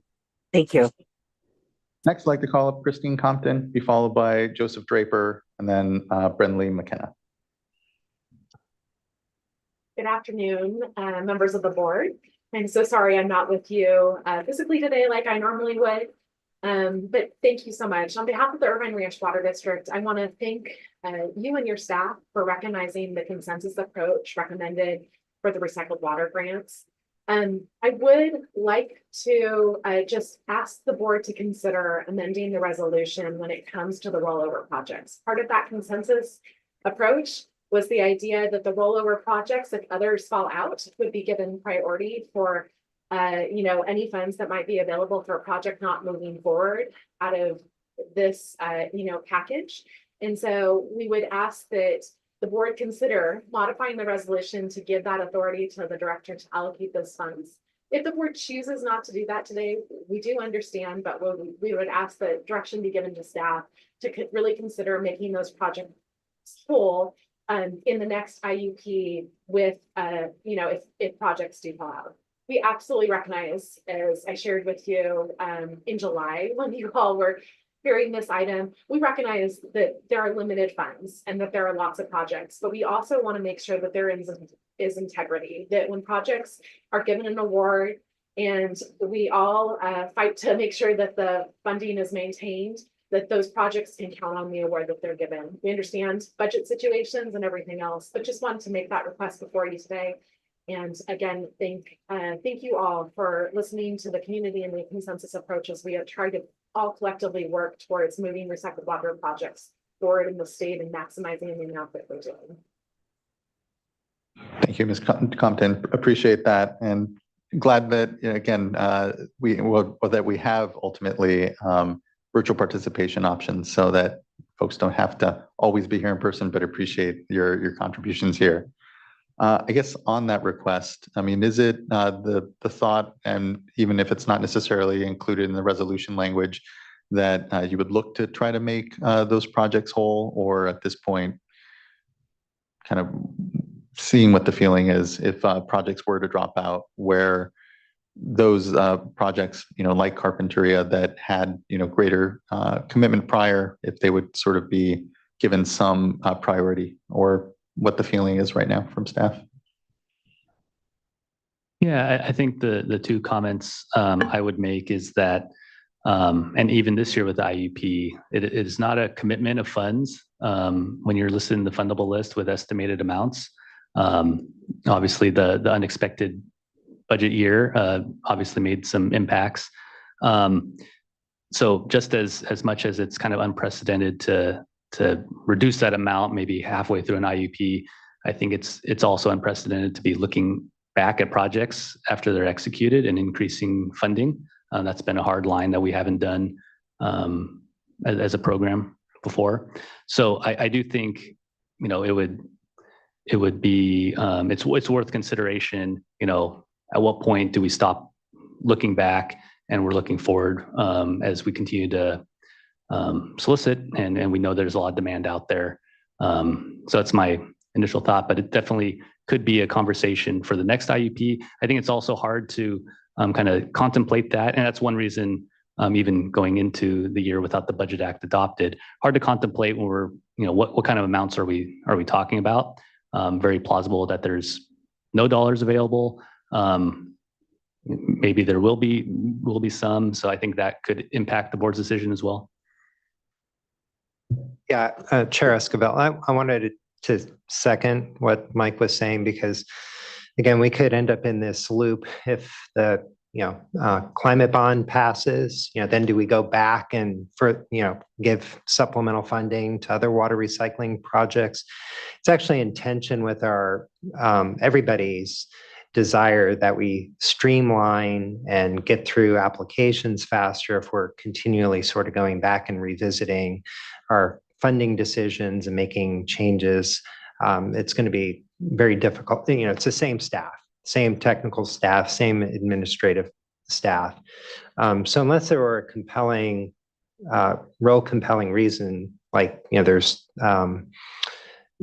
such a huge impact on the rates, the customer rates, that makes them unaffordable. It's hard to see a good policy justification for us to get into that practice. Appreciate that balance in the consideration, and yeah, I appreciate the response. Next, I'd like to call up Joseph Draper, then Brentley McKenna, be followed by Bill Zanoni. Great, thank you. Good afternoon, Chair Esquivel and Water Board members. My name is Joseph Draper with the California Stormwater Quality Association, or CASQA. First, I want to say thank you for the opportunity to comment on the proposed adoption of the SRF IUP. Also, I appreciate staff's review of the draft IUP revisions and the response to comments that were provided earlier. So CASQA has previously provided comment at the July 2nd workshop, as well as provided a comment letter on the draft IUP. These comments were primarily focused on restoring the stormwater principal forgiveness amount to $40 million from the $10 million amount proposed in the draft IUP. We do acknowledge and appreciate that the proposed final funding amount was increased to $20 million. As mentioned in our comment letter, the issues in demand for stormwater projects and awarding funding for stormwater projects has to do with the process for stormwater agencies to obtain this funding. Notably, a process for stormwater agencies to apply for principal forgiveness funding was not established or communicated, and the application itself is a wastewater application, and this makes this confusing and difficult for stormwater agencies. So this is all to say that stormwater funding is needed, as evidenced by the Clean Watershed Needs Survey, and there are systematic issues in getting this funding to stormwater agencies. We hope that the state is committed to making changes so that the stormwater infrastructure can get the funding it needs. As stated in our comment letter, we request creating a call for projects for stormwater, creating an application designed for stormwater projects, and increasing communication and outreach to the stormwater community. Doing this will ensure stormwater agencies are made aware of the funding and can understand the process for obtaining that funding. And CASCWA is committed to working with the State Water Board to remove these barriers and accessing the SRF for stormwater projects. That concludes my comment. Thanks again for the opportunity to speak to you today. And thank you for those comments and contributions here, Mr. Draper. I'm glad we were able to make some adjustment here in this IUP. And when it comes to the request from CASCWA for, again, a more tailored application, perhaps a call for projects, glad to continue to work with you all on seeing how we can continue to elevate. Certainly, we know the need for stormwater projects, but also getting them in the pipeline here for funding. So just thanks, appreciate the contributions. Thank you. Next, I'd like to call up Brenly McKenna, be followed by Bill Zanoni, and then Mary Jane Griego. Oh, sorry, it's a cold mic. It's a bottom on the, yeah, there we go. Thank you. Good afternoon, Chair Esquivel, members of the board. It's so nice to see you all in person.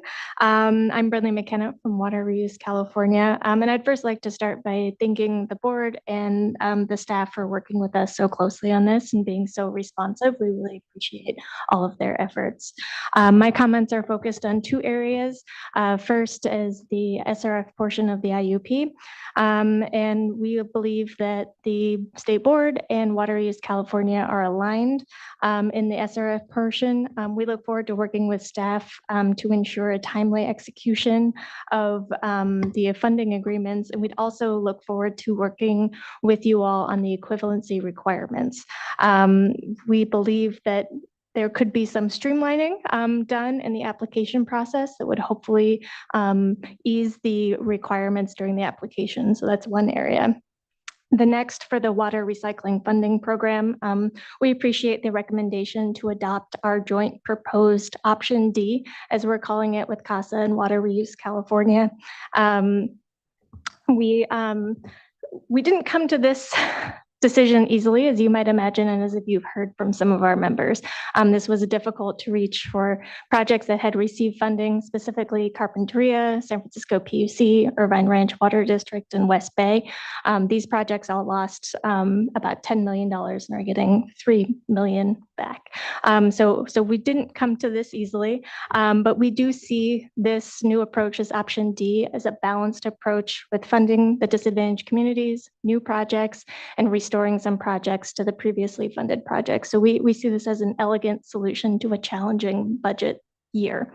So we would like to ask, as previously stated in some other comments, that we consider funding being reallocated if it's available from funding coming back to the program if projects drop off, that funding be restored to those previously agreed upon projects from those projects above the line, or potentially reviewed in the 25-26 IUP or the 26-27 IUP. And lastly, we wanted to also address the concerns around that March 31st date. We do believe that this could be challenging and that increased flexibility would allow for the potential back and forth when these funding documents are submitted. There's often this back and forth. And so we see this as an opportunity to grant some flexibility and to make sure that we don't run into this again. And so that way those projects don't have to come back in the previous or in the upcoming year. So again, I just wanted to take this opportunity to thank you all and for working with us and with CASA on our comment letter. Thank you. Thank you as well. I really appreciate the consensus building that you all did and trying to craft as fair a solution as possible to, again, challenging budget times for sure. Maybe just by a quick check-in, deadlines are really important to get folks to really, commit, get their work done. And so I support us having that March 31st deadline in there for sure. But I guess how firm of a March 31st deadline and how much, flexibility do you have? Say it's like a week or I don't know what's fair ultimately. And here again, being actually very supportive of having firm deadlines because it really does motivate and allows us to kind of move forward. But just kind of wondering how firm of a deadline do you have flexibility there on? I would say it'd be great to have a very firm deadline with March 31st, because it'll do a couple things. One, it'll inform us of what funding will be available, as we're preparing the following year's fundable list. I mean, it's kind of late to know, but we can pivot, before we put out a draft. And it's also kind of like the last possible deadline for potentially encumbering funds and having that actual hard commitment, getting on the books with that potential to execute by the end of the fiscal year. But even if it's not executed, that encumbrance, that commitment, shows up in other ways with Department of Finance and other agencies. So, I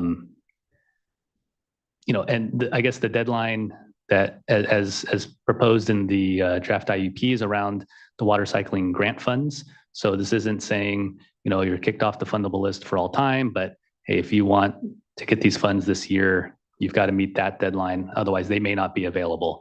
And I think that's generally always true, that if, it's a readiness to proceed and you got to be on the fundable list to play. But I think that's just kind of a reiteration of that. So for projects that are only requesting grant funds, I foresee that deadline being very possible because we can avoid federal requirements. There's really a streamlined approach there. For maybe some complex projects with an SRF loan, it may be more challenging. And so that may be something that needs to be weighed, but I think that'll really give us a lot of clarity so that the board can make some decisions going into the next fiscal year, and not feel like, well, there's kind of these funds that are like soft, feeling like they're soft promised to other projects, right? It'll just provide a little bit more direction and clarity to everybody. Yeah. Thanks, Mike. And actually, I wanted maybe OCC to confirm, but the way it's written now is it says that applicants unable to meet these deadlines may not be considered for the grant funds. So it's written permissively versus, saying will not be considered. So I interpret that to give some limited discretion, right?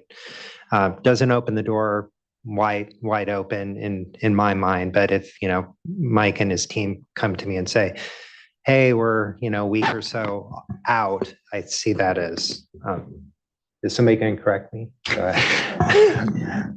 Sorry, Mr. Kurkowski. That's all right. With the may not language under ordinary rules of statutory construction, that actually would divest the authority for others to receive it. But, we can listen to what the board has to say, and if they would like some additional flexibility, we can play with some options. That's helpful. Thank you both. We'll continue to hear from folks and see what the mood at the dais is at that point. Next, I'd like to call up Bill Zanoni, be followed by Mary Jane Griego, and then Ben Fine.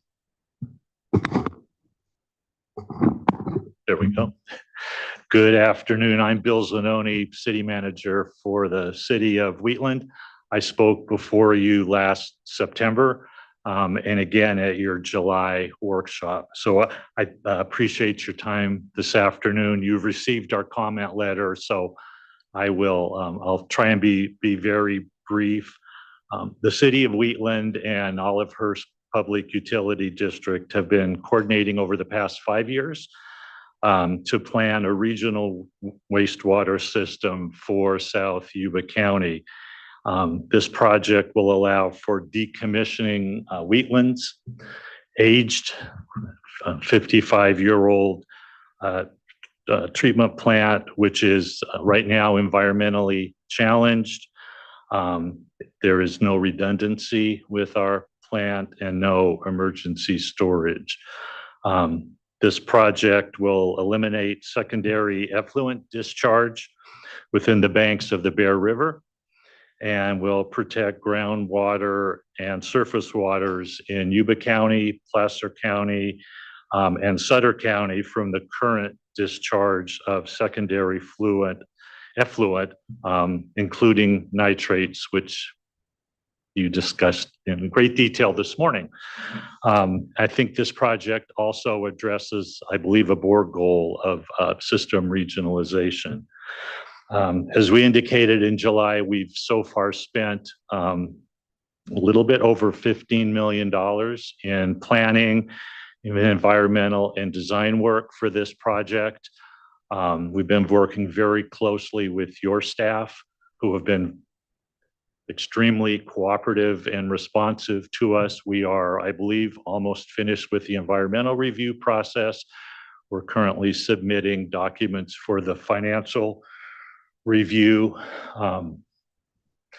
And just to be perfectly honest, we desperately need this grant and the maximum amount possible to make this project a reality.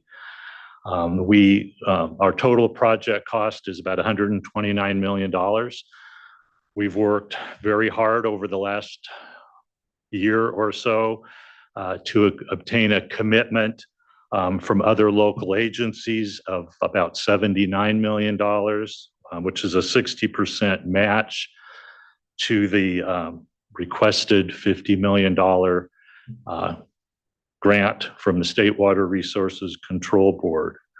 The intended use plan, the draft plan includes $30 million. Right now, $15 million for Wheatland and $15 million for Olivehurst Public Utility District.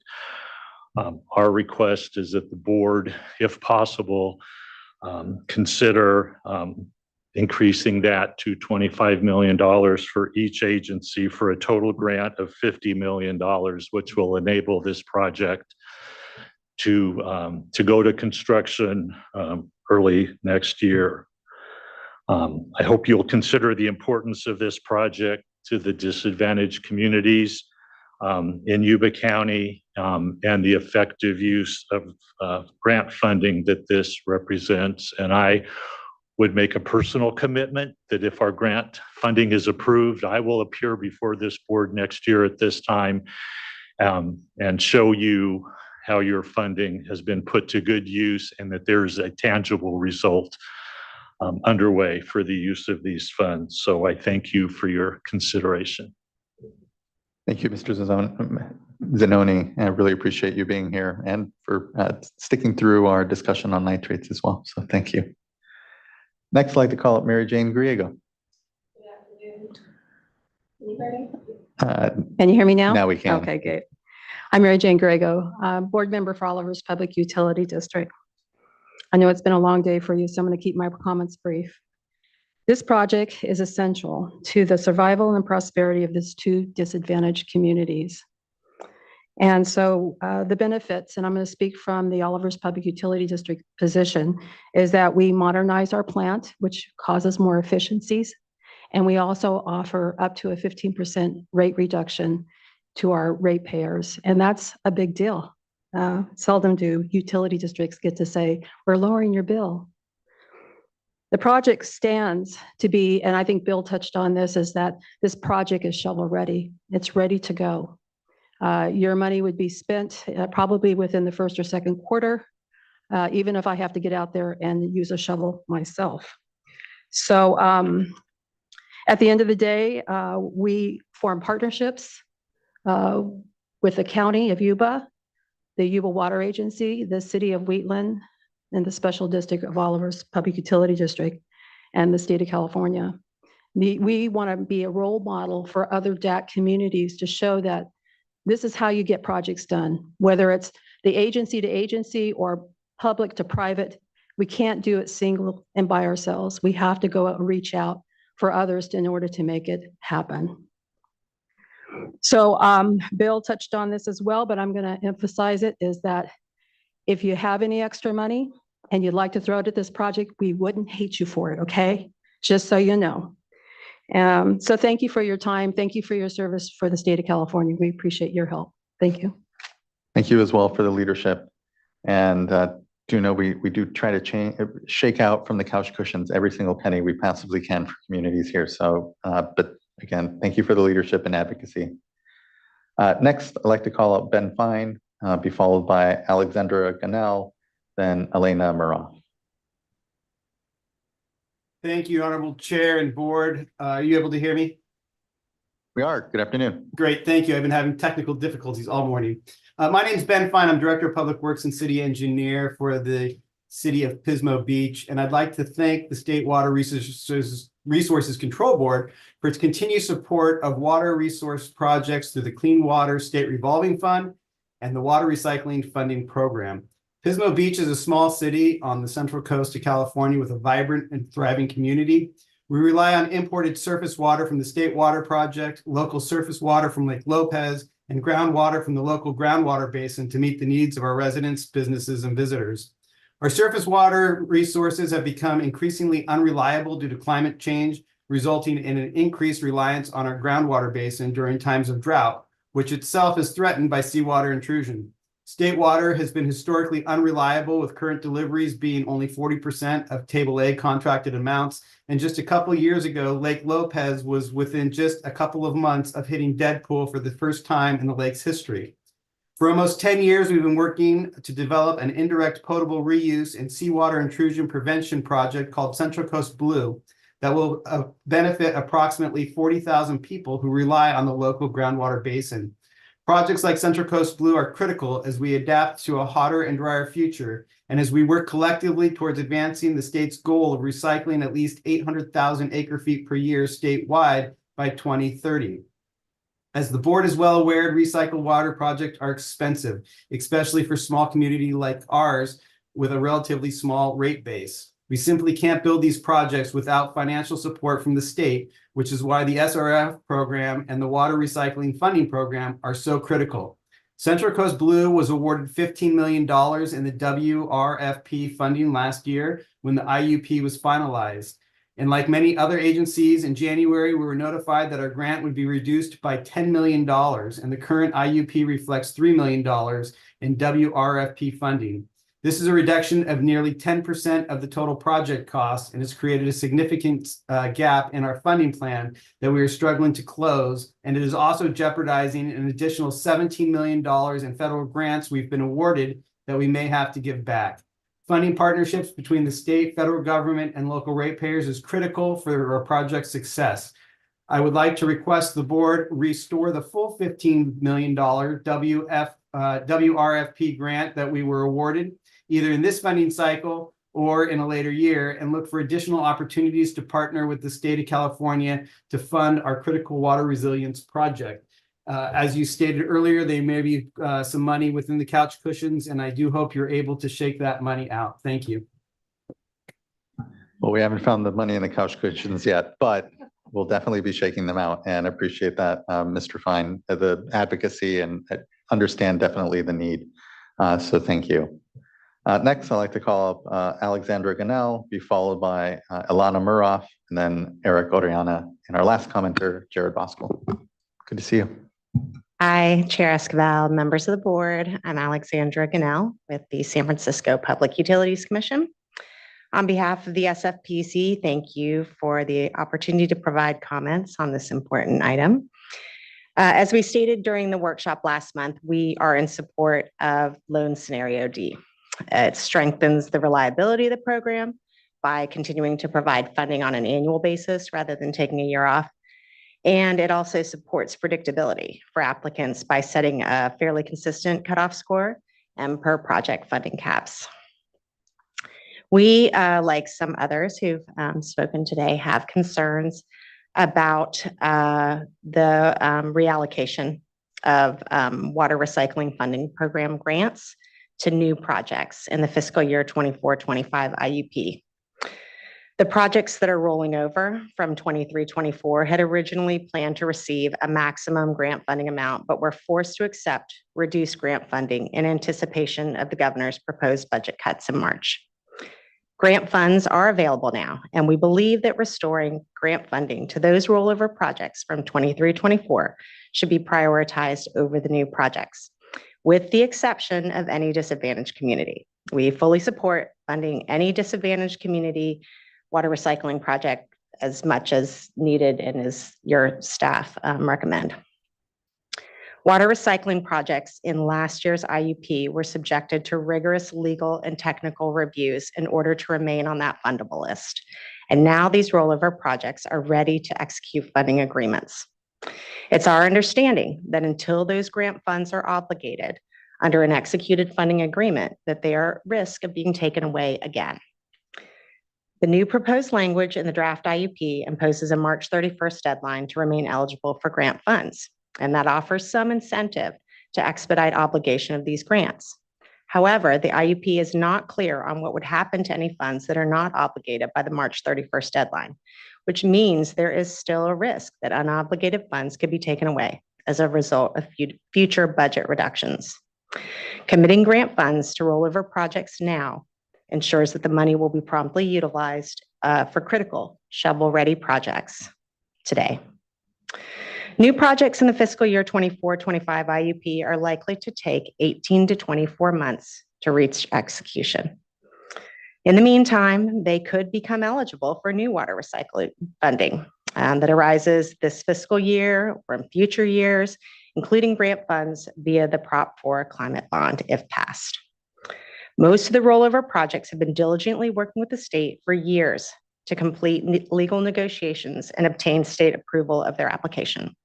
They did so anticipating the maximum grant amount would be awarded to their project. Restoring grant funding to rollover projects up to the previously allocated maximum supports the reliability and predictability of the state's funding programs. Again, thanks for consideration of our feedback, and thanks to staff for all of their support in helping us get through the funding process and their efforts to keep stakeholders engaged throughout the IUP development process. Happy to take any questions. Thank you. Much appreciated, Ms. Cannell. Next, I'd like to call up Alana Muroff, be followed by Eric Oriana, and then Jared Voskel.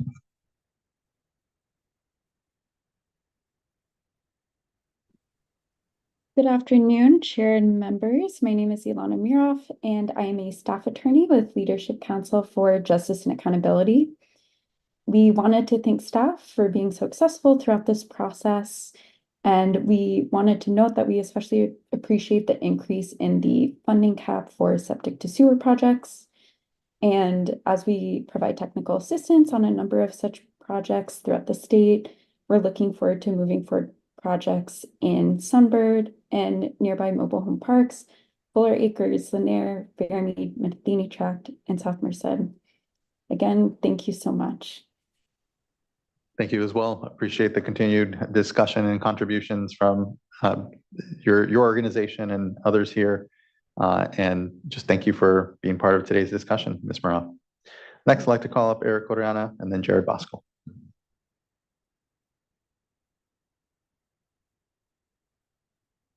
Hi, good afternoon, Chairman and board members. Eric Oriana here on behalf of Community Water Center. Is it okay if I ask a question quickly? Is that okay? Sure. Perfect. I just wanted to clarify, are any of the funds that recycle projects are receiving in this or eligible to receive in this intended use plan, are they competing with any of the small community wastewater funds that wastewater, like septic to sewer or other wastewater projects could receive? No, not this year. So because of the limited funding, we specify that small DACs addressing compliance issues, right? Kind of the consolidation or septic to sewer. So recycle water, is not seen as a compliance project per se. So that's why these, at least the two that are being mentioned, would be funded solely from water cycling funding sources. Thanks, Michael. I thought so. I just wanted to clarify on that. And the reason I clarified is just I wanted to commend the board for the prioritization. It's demonstrated in this year's intended use plan.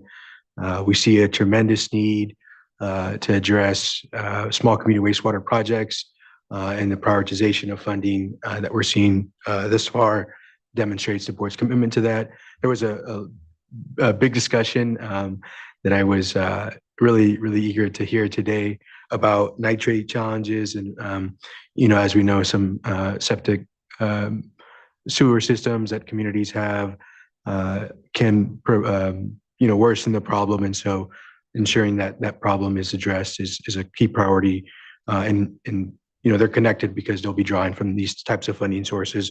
So just excited to see that prioritization. I really was excited to see the change in the consolidation incentive and repayment financing being available to communities. I know we had asked for some grant funding to be available, but we recognize the funding constraints.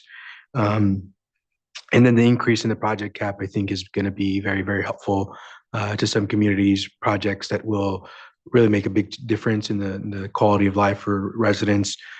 So that's a very successful and good change there. I did want to flag the need to really address the funding challenges, the great funding need there is. And we certainly as an organization advocate at the legislature and are excited to continue to advocate for more funds for these projects. But we really definitely need the leadership from the board to help communicate these challenges to the legislature and help secure more funding. So thanks for the time and thanks for the opportunity to share comments. Thank you as well for those comments and the continued advocacy, and appreciate, as you well know, the cross connection to this morning's discussion and today's, and then this session here when it comes to the funding to be able to try to meet these many challenges. So thank you, Mr. Ariana. Appreciate it. And our last commenter here will be Jared Voskuhl. Good to see you, Mr. Voskuhl. Chair, good to see you, and board members. Jared Voskuhl on behalf of CASA, the California Association of Sanitation Agencies. CASA represents over 135 agencies that engage in wastewater collection, treatment, recycling, and resource recovery. And every year, our members rely upon the Clean Water SRF for funding infrastructure projects that are critical for protecting public health and the environment. We're very appreciative for the work that the board is doing this year on the IUP. I feel like there's been great progress in terms of communication and updates as developments have happened in real time. And that's allowed us as a community to work with water use to develop consensus positions. And so we're here to provide that support for both scenario Ds. After we took that position internally, I received calls from members that said, we understand this is the position you're taking, but do you understand this, how much it really impacts us? And in this case, it was Carpinteria. They have a population of 16,000, and the $7 million they wouldn't be getting represents maybe 10 to 15% of the overall project cost. And so they had a feeling that they had applied in 2020 for this funding, and they went out for consultation to the marine fisheries, which took 2 years based on the advice of DFA. So when they came back into the cycle, it's kind of like wrong place, wrong time. They came up for this year in the funding, and all of a sudden they kind of ended up on the bottom side of that wheel. And so what they communicated to me was, this is project viability is completely jeopardized if they don't get the funding. And as a statewide organization, I heard that and I said, all I can do is point you to staff, and they kind of know your books and they've seen your accounting. And so you're going to have to take it up with them. But in a case like this, where they communicate the direness of it and they say this is a project that would deliver 1,100 acre feet of water, that's about 2,000 families, right, per year that provides. So in a community of 16,000, I don't think any of the other projects that were impacted above the line have those same kind of small community demographics. Although I know it's Carpinteria, so there's kind of this perception of affluence, perhaps.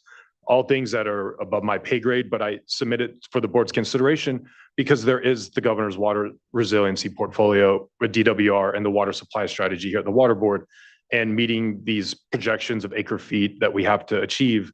If all of a sudden this project drops off locally, my understanding is it couldn't be revived for another 15, 20 years, right? This isn't going to be something that just comes back in the queue and they can get it.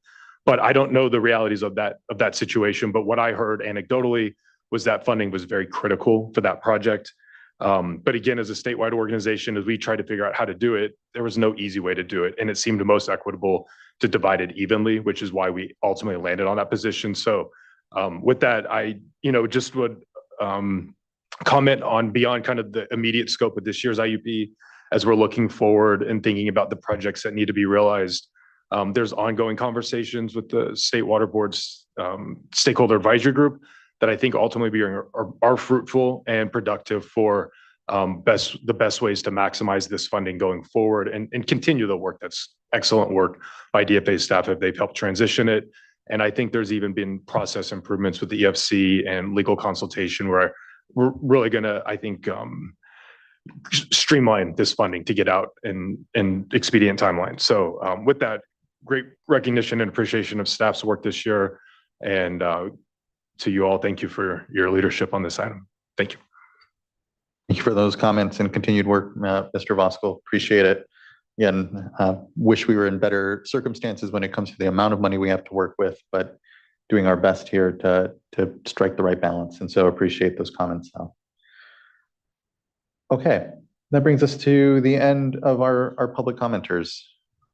Looking to fellow board colleagues if they have any further comment, question, any follow-up. Board Member McGuire. Yeah, thank you. This was a good amount of input, and I know a difficult process that we have to go through every single year. It's always challenging because the needs always far outweigh the amount of funding that's available. And it's been extra tricky this past year with the budget deficit challenges we've all talked about. And I think it's good to hear the recognition from the stakeholder communities about that difficult balancing and the trade-offs that we all have to make and figuring out where the priorities are and how to distribute what is admittedly not enough funding to meet the needs that are out there. So this is tough. And I think by and large, we've landed in a very good place with the scenarios for this year. The one area in particular, I think we've heard a number of commenters talk about today is the water recycling grant funding and the what if scenarios. And it's, I think, because we all have a good memory of what if scenarios that happened over this past year, which is what if the rug is pulled out from underneath the project and the funding is reduced out of necessity because of other decisions that have happened beyond any of our controls here in this room.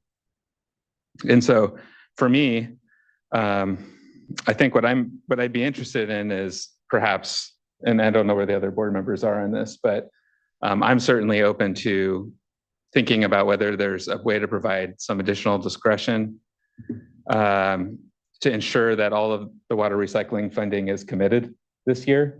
And that we actually, so if a project, let's say under the what if scenario that a project falls off the list, how do we make sure that those funds are put to good use as quickly as possible so the rug's not pulled out again? I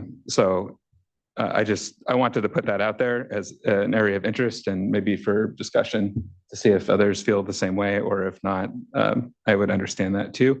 It's difficult, and I appreciate staff's input on that, which is, it's very unconventional. It is unprecedented for us to go in this direction. I hear you. It was also, I think, unexpected for all of these projects that we heard from, that their grant funding that they were going into with the best of intentions, many of which took many years to get to that point, had those funds reduced kind of in the middle of the year.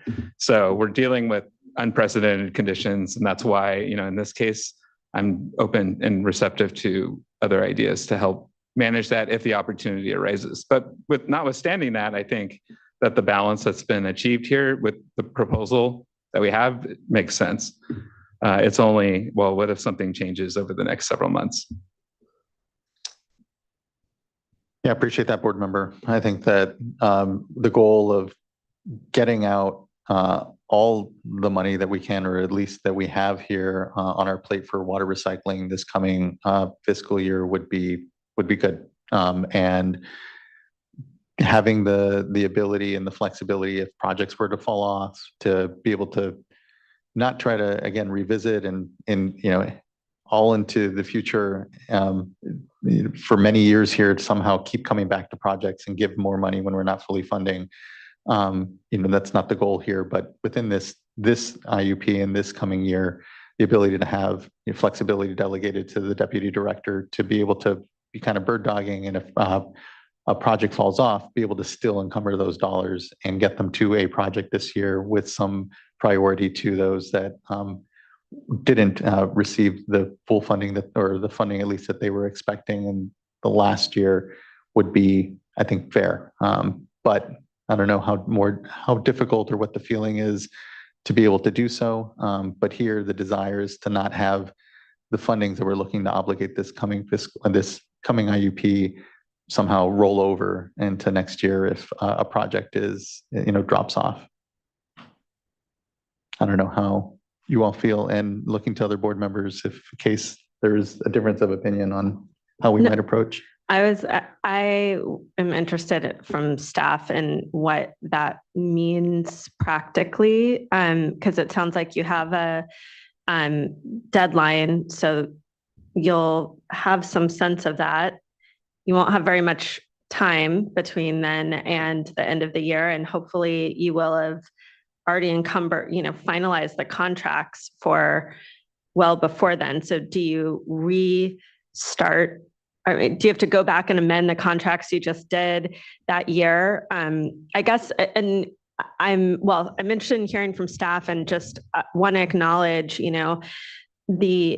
I think somebody mentioned, maybe as Carpinteria mentioned, that it felt like a mistake that we went back and pulled money away when it turned out there was ultimately money that was made available. But I just want to underscore that that was not a mistake by staff. That was an adjustment that we were required to do based on the budget constraints, and that took a huge amount of time from staff to do, and ultimately impacted our ability to execute other projects. So this is not a situation it hurts everyone if we have to go back and continue to amend agreements, and it really reduces our performance. So, but all of that said, I'm definitely interested in figuring out, I think I'm interested in that proposal, would love to hear from staff. My thought would be, I'm comfortable with giving some discretion to staff. I don't think it makes sense to do exactly the proposal that came out where it was just like whatever's left over, we'll just allocate across. But I think providing maybe some discretion for the executive director to look at, this may be one of these things where everyone can make this case, but,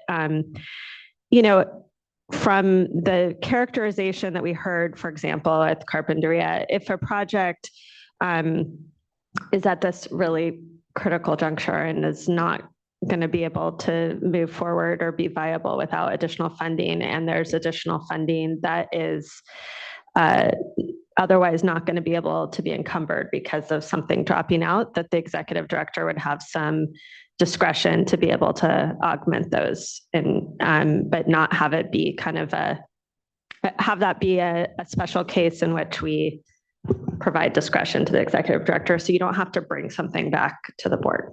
But interested to hear what the realities of administering that type of thing would be. So Joe, I'm sorry, Deputy Director Karkowski, before you go, the attorneys have had a chance to put together some language that we think reflects what Member McGuire is getting at. And I think also addresses the idea that Board Member Firestone is putting forward, that the proposal wouldn't necessarily tie the Deputy Director's hands to needing to actually amend the contracts or add any additional money. It could basically be a judgment call. So it relies in the discretion of the deputy director, but then gives that flexibility. And we've put forward a time certain of April 1st, because by then we'll have a sense of where we are within the year and the planning for the next IUP. So I'm going to read some language into the record, and then I'm going to ask if both Mr. Downey and Deputy Director Karkowski can answer the back half of your question in terms of the extra workload that may entail for the division, because we're all very mindful of that. So this would be a new footnote 31 that appears in table 7, and that's within section 6 concerning the water recycling funding. And the footnote would read, should additional funding become available prior to April 1, 2025, the Deputy Director shall have discretion to apply such funding to eligible projects currently in disbursement, notwithstanding the caps in this table 7. So that would allow the amounts to go up and take advantage of any of that extra funding that may become available. And if council wants to confer with their clients more closely. And that's just for water recycling funding, or is that for all? That's currently structured just for water recycling.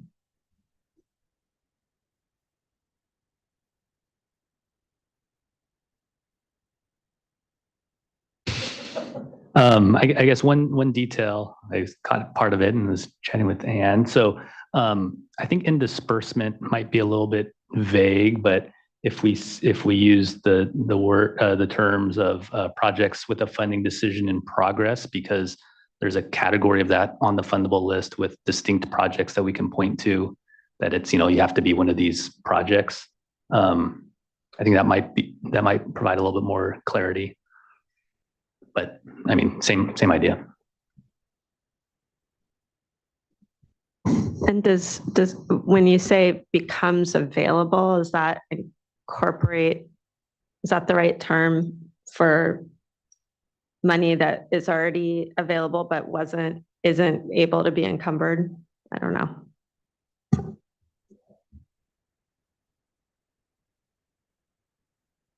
So can I just go back to maybe some of the practical questions you're asking?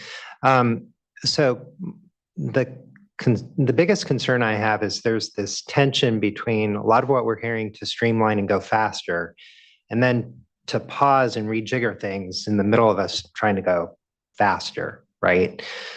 So the budget language right now has an encumbrance period through June 2027. So that's when the money's officially available. I hear what everybody's saying about, what happened this year, but what happened this year actually occurred in January is when we started pivoting, right? When the governor's budget came out with those proposed cuts. So hopefully that doesn't happen again. I mean, if it does happen, then, that'll probably be with the January budget, possibly.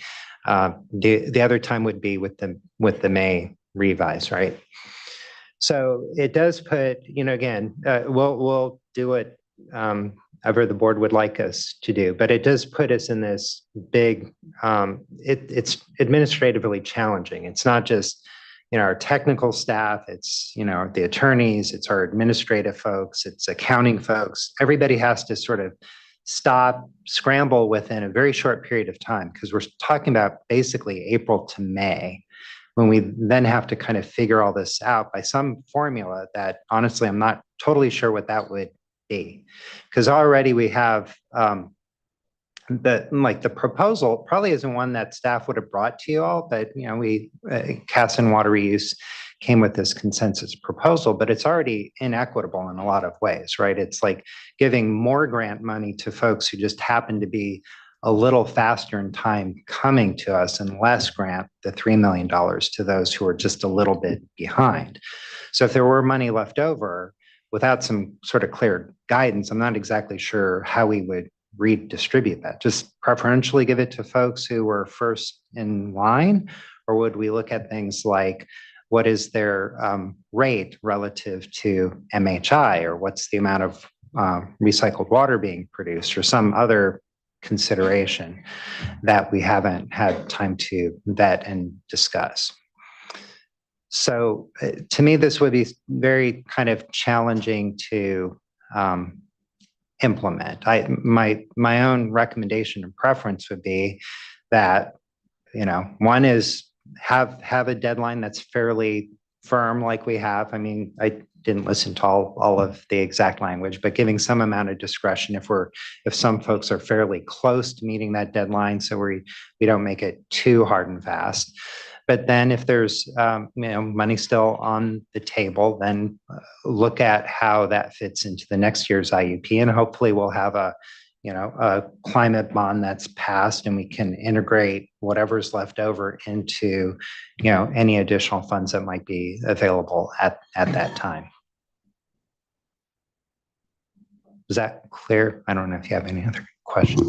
I mean, I sympathize. This isn't an ideal situation, certainly, and we would be giving you to your point, there's a lot of ways that you can kind of dice the pie, slice the pie, if you will, at that moment, and be giving you quite a bit of discretion amongst it. And it's all here dependent upon projects falling off.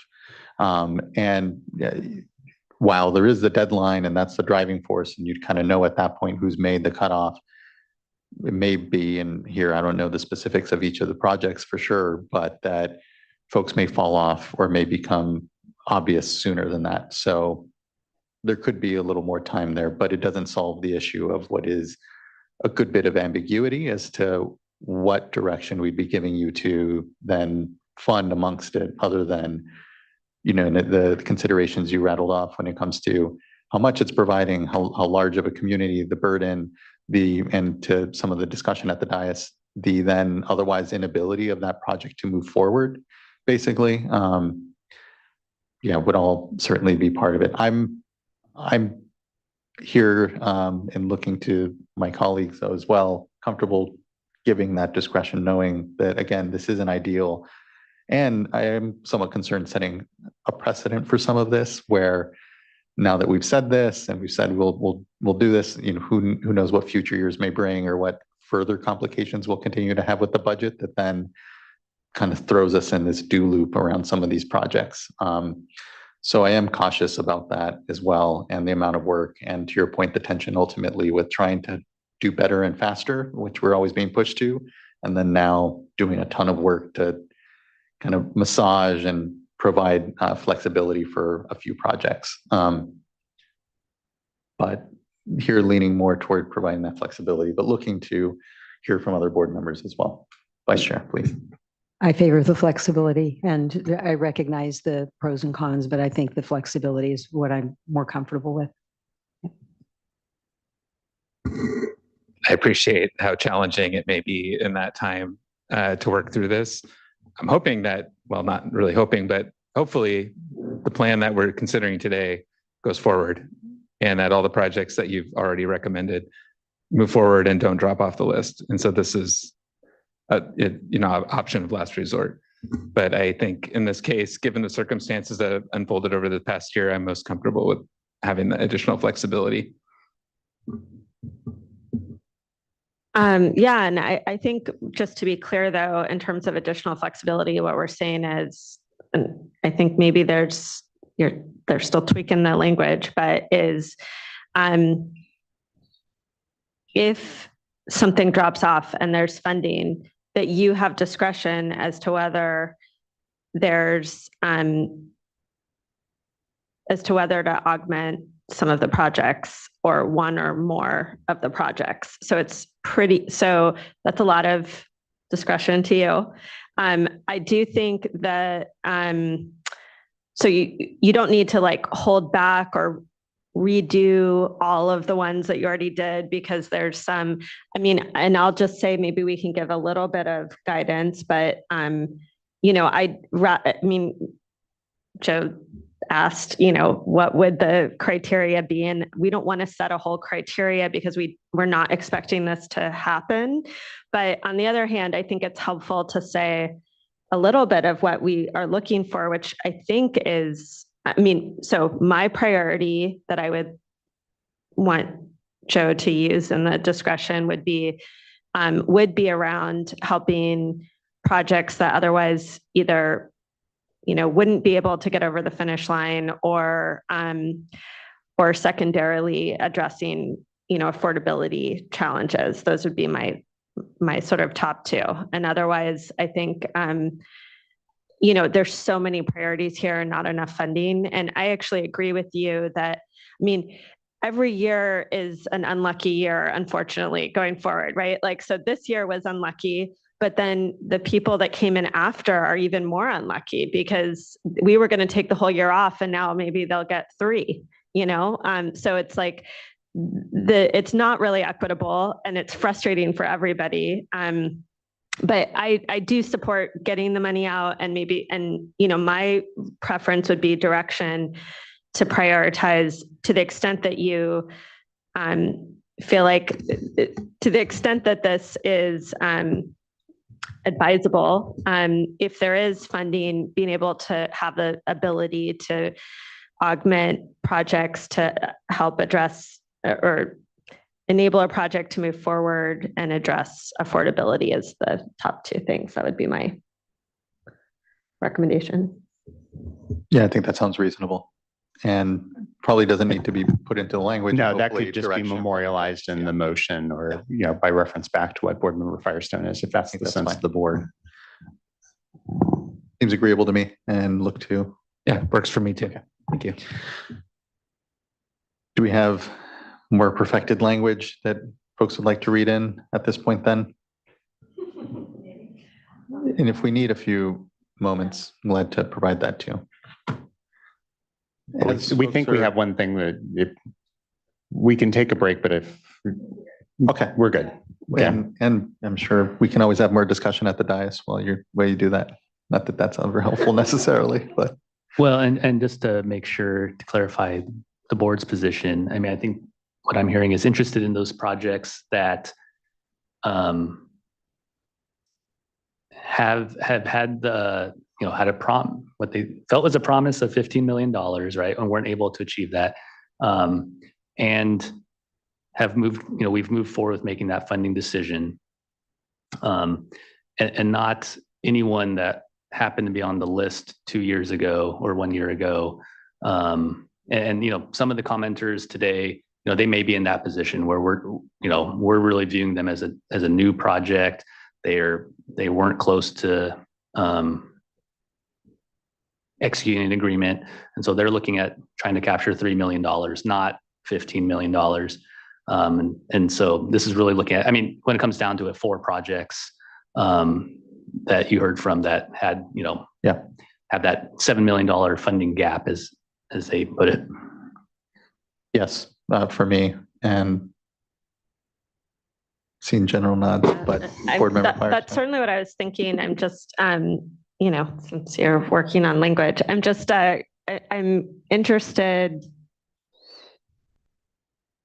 if it would make sense. Again, the idea here is for this not to happen, and that ultimately your actual use of this is at your discretion. We're not saying you have to, but I do wonder if some of the new projects that are only getting 3 million, if they also have either a challenge on not otherwise being able to move forward with that amount of cap, or a affordability problem if we would want to allow discretion for those as well, because they're only able to get 3 million as opposed to 8 from the year before, so I mean, this is why we don't want to do this, but I just want to throw that out there. I don't know what the projects are and to what extent that, none of these are disadvantaged communities, right? These are all lone water recycling projects, which are all good projects. Like, we want all of these projects to happen. So I don't know. I'm interested in board members' thoughts on this. It's a challenging situation. Please, Mr. Downey, help. I don't want to make it more complicated. However, the projects we are moving forward with, we did additional financial review. We replaced grant with additional loan. We're able to find ways to kind of give them that requested amount, and we were able to show that they could make those loan payments, afford it, meet our coverage requirements on all those things. So I do think that will be. I don't want to take away from anybody by, as we look forward to who's going to demonstrate, we can't do this project without this additional grant, does start to be challenging, I think. So, I mean, that's something that we can continue looking at, but that is part of our review process always. We don't want to fund half projects. We want to make sure that what we're funding gets completed and those deliveries happen, the recycled water deliveries. Yeah, hearing that, I think I'm more comfortable keeping it narrow to these projects that had, their agreed or what they thought was completely agreed upon amounts changed at that moment. And given the due diligence that's been done for the new projects And I hear the fairness issue, board member, has kind of been complete, and folks have, it's not as if we've here, similar to the year prior, then told them there's a certain amount and that we had to adjust late in the IUP year, basically. So I think that's the criteria here for me. That's like, okay, what can we do to adjust somewhat there instead of opening it up to all the new projects from this year? I agree. I think it's a very good question to ask.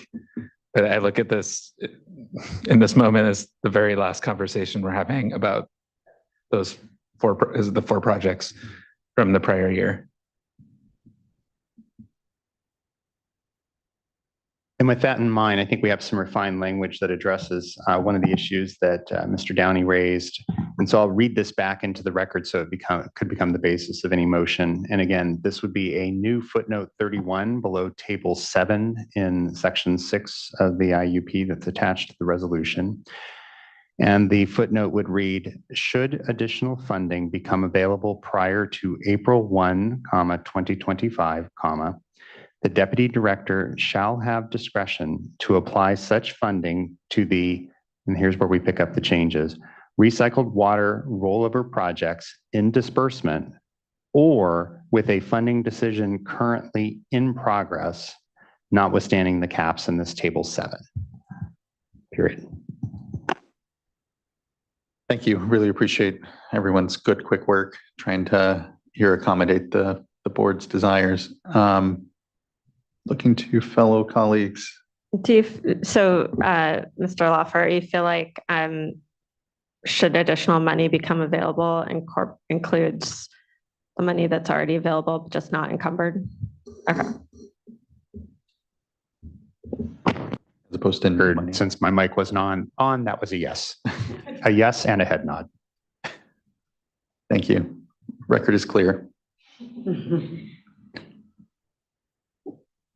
Well, with that, any further discussion from the dais or questions or comments from folks in here in the program around the implementability of what we've just found ourselves crafting?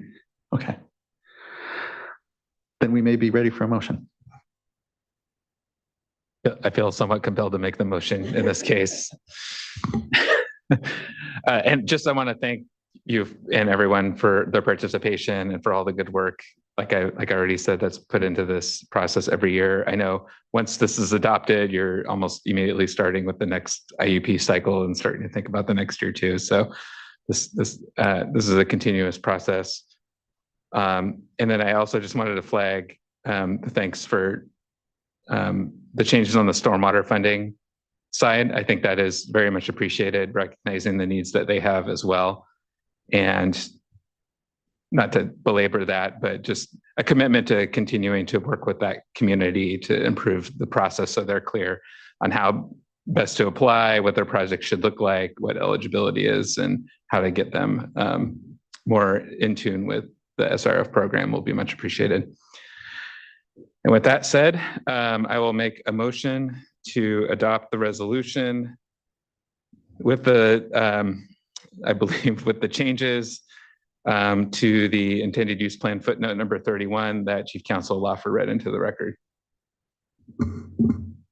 Thank you, board. Thank you, board member. And again, thanks to everyone here. Ms. Tyler, can you please call a roll call vote? Board Member McGuire. Aye. Vice Chair Diadamo. Aye. Board Member Firestone. Aye. Chair Esquivel. Aye. Thank you. Thank you as well. The vote is unanimous and the intended use plan for this coming fiscal year is adopted. Thank you, everyone. Really appreciate the flexibility of the work, the discussion, and look forward to what, as Board Member McGuire said, now work on next year's intended use plan now. Just thank you. Okay, that wraps up item number 7 and brings us to our last 2 items here before this longer than expected day, I think. And first, we have board member reports, item number 8. I'll quickly cover my report here, which begins the day after our last board meeting with our retreat. We had a special meeting of the board on July 17th. I just want to thank the 17th and 18th. I want to thank folks for coming out in our program and members of the public. But on the 17th, we had a great tour of the Tahoe Science Center from UC Davis, and also then I know a tour on their boat a bit, seeing some of their work. Really appreciate, and just huge thanks to UC Davis for their hosting of us, and great to hear about, I know, the important water quality work that goes on there and in Lake Tahoe. And then the second day, then on the 18th, we had a convening around our priorities, just kind of a mid-year check-in, and just appreciate everyone in their participation and contributions to that discussion. There's so much going on before the board, and we have a lot to be proud of here as we checked in mid-year on our priorities. Then on July 22nd, on Monday, joined Board Member Firestone and Secretary Garcia and Senator Hurtado and Assemblymember Mathis in Porterville to celebrate the 5-year mark, halfway mark through this first 10-year commitment in the SAFER program. We had a great bus tour after some words were shared at the top, celebrating the moment, looking at the great consolidation projects and work in the region. And just so huge thanks to board member for helping to organize that and speak at it. It was a great convening. It was a nice moment to really acknowledge all the great work that we were doing. And so then that next morning, here the 23rd, I flew to Fargo, North Dakota, where it was this year's meeting of the Western States Water Council, and it was great to connect with other Western States colleagues, talk about water quality issues we're all facing. Did a tour a bit of the Fargo region, where we looked at some of their significant flood control projects that they were putting into place, and a tour of their wastewater treatment plant, which is always, great to go and see the kind of different unique challenges and flavors of the work that they do. Interesting there, they have additional biological treatment that goes on just in the summer, where in the winter, given the fact that no one's recreating in the river where things are discharged, the Red River, I believe, which actually flows to Canada, which gives an interesting picture on transboundary challenges, but isn't necessarily treated. So anyway, it was great to be able to connect with colleagues, see some of the local challenges there, and kind of contemplate and coordinate. Did also see the wood chipper from that was an important from the movie Fargo, as you just have to when you go to Fargo, North Dakota. So with that, I think that was those were the significant items on my report here. Looking to others for reports. No report from the vice chair. No report. I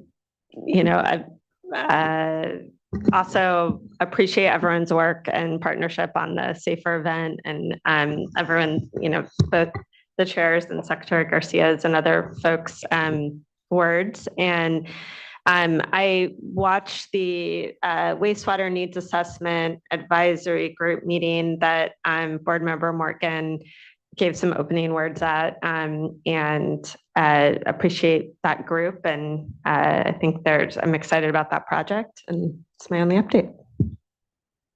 Very exciting work. And glad we were able to cast the net and grab some folks working on these issues nationally. I know Catherine Flowers is there part of it and doing great work in the South, and good to be able to have her expertise on that. Okay, that brings us to item number 9, which I give the great honor to our Chief Deputy Karen Mogus to be able to give us a flavor if there's anything in the Executive Director's report. She was going to read it out whole, but ran out of time. Yeah, not enough time. So I'll just highlight one item. It's one that I think deserves maybe an information item at some point. I wanted to highlight the harmful algal bloom holiday monitoring that our Office of Information Management and Analysis organizes every summer. organizes it with other partners outside of the water boards across the state. This year, they were able to sample 79 sites before Memorial Day and 60 sites before the 4th of July, and they're prepping up for additional monitoring ahead of the Labor Day weekend coming next month. Just wanted to highlight, this is also one among just a couple of monitoring programs where we have immediate response for the public to understand where it is and isn't safe to swim and recreate in the waters. And so there were news advisories that came out for a number of locations as a result of the first two events that occurred this summer, giving the public real-time information about what's going on. The other example, of course, is our beach monitoring program along the California coast that's done by the counties. So just wanted to highlight that. It's a really great program, one that we cobble together. It's another of these stone soup type programs where everybody comes together to take samples and get analyses done. And so that's what I wanted to highlight. And it's my prerogative to pick today because I'm in charge. And I really appreciate, may the minutes reflect, and just really appreciate you elevating that and actually plus up the thought of here doing an informational item. I know harmful algal blooms are continuing to rise in the consciousness of Californians. There's a lot of concern out there and a lot more awareness. And I think it'd be a great moment to be able to recap the stone soup work that I know is going on as we cobble together not a lot of extra resource that we ever have, but on one of the more important issues out there, I know on the minds of folks, given just the real terrible consequences that can happen when recreating in cyanobacterias. And so, thank you. I agree. An information item would be great, and adding beach monitoring to it as well. Yeah, I appreciate that. I think they both in tandem kind of can inform each other insofar as even the strategies that we've used around beach monitoring to accomplish that. And I know very similar ones that we're now using then, obviously, in cobbling together the support for harmful algal bloom monitoring and importantly, public noticing and response. I think that's the bridge that's so critical, is just even getting people aware then of the information that we have when there is a bloom. So thank you. Thank you for that. Thank you for elevating it. And thank you for the continued leadership, serving as current executive director, standing executive director. Yeah.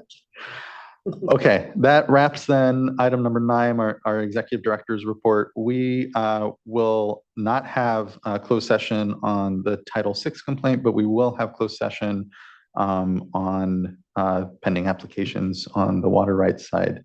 Anything I need to? Yeah, I would just clarify, since one's not an application, but a change petition, that we will meet in closed session on both the administrative hearings office items, the first 2 items disclosed in the closed session agenda, but not, as you indicated, on the Title VI item.